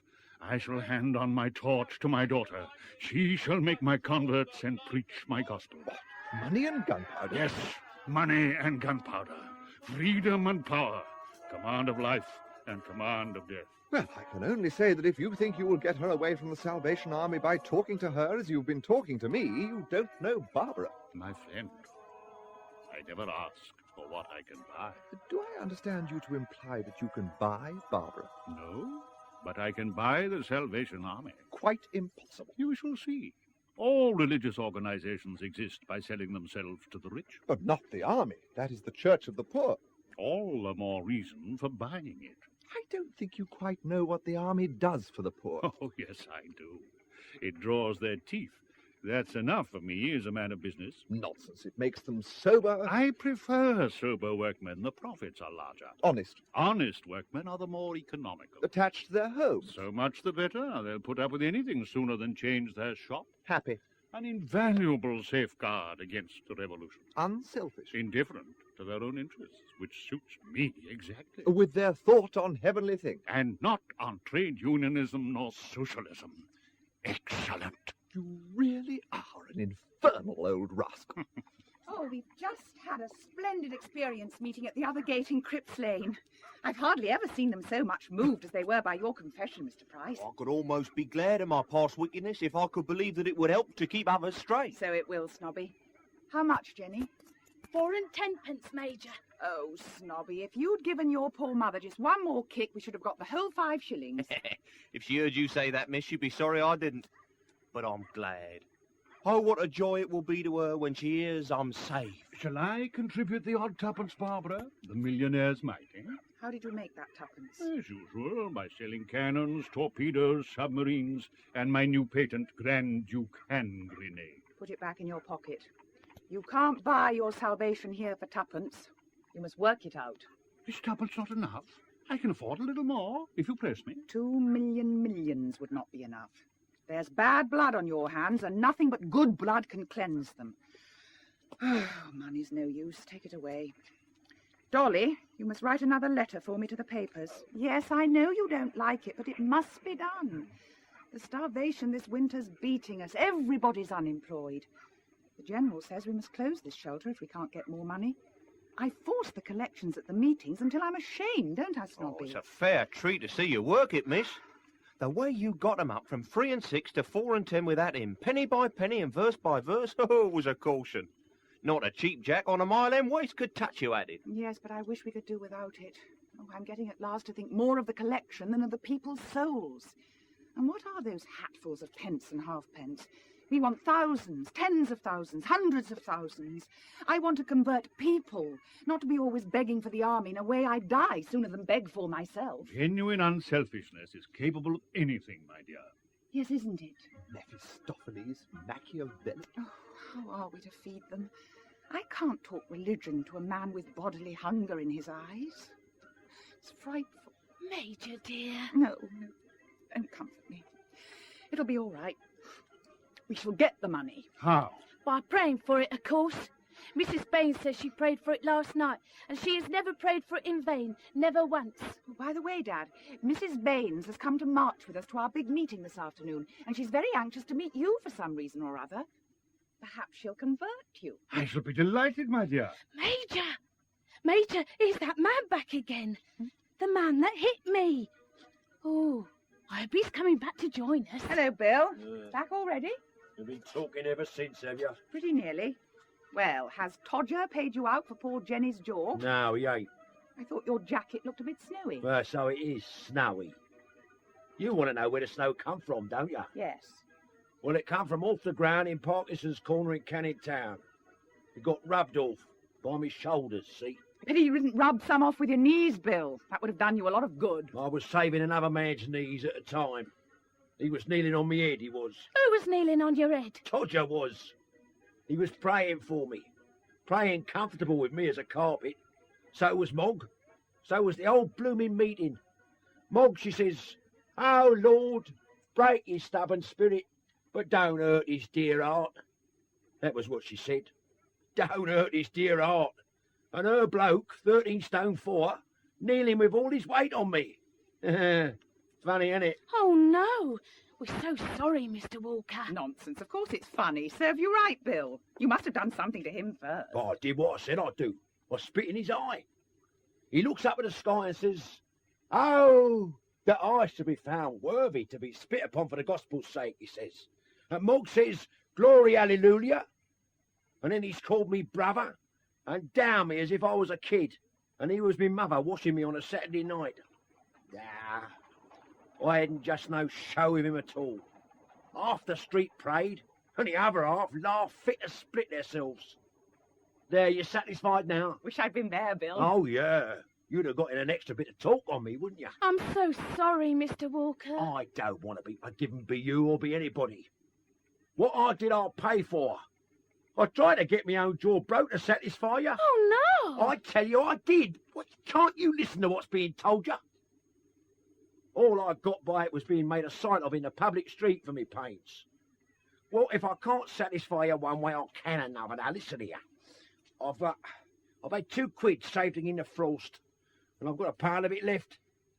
Here's the money. Take it. And let's have no more of your forgiving and praying and your major joying me. Let what I done be done and paid for, and let there be an end of it. Major, may I take a little of it for the army? No, the army's not to be bought. We want your soul, Bill, and we'll take nothing else. Oh, I know. Me and my few shillings not good enough for you. You're an earl's granddaughter, you are. Nothing less than £100 for you. Come, Barbara, you could do a great deal of good with £100. If you will set this gentleman's mind at ease by taking his £1, I will give the other 99. Oh, you're too extravagant, Papa. Bill offers 20 pieces of silver. All you need offer is the other 10. That will make the standard price to buy anybody who's for sale. I'm not, and the Army's not. You'll never have another quiet moment, Bill, until you come round to us. You can't stand out against your salvation. I can't stand out against music all restless and artful-tongued women. I've offered to pay. I can't do no more. Take it or leave it. There it is. Ah, Commissioner Baines. May I introduce my father? How do you do? How do you do? Try what you can do with him. He won't listen to me because he remembers what a fool I was when I was a baby. You know the work we're doing, Mr. Undershaft. The whole nation knows it, Mrs. Baines. No, sir, it does not, or we should not be crippled for want of money to carry on our work. Let me tell you, there would have been nothing in London this winter but for us. You really think so? I know it. I remember 1886 when you rich gentlemen hardened your hearts against the cry of the poor. They broke the windows of your clubs in Pall Mall. And the Mansion House Fund went up next day from 30 to 79,000 pounds. I remember quite well. Well, won't you help me get at the people? They won't break your windows then. The Snobby Price! What is it? Your mother's asking for you at the other gate in Cripps Lane. She's heard about your confession. Go on. Go, Mr. Price, and pray with her. He remembers the window-breaking, Mr. Undershaft, but would break none now. You can go through the shelter, Snobby. Oh, I couldn't face her now, Ma'am, with all the weight of my sins fresh on me. Tell her she'll find her son at home, waiting for her, in prayer. You see how we take the anger and the bitterness against you out of their hearts, Mr. Undershaft. It's certainly most convenient and gratifying to all large employers of labour, Mrs. Baines. Barbara, Jenny, I have good news, most wonderful news. My prayers have been answered. I told you they would, Jenny, didn't I? Yes, yes. Have we got money enough to keep the shelter open? I hope we shall have enough to keep all the shelters open. Lord Saxmundham has promised us £5,000. Glory! If what? If 5 other gentlemen will give 1,000 each to make it up to 10,000. Papa, who is Lord Saxmundham? I never heard of him. A new creation, my dear. You've heard of Sir Horace Bodger? Bodger? Do you mean the distiller? Bodger's whiskey? That's the man. He's one of the greatest of our public benefactors. He restored the cathedral at Hakington. They made him a baronet for that. He gave $500,000 to the funds of his party. They made him a baron for that. What would I give him for the 5,000? There's nothing left to give him. But the 5,000, I should think, is to save his soul. Heaven grant it may. Oh, Mr. Undershaft, you have some very rich friends. Can't you help us towards the other 5,000? Oh, think of these poor people, Mr. Undershaft. Think of how much it means to them, and how little to a great man like you. Mrs. Baines, you are irresistible. I can't disappoint you. And I can't deny myself the satisfaction of making Bodger pay up. You shall have your £5,000. Thank God. You don't thank me? Oh, sir, don't try to be cynical. Don't be ashamed of being a good man. The Lord will bless you abundantly, and our prayers will be like a strong fortification round you all the days of your life. You will let me have the cheque to show at the meeting, won't you? Jenny, go in and fetch a pen and ink. Do not disturb Miss Hill. I have a fountain pen. Oh, what price salvation now? Stop! Mrs. Baines, are you really going to take this money? Why not, dear? Why not? Do you know what my father is? Have you forgotten that Lord Saxmundham is Bodger, the whiskey man? Do you know that the worst thing I have had to fight here is not the devil, but Bodger, with his whiskey, his distilleries? Dear Barbara, Lord Saxmundham has a soul to be saved like any of us. If heaven has found the way to make a good use of his money, are we to set ourselves up against the answer to our prayers? Oh, I know he has a soul to be saved. Let him come down here, and I'll do my best to help him to his salvation. But he wants to send his cheque down to buy us and go on being as wicked as ever. My dear Barbara, alcohol's a very necessary article. It heals the sick. It does nothing of the sort. Well, it assists the doctor. That's perhaps a less questionable way of putting it. It makes life bearable to millions of people who could not endure their existence if they were quite sober. It enables Parliament to do things at 11 at night that no sane person would do at 11 in the morning. Is it Bodger's fault that this inestimable gift is deplorably abused by less than 1% of the poor? Barbara, will there be less drinking or more if all these poor souls we are saving come tomorrow and find the doors of our shelters shut in their faces? Lord Saxmundham gives us the money to stop drinking, to take his own business from him. Pure self-sacrifice on Bodger's part, clearly. Bless dear Bodger. I also, Mrs. Baines, may claim a little disinterestedness. Think of my business. Think of the widows and orphans, the men and lads torn to pieces with shrapnel and poisoned with lyddite, the oceans of blood, not one drop of which is shed in a really just cause. It is your work to preach peace on earth and goodwill to men. Every convert you make is a vote against war. Yet I give you this money to help you to hasten my own commercial ruin. The millennium will be inaugurated by the unselfishness of Undershaft and Bodger. Oh, be joyful! The longer I live, the more proof I see that there is an infinite goodness that turns everything to the work of salvation sooner or later. Who would have thought that any good could have come out of war and drink? And yet their prophets are brought today to the feet of salvation to do its blessed work. Oh, dear, how blessed, how glorious it all is. Let us seize this unspeakable moment. Let us march to the great meeting at once. Excuse me just an instant. Mr. Undershaft, have you ever seen 1,000 people fall on their knees with one impulse and pray? Come with us to the meeting. Barbara shall tell them that the army is saved, and saved through you. You shall carry the flag down the first street, Mrs. Baines. Mr. Undershaft is a gifted trombonist. He shall intone an Olympian diapason to the West Ham Salvation March. Blow, Machiavelli, blow. The trumpet in Zion. I'll do my best.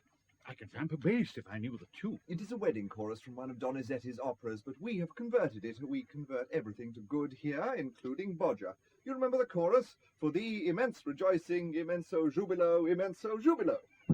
Rum-tum-ti-tum-tum-tum-tum-ti-tum. You're breaking my heart. It's a broken heart, more or less, here. Dionysus Undershaft has descended. I am possessed. Come, Barbara, I must have my dear Major to carry the flag with me. Yes, yes, Major, darling. I can't come. Oh, come. Barbara, do you think I'm wrong to take the money? No, no. God help you, dear. You must. You're saving the army. Go, and may you have a great meeting. But aren't you coming? No. Barbara, what are you doing? Why are you taking your badge off? You can't be going to leave us, Major. Father, come here. My dear, you can't pin it on me. Don't be frightened. There. A badge is not much for £5,000, is it?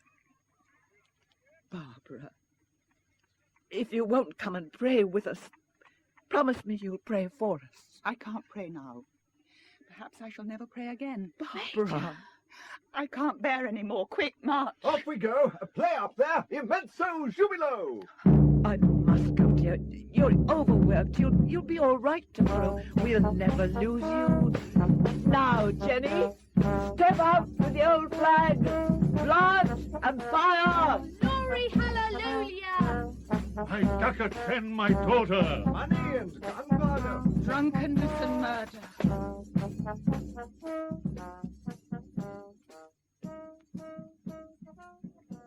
My God, why hast thou forsaken me? What price salvation now? So long, old soup kitchener. So long.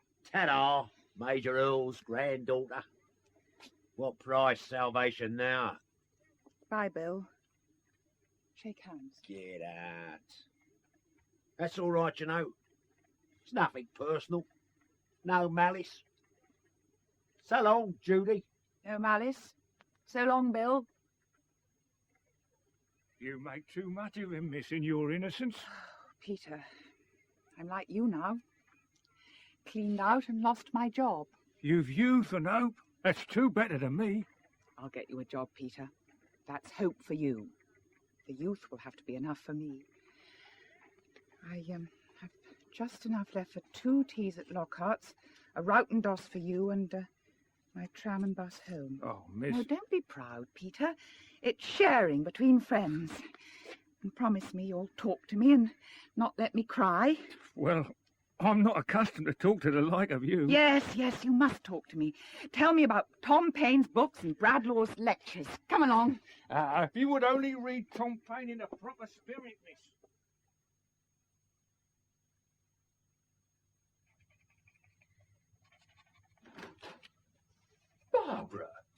chucked your uniform. Charles, you mean that Barbara has changed her dress?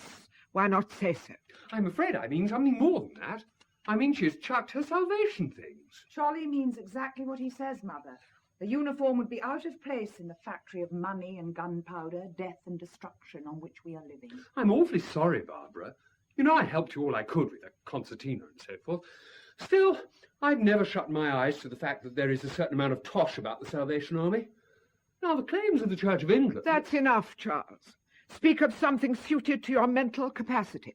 But surely the Church of England is suited to all our capacities. Thank you for your sympathy, Charlie. Now, go and spoon with Sarah. How is my onus today? I wish you wouldn't tell Charlie to do things, Barbara. He always comes straight and does them. Charlie, we're going to the works this afternoon. What works? The cannon works. What? Your governor's shop? Yes. I say. Dolly, I expected you this morning. Didn't you guess that? I'm sorry, I've only just breakfasted. We've just finished lunch. Have you had one of your bad nights? No, I had rather a good night. In fact, one of the most remarkable nights I've ever passed. The meeting? No, after the meeting. You should have gone to bed after the meeting. What were you doing? Drinking. What were you drinking, may I ask? A most devilish kind of Spanish Burgundy, warranted free from added alcohol, a temperance Burgundy, in fact. Its richness in natural alcohol made any addition superfluous. You joking, Dolly? No, I've been making a night of it with the nominal head of this household. That is all. Andrew made you drunk? No, he only provided the wine. I think it was Dionysus who made me drunk. I told you I was possessed. You're not sober yet. Go home to bed at once. I have never before ventured to reproach you, Lady Brit, but how could you marry the Prince of Darkness? It was much more excusable to marry him than to get drunk with him. Tell me what happened at the meeting. It was an amazing meeting. Mrs. Baines almost died of emotion. Jenny Hill simply gibbered with hysteria. The Prince of Darkness played his trombone like a madman. Its brazen roarings were like the laughter of the damned. The 117 conversions took place then and there. They prayed with the most touching sincerity and gratitude for Bodger and for the anonymous donor of the £5,000. Your father would not let his name be given. That was rather fine of the old man, you know. Most chaps would have wanted the advertisement. He said all the charitable institutions would be down on him like kites on a battlefield if he gave his name. That's Andrew all over. He never does a proper thing without giving an improper reason for it. He convinced me that I have all my life been doing improper things for proper reasons. Adolphus, now that Barbara has left the Salvation Army, you had better leave it too. I will not have you playing that drum in the streets. Your orders are already obeyed, Lady Brit. Dolly, were you ever really in earnest about it? Would you have joined if you'd never seen me? Well, possibly, as a collector of religions. Not as a drummer, there, you know. You're a very clear-headed, brainy chap, Dolly.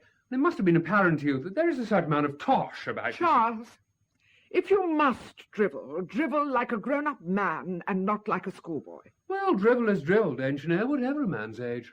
In good society in England, Charles, men drivel at all ages by repeating silly formulas with an air of wisdom. Schoolboys make their own formulas out of slang, like you.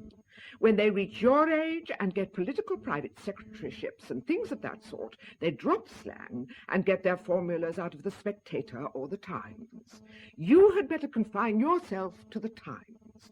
You will find that there is a certain amount of tosh about the Times, but at least its language is reputable.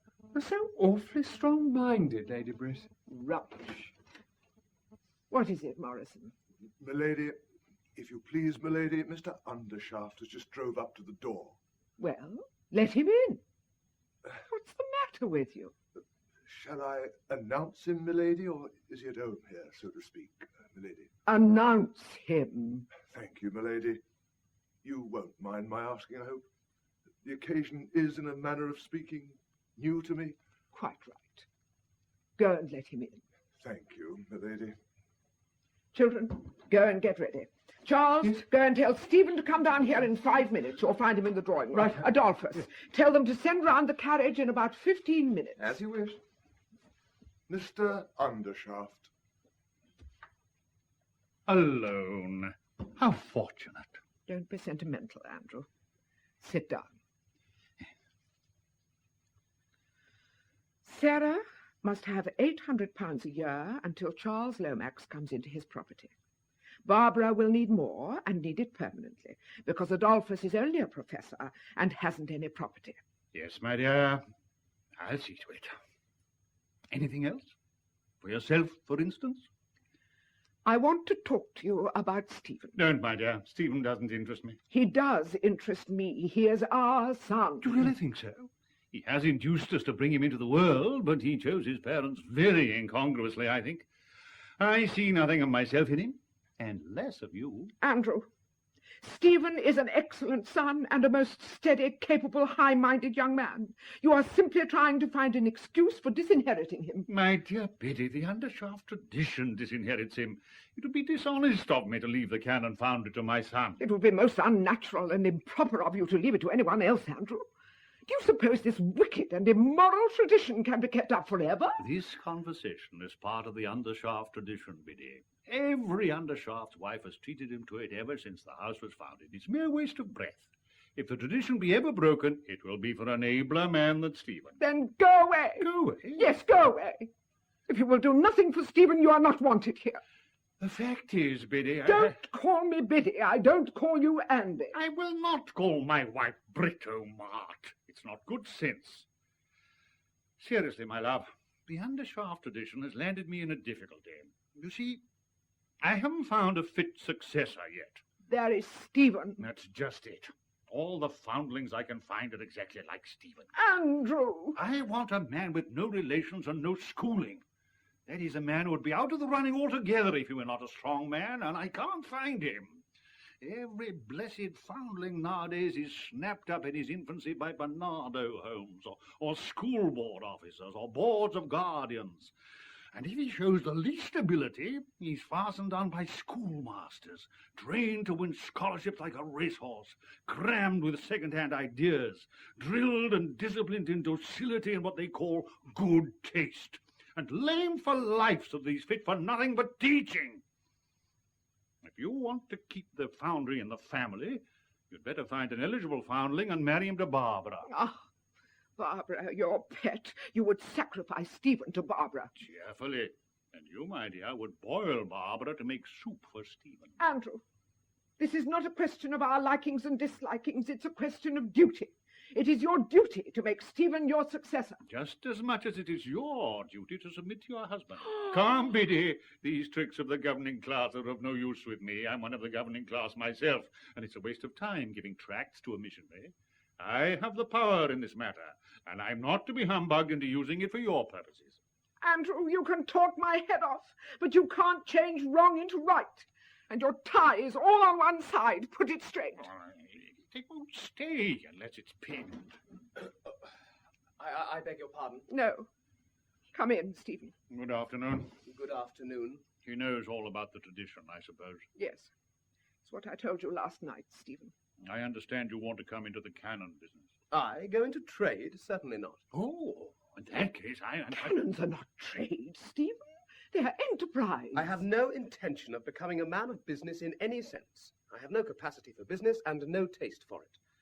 I intend to devote myself to politics. My dear boy, this is an immense relief to me. Stephen, I cannot allow you to throw away an enormous property like this. Mother, there must be an end of treating me as a child, if you please. Stephen! You see, my dear, it's only the big men who can be treated as children. I'm sorry, Mother, that you have forced me to... Yes. That's all right, Stephen. She won't interfere with you anymore. Your independence is achieved. You won your latchkey. Don't rub it in. And above all, don't apologize. I quite understand, Stephen. By all means, go your own way, if you feel strong enough. It is settled that you do not ask for the succession to the canon business. I hope it is settled that I repudiate the canon business. Come, don't be so devilishly sulky. It's boyish. Freedom should be generous. Besides, I owe you a fair start in life in exchange for disinheriting you. You can't become Prime Minister all at once.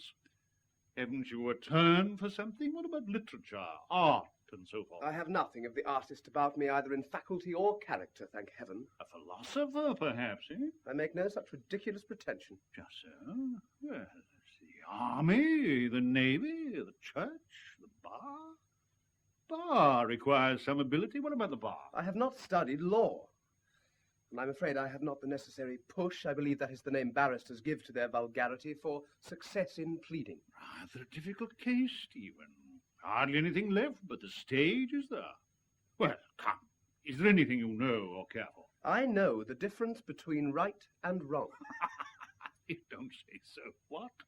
No capacity for business, no knowledge of law, no sympathy with art, no pretension to philosophy, only a simple knowledge of the secret that has puzzled all the philosophers, baffled all the lawyers, muddled all the men of business, and ruined most of the artists. The secret of right and wrong. Why, man, you're a genius, a master of masters, a god, a 24, too. You are pleased to be facetious. I pretend to nothing more than any honourable English gentleman claims as his birthright. Oh, that's everybody's birthright. You're all alike, you respectable people. You can't tell me the bursting strain of a 10-inch gun, which is a very simple matter. But you all think you can tell me the bursting strain of a man under temptation. You daren't handle high explosives, but you're all ready to handle honesty and truth and justice and the whole duty of man and kill one another at that game. What a country! What a world! What do you think he'd better do, Andrew? Oh, just what he wants to do. He knows nothing and he thinks he knows everything. That points clearly to a political career. I'm sorry, sir, that you force me to forget the respect due to you as my father. I am an Englishman, and I will not hear the government of my country insulted. The government of your country? I am the government of your country. I and Lazarus. Do you suppose that you and half a dozen amateurs like you, sitting in a row in that foolish gabble shop, can govern Undershaft and Lazarus? No, my friend, you will do what pays us. You will make war when it suits us and keep peace when it doesn't. You will find out that trade requires certain measures when we have decided on those measures. When I want anything to keep my dividends up, you will discover that my want is a national need. Really, my dear father, it is impossible to be angry with you. It is natural for you to think that money governs England, but you must allow me to think I know better. Go and get ready, Mamma. The carriage is waiting. Good day, Shelley, my dear. Good afternoon, Mr. Lomax. How do you do? Quite well after last night, Euripides? As well as can be expected. That's right. So, you're coming to see my death and devastation factory, Barbara. You came yesterday to see my salvation factory. I promised you a return visit. Are you coming, Stephen? Well, I am rather busy. Oh, well, yes, I'll come. That is, if there's room for me. I can take two with me in a little motor I'm experimenting with for field use. You won't mind it being rather unfashionable. It's not painted yet, but it's bulletproof. Oh, I say, unpainted. The carriage for me, thank you. Barbara doesn't mind what she's seen in. I say, Dolly, old chap, do you really mind the car being a guy? Because, of course, if you do, I'll go in it. I prefer it. Thanks awfully, old man. Come, my Ernest. Barbara, why are we two coming to this works department of hell? That is what I ask myself. I've always thought of it as a sort of pit where lost creatures with blackened faces stirred up smoky fires and were driven and tormented by my father. Is it like that, Dad? My dear, it's a spotlessly clean and beautiful hillside town. With a Methodist chapel? Oh, do say there's a Methodist chapel. There are two. There's even an ethical society, but it's not much patronized, as my men are all strongly religious. In the high explosive sheds, they object to the presence of agnostics as unsafe. And yet they don't object to you. Do they obey all your orders? I never give them any orders. But Jones has to be kept in order. How do you maintain discipline among your men? I don't. They do. Every man of them keeps the man just below him in his place. I don't say, mind you, there's no ordering about and snubbing and even bullying. The assistant engineers find fault with the foreman. The chief engineers drop on the assistants. And the clerks have tall hats and hymn books and keep up the social tone by refusing to associate on equal terms with anybody. The result is a colossal profit, which comes to me. You really are well, what I was saying yesterday. What was he saying yesterday? Never mind, my dear. He thinks I've made you unhappy. Have I? Do you think I can be happy in this vulgar, silly dress? I, who worn the uniform? Do you understand what you've done to me? Yesterday, I had a man's soul in my hand. I set him in the way of life with his face to salvation. But when we took your money, he turned back to drunkenness and derision. I'll never forgive you for that. If I had a child and you destroyed its body with your explosives, if you murdered Dolly with your horrible guns, I could forgive you if my forgiveness would open the gates of heaven to you. Oh, but to take a human soul from me and turn it into the soul of a wolf, that is worse than any murder. Does my daughter despair so easily? Can you strike a man to the heart and leave no mark on him? You're right. He can never be lost now. Where was my faith? Oh, clever, clever devil. Oh, you may be a devil, but God speaks through you sometimes. Oh, you've given me back my happiness. I feel it deep down now, though my spirit is troubled. You have learned something. That always feels at first as if you had lost something. Well, take me to the factory of death and let me learn something more. There must be some truth or other behind all this frightful irony. Come, Dolly. My guardian angel. Avaunt, Lucifer. You must not mind Cousin's father. He's a very amiable, good fellow, but he's a Greek scholar and naturally a little eccentric. Ah, quite so. Thank you, Stephen. Thank you.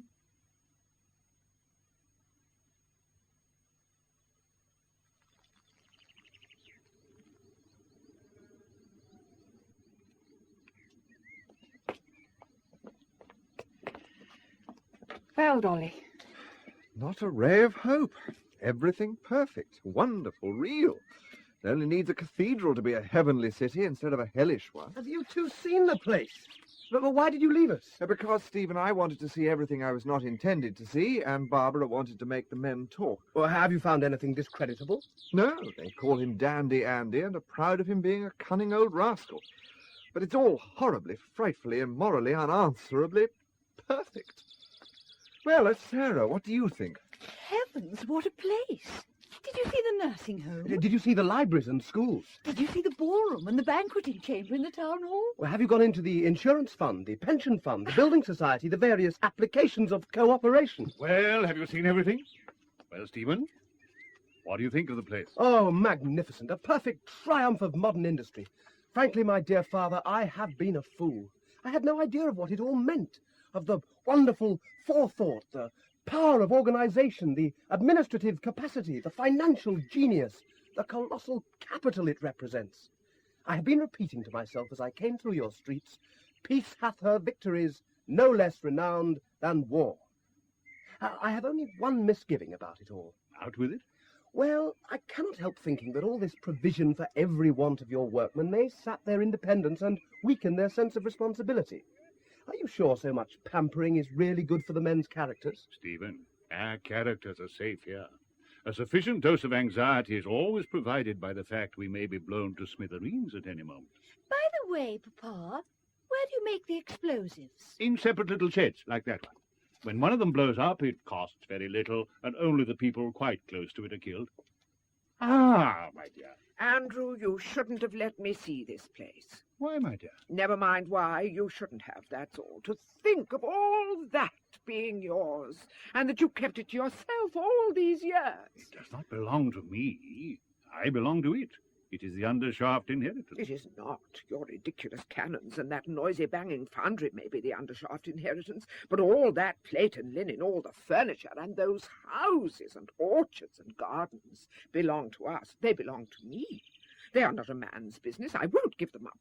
You must be out of your senses to throw them all away, and if you persist in such folly, I will call in a doctor. Where did you get the flowers, my dear? Your men presented them to me in your William Morris Labour Church. Oh, it needed only that, a Labour church. Yes, with Morris's words in mosaic letters 10 feet high round the dome. No man is good enough to be another man's master. The cynicism of it. It shocked the men at first, I'm afraid. But now they take no more notice of it than of the 10 Commandments. Andrew, you are trying to put me off the subject of the inheritance by profane jokes. Well, you shan't. I don't ask it any longer for Stephen. He has inherited far too much of your perversity to be fit for it. Why should not Adolphus succeed to the inheritance? I could manage the town for him, and he can look after the cannons, if they're really necessary. I should ask nothing better if Adolphus were a foundling. He's exactly the sort of new blood that's wanted in English business. But he's not a foundling, and there's an end of it. Not quite. I think, mind, I'm not committing myself in any way as to my future course, but I think the foundling difficulty can be got over. What do you mean? Well, I have something to say which is in the nature of a confession. Confession? Yes, a confession. Until I met Barbara, I thought myself in the main an honourable, truthful man because I wanted the approval of my conscience more than I wanted anything else. But the moment I saw Barbara, I wanted her far more than the approval of my conscience. Adolphus! It is true. You accuse me yourself, Lady Britt, of joining the army to worship Barbara, and so I did. She bought my soul like a flower at a street corner, but she bought it for herself. What? Not for Dionysus or another? Dionysus and all the others are in herself. I adored what was divine in her, and was therefore a true worshipper, but I was romantic about her, too. I thought she was a woman of the people, and that a marriage with a professor of Greek would be far beyond the wildest social ambitions of her rank. Adolphus! Oh, sir. When I learnt the horrible truth... What do you mean by the horrible truth, pray? That she was enormously rich, that her grandfather was an earl, that her father was the Prince of Darkness, that I was only an adventurer trying to catch a rich wife. Then I stooped to deceive her about my birth. Dolly, your birth? Now, Adolphus, don't dare to make up a wicked story for the sake of these wretched cannons. Remember, I have seen photographs of your parents, and the Agent General for Southwestern Australia knows them personally and has assured me that they are the most respectable married people. So they are, in Australia. But here they are outcasts. Their marriage is legal in Australia, but not in England. My mother is my father's deceased wife's sister, and in this island I am consequently a foundling. Oh, silly. Is the subterfuge good enough, Machiavelli? It is. This may be a way out of the difficulty. Stuff. A man can't make cannons any the better for being his own cousin instead of his proper self. You're an educated man. That's against the tradition. For once in 10,000 times it happens that the schoolboy is a born master of what they try to teach him. Greek has not destroyed my mind, it has nourished it. But besides, I did not learn it at an English public school. Well, I can't afford to be too particular. You're eligible, Euripides, you're eligible. Dolly, yesterday morning when Stephen told us all about the tradition, you became very silent, and you've been strange and excited ever since. Were you thinking of your birth then? When the finger of destiny suddenly points at a man in the middle of his breakfast, it makes him thoughtful. You know that you'll have to change your name. Do you object to that? Would any man named Adolphus, any man named Dolly, object to be called something else? Good. Now, as to money, I propose to treat you handsomely from the beginning. You shall start at 1,000 a year. 1,000? You dare offer a miserable 1,000 to the son-in-law of a millionaire? No, by heavens, Machiavelli, you shall not cheat me. You cannot do without me, and I can do without you.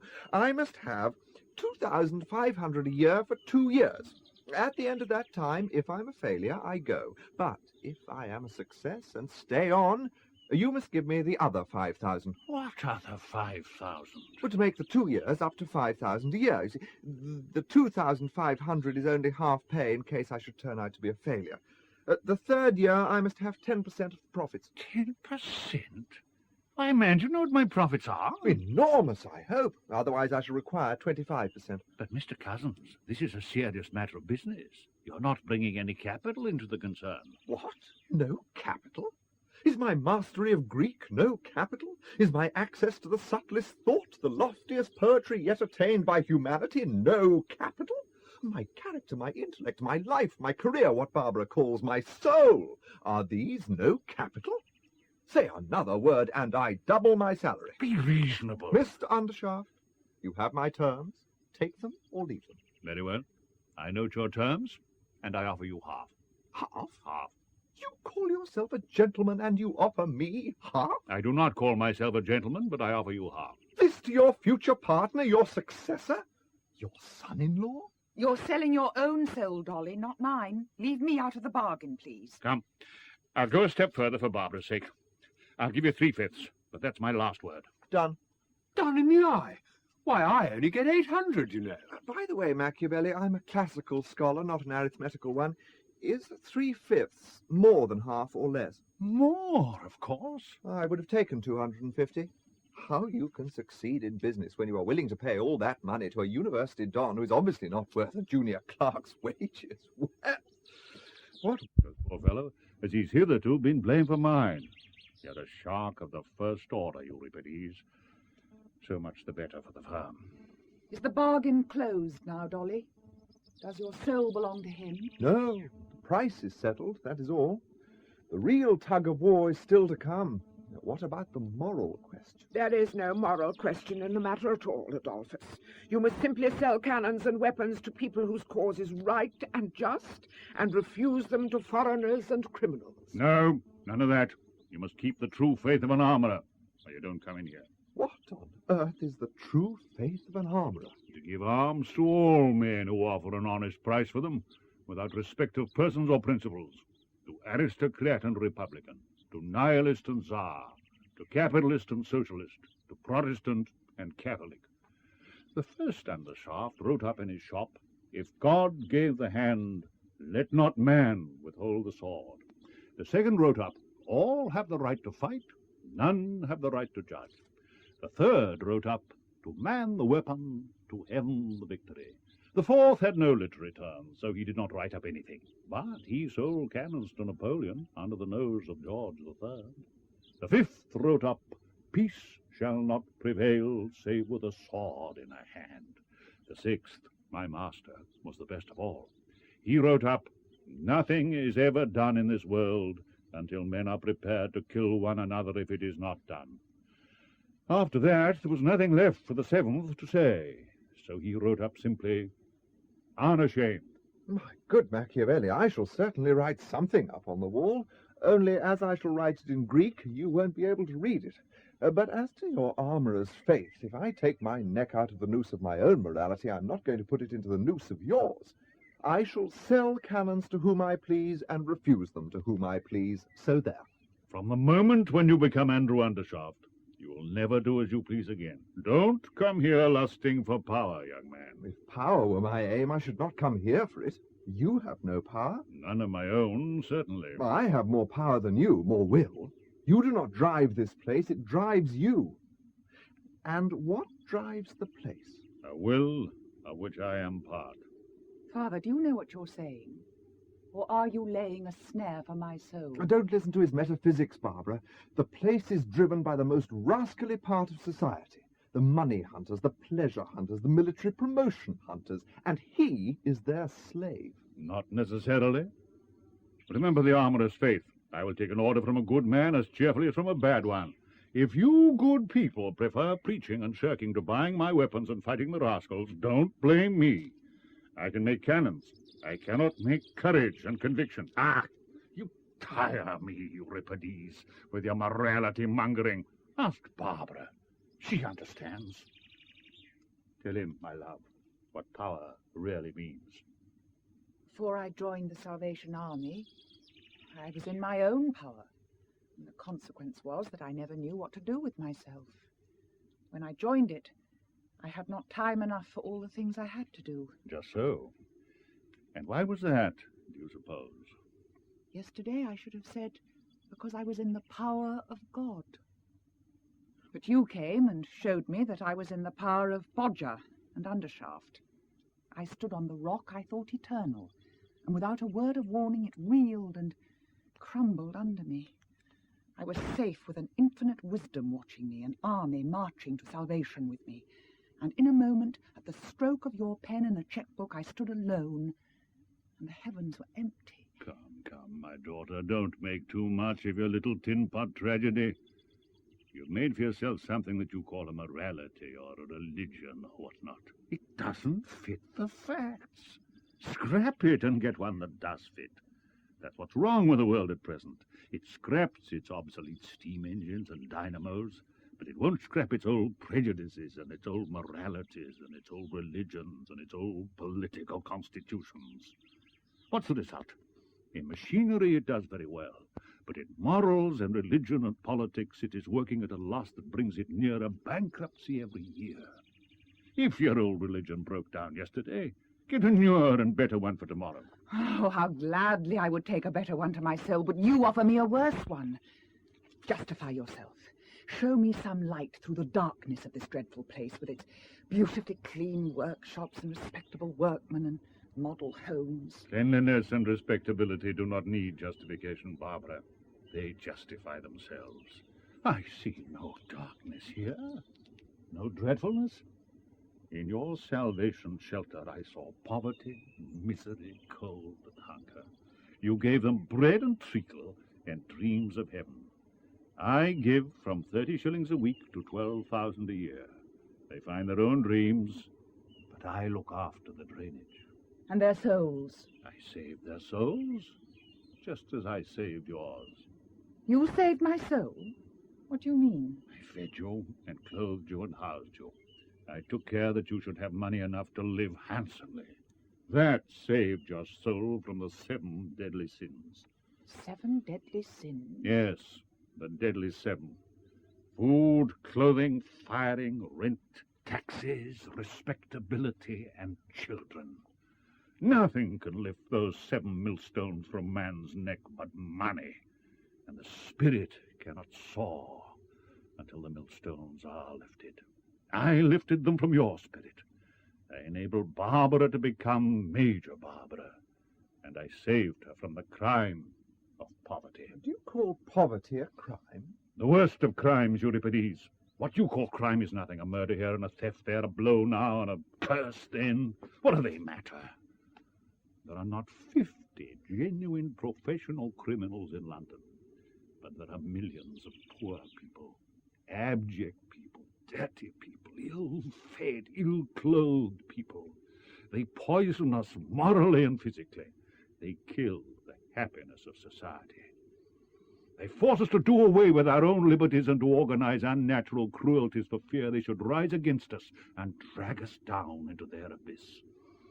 Only fools fear crime. We all fear poverty. Now, you talk of your half-saved ruffian in West Ham. You accuse me of dragging his soul back to perdition. Well, bring him to me here, and I will drag his soul back again to salvation for you. Not by words and dreams, but by 38 shillings a week, a sound house in a handsome street, and a permanent job. It's cheap work, converting starving men with a Bible in one hand and a slice of bread in the other. I will undertake to convert West Ham to Mohammedanism on the same terms. Try your hand on my men. Their souls are hungry because their bodies are full. And leave the East End to starve. I was an East Ender. I moralized and starved until one day I swore that I would be a full-fed, free man at all costs, that nothing should stop me except a bullet. I was a dangerous man until I had my will. Now I am a useful, beneficent, kindly person. That's the history of most self-made millionaires, I fancy. When it is the history of every Englishman, we shall have an England worth living in. Stop making speeches, Andrew. This is not the place for them. My dear, I have no other means of conveying my ideas. Your ideas are nonsense. You got on because you were selfish and unscrupulous. Not at all. I had the strongest scruples about poverty and starvation. Your moralists are quite unscrupulous about both. They make virtues of them. And let me tell you this. Poverty and slavery have stood up for centuries to your sermons and leading articles. They'll not stand up to my machine guns. Don't preach at them. Don't reason with them. Kill them. Killing. Is that your remedy for everything? It is the final test of conviction. The only lever strong enough to overturn a social system. The only way of saying must.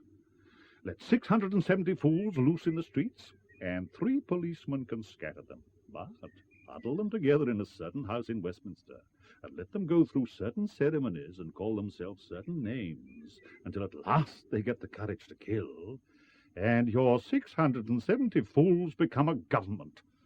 Your pious mob fills up ballot papers and imagines it is governing its masters.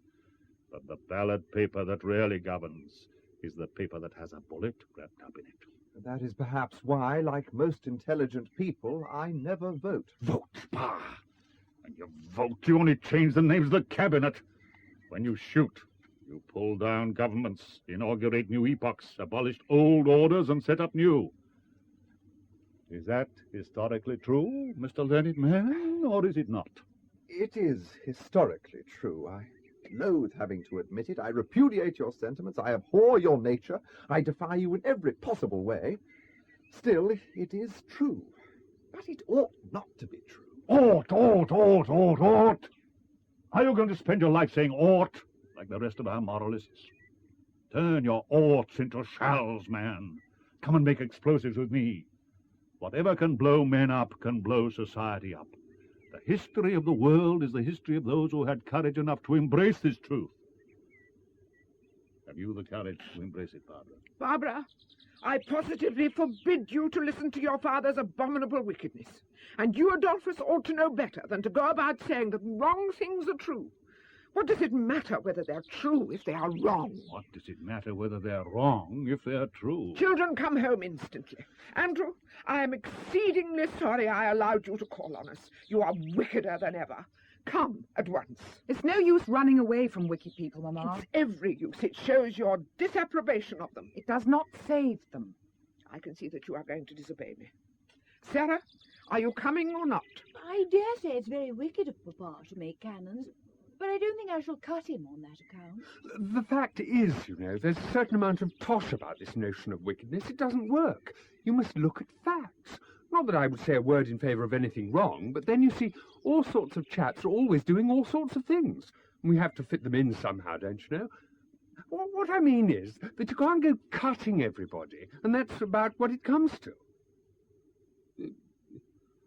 Perhaps I don't make myself clear. You are lucidity itself, Charles.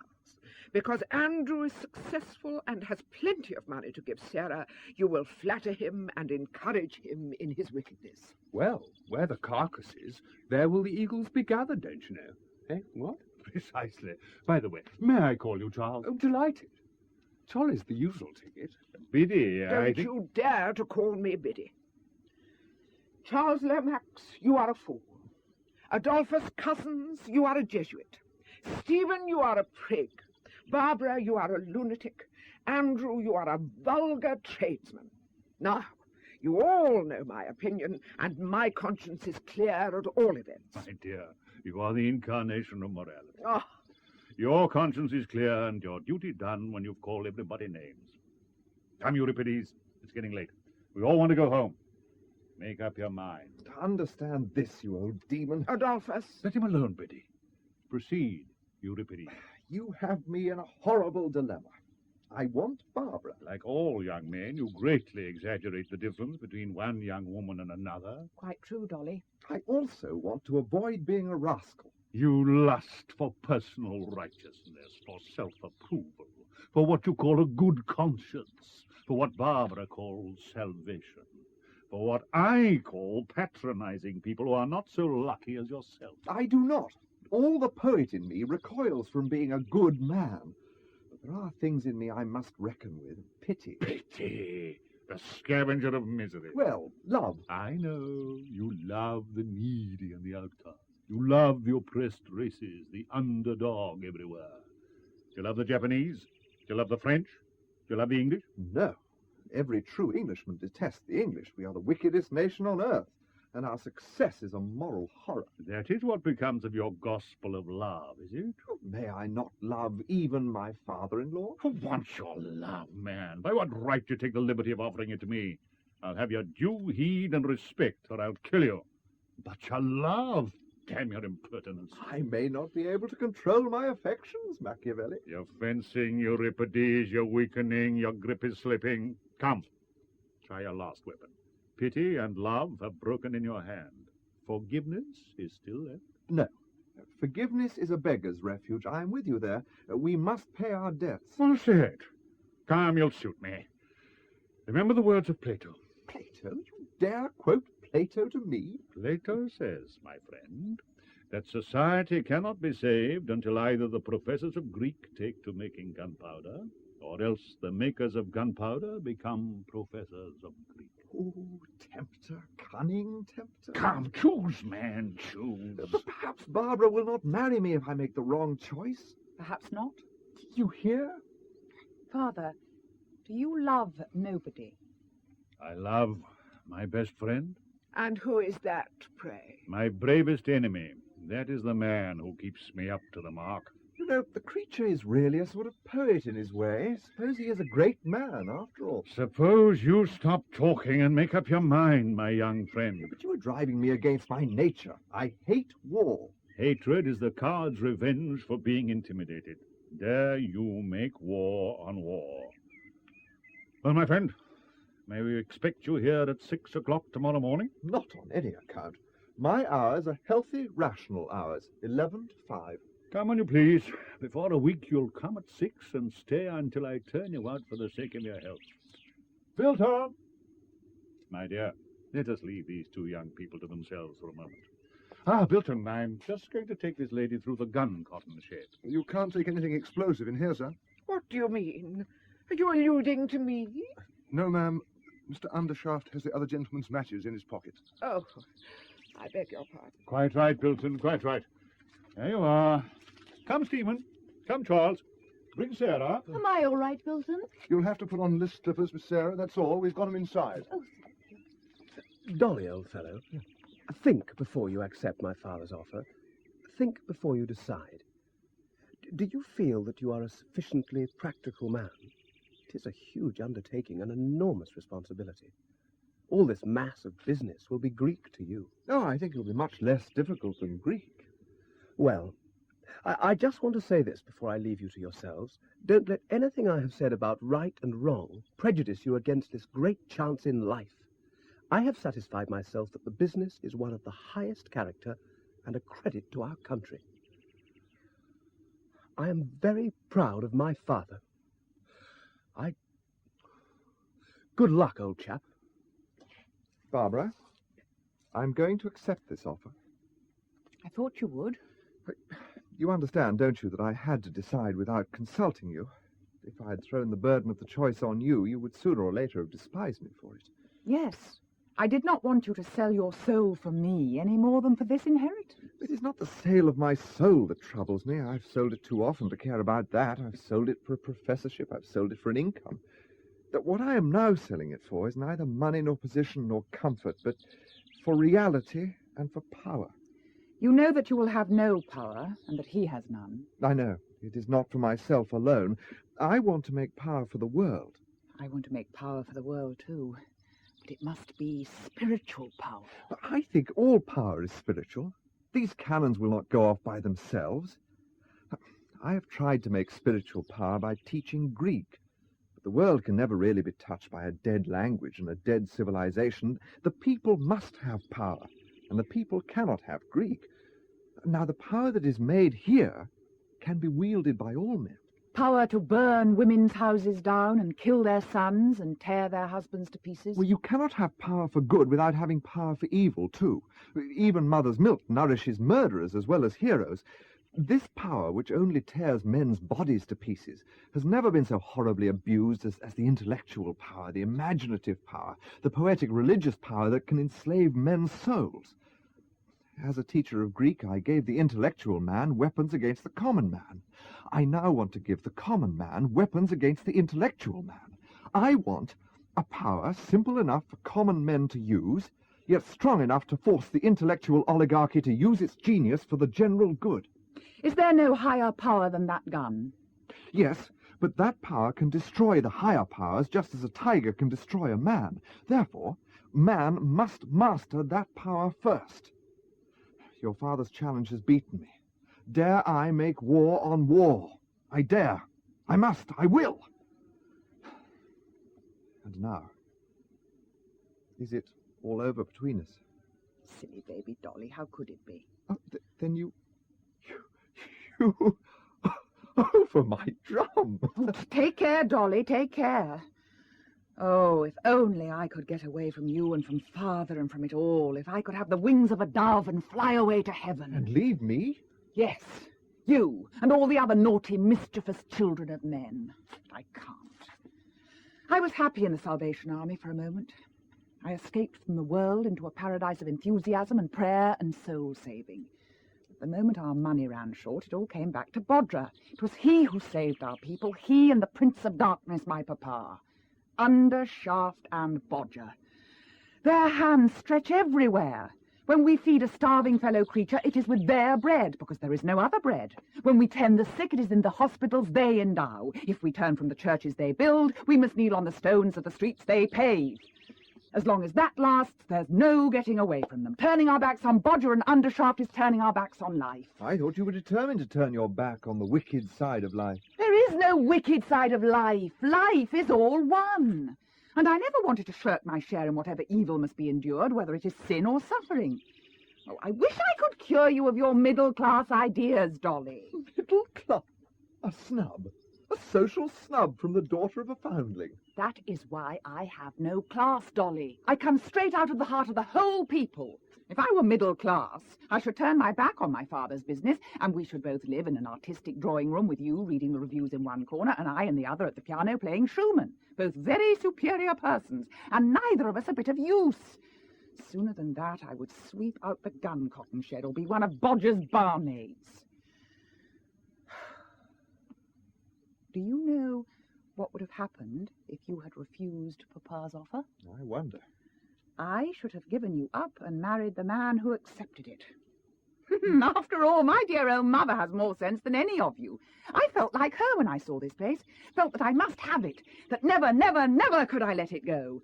Only she thought it was the houses and the kitchen ranges and the linen and the china, when it was really all the human souls to be saved. Not weak souls in starved bodies sobbing with gratitude for a scrap of bread and treacle, but full-fed, quarrelsome, snobbish, uppish creatures, all standing on their little rights and dignities and thinking that my father ought to be greatly obliged to them for making so much money for him, and so he ought. That is where salvation is really wanted. My father shall never throw it in my teeth again that my converts were bribed with bread. I have got rid of the bribe of bread. I have got rid of the bribe of heaven. Let God's work be done for its own sake. The work he had to create us to do because it cannot be done except by living men and women. When I die, let him be in my debt, not I in his, and let me forgive him as becomes a woman of my rank. Then the way of life lies through the factory of death. Yes, through the raising of hell to heaven and of man to God, through the unveiling of an eternal light in the valley of the shadow. Oh, did you think my courage would never come back? Did you believe that I was a deserter? That I, who have stood in the streets and taken my people to my heart and talked of the holiest and greatest things with them, could ever turn back and chatter foolishly to fashionable people about nothing in a drawing room? Never, never, never, never, never. Major Barbara will die with the colours. Oh, and I have my dear little Dolly boy still, and he has found me my place and my work. Glory, alleluia. Oh, my dearest, consider my delicate health. I cannot stand as much happiness as you can. Yes, it's not easy work being in love with me, is it? But it's good for you. Mamma! Mamma! Oh, Father, there you are. I want Mamma. She's taking off her list slippers, dear. Well, what does she say? She's gone right up into the sky. Oh, Mamma, Mamma. Oh, Barbara, when will you learn to be independent and to act and think for yourself? I know as well as possible what that cry of Mamma, Mamma means. Always running to me. Pip, Pip. How dare you say Pip, Pip to me, Sarah?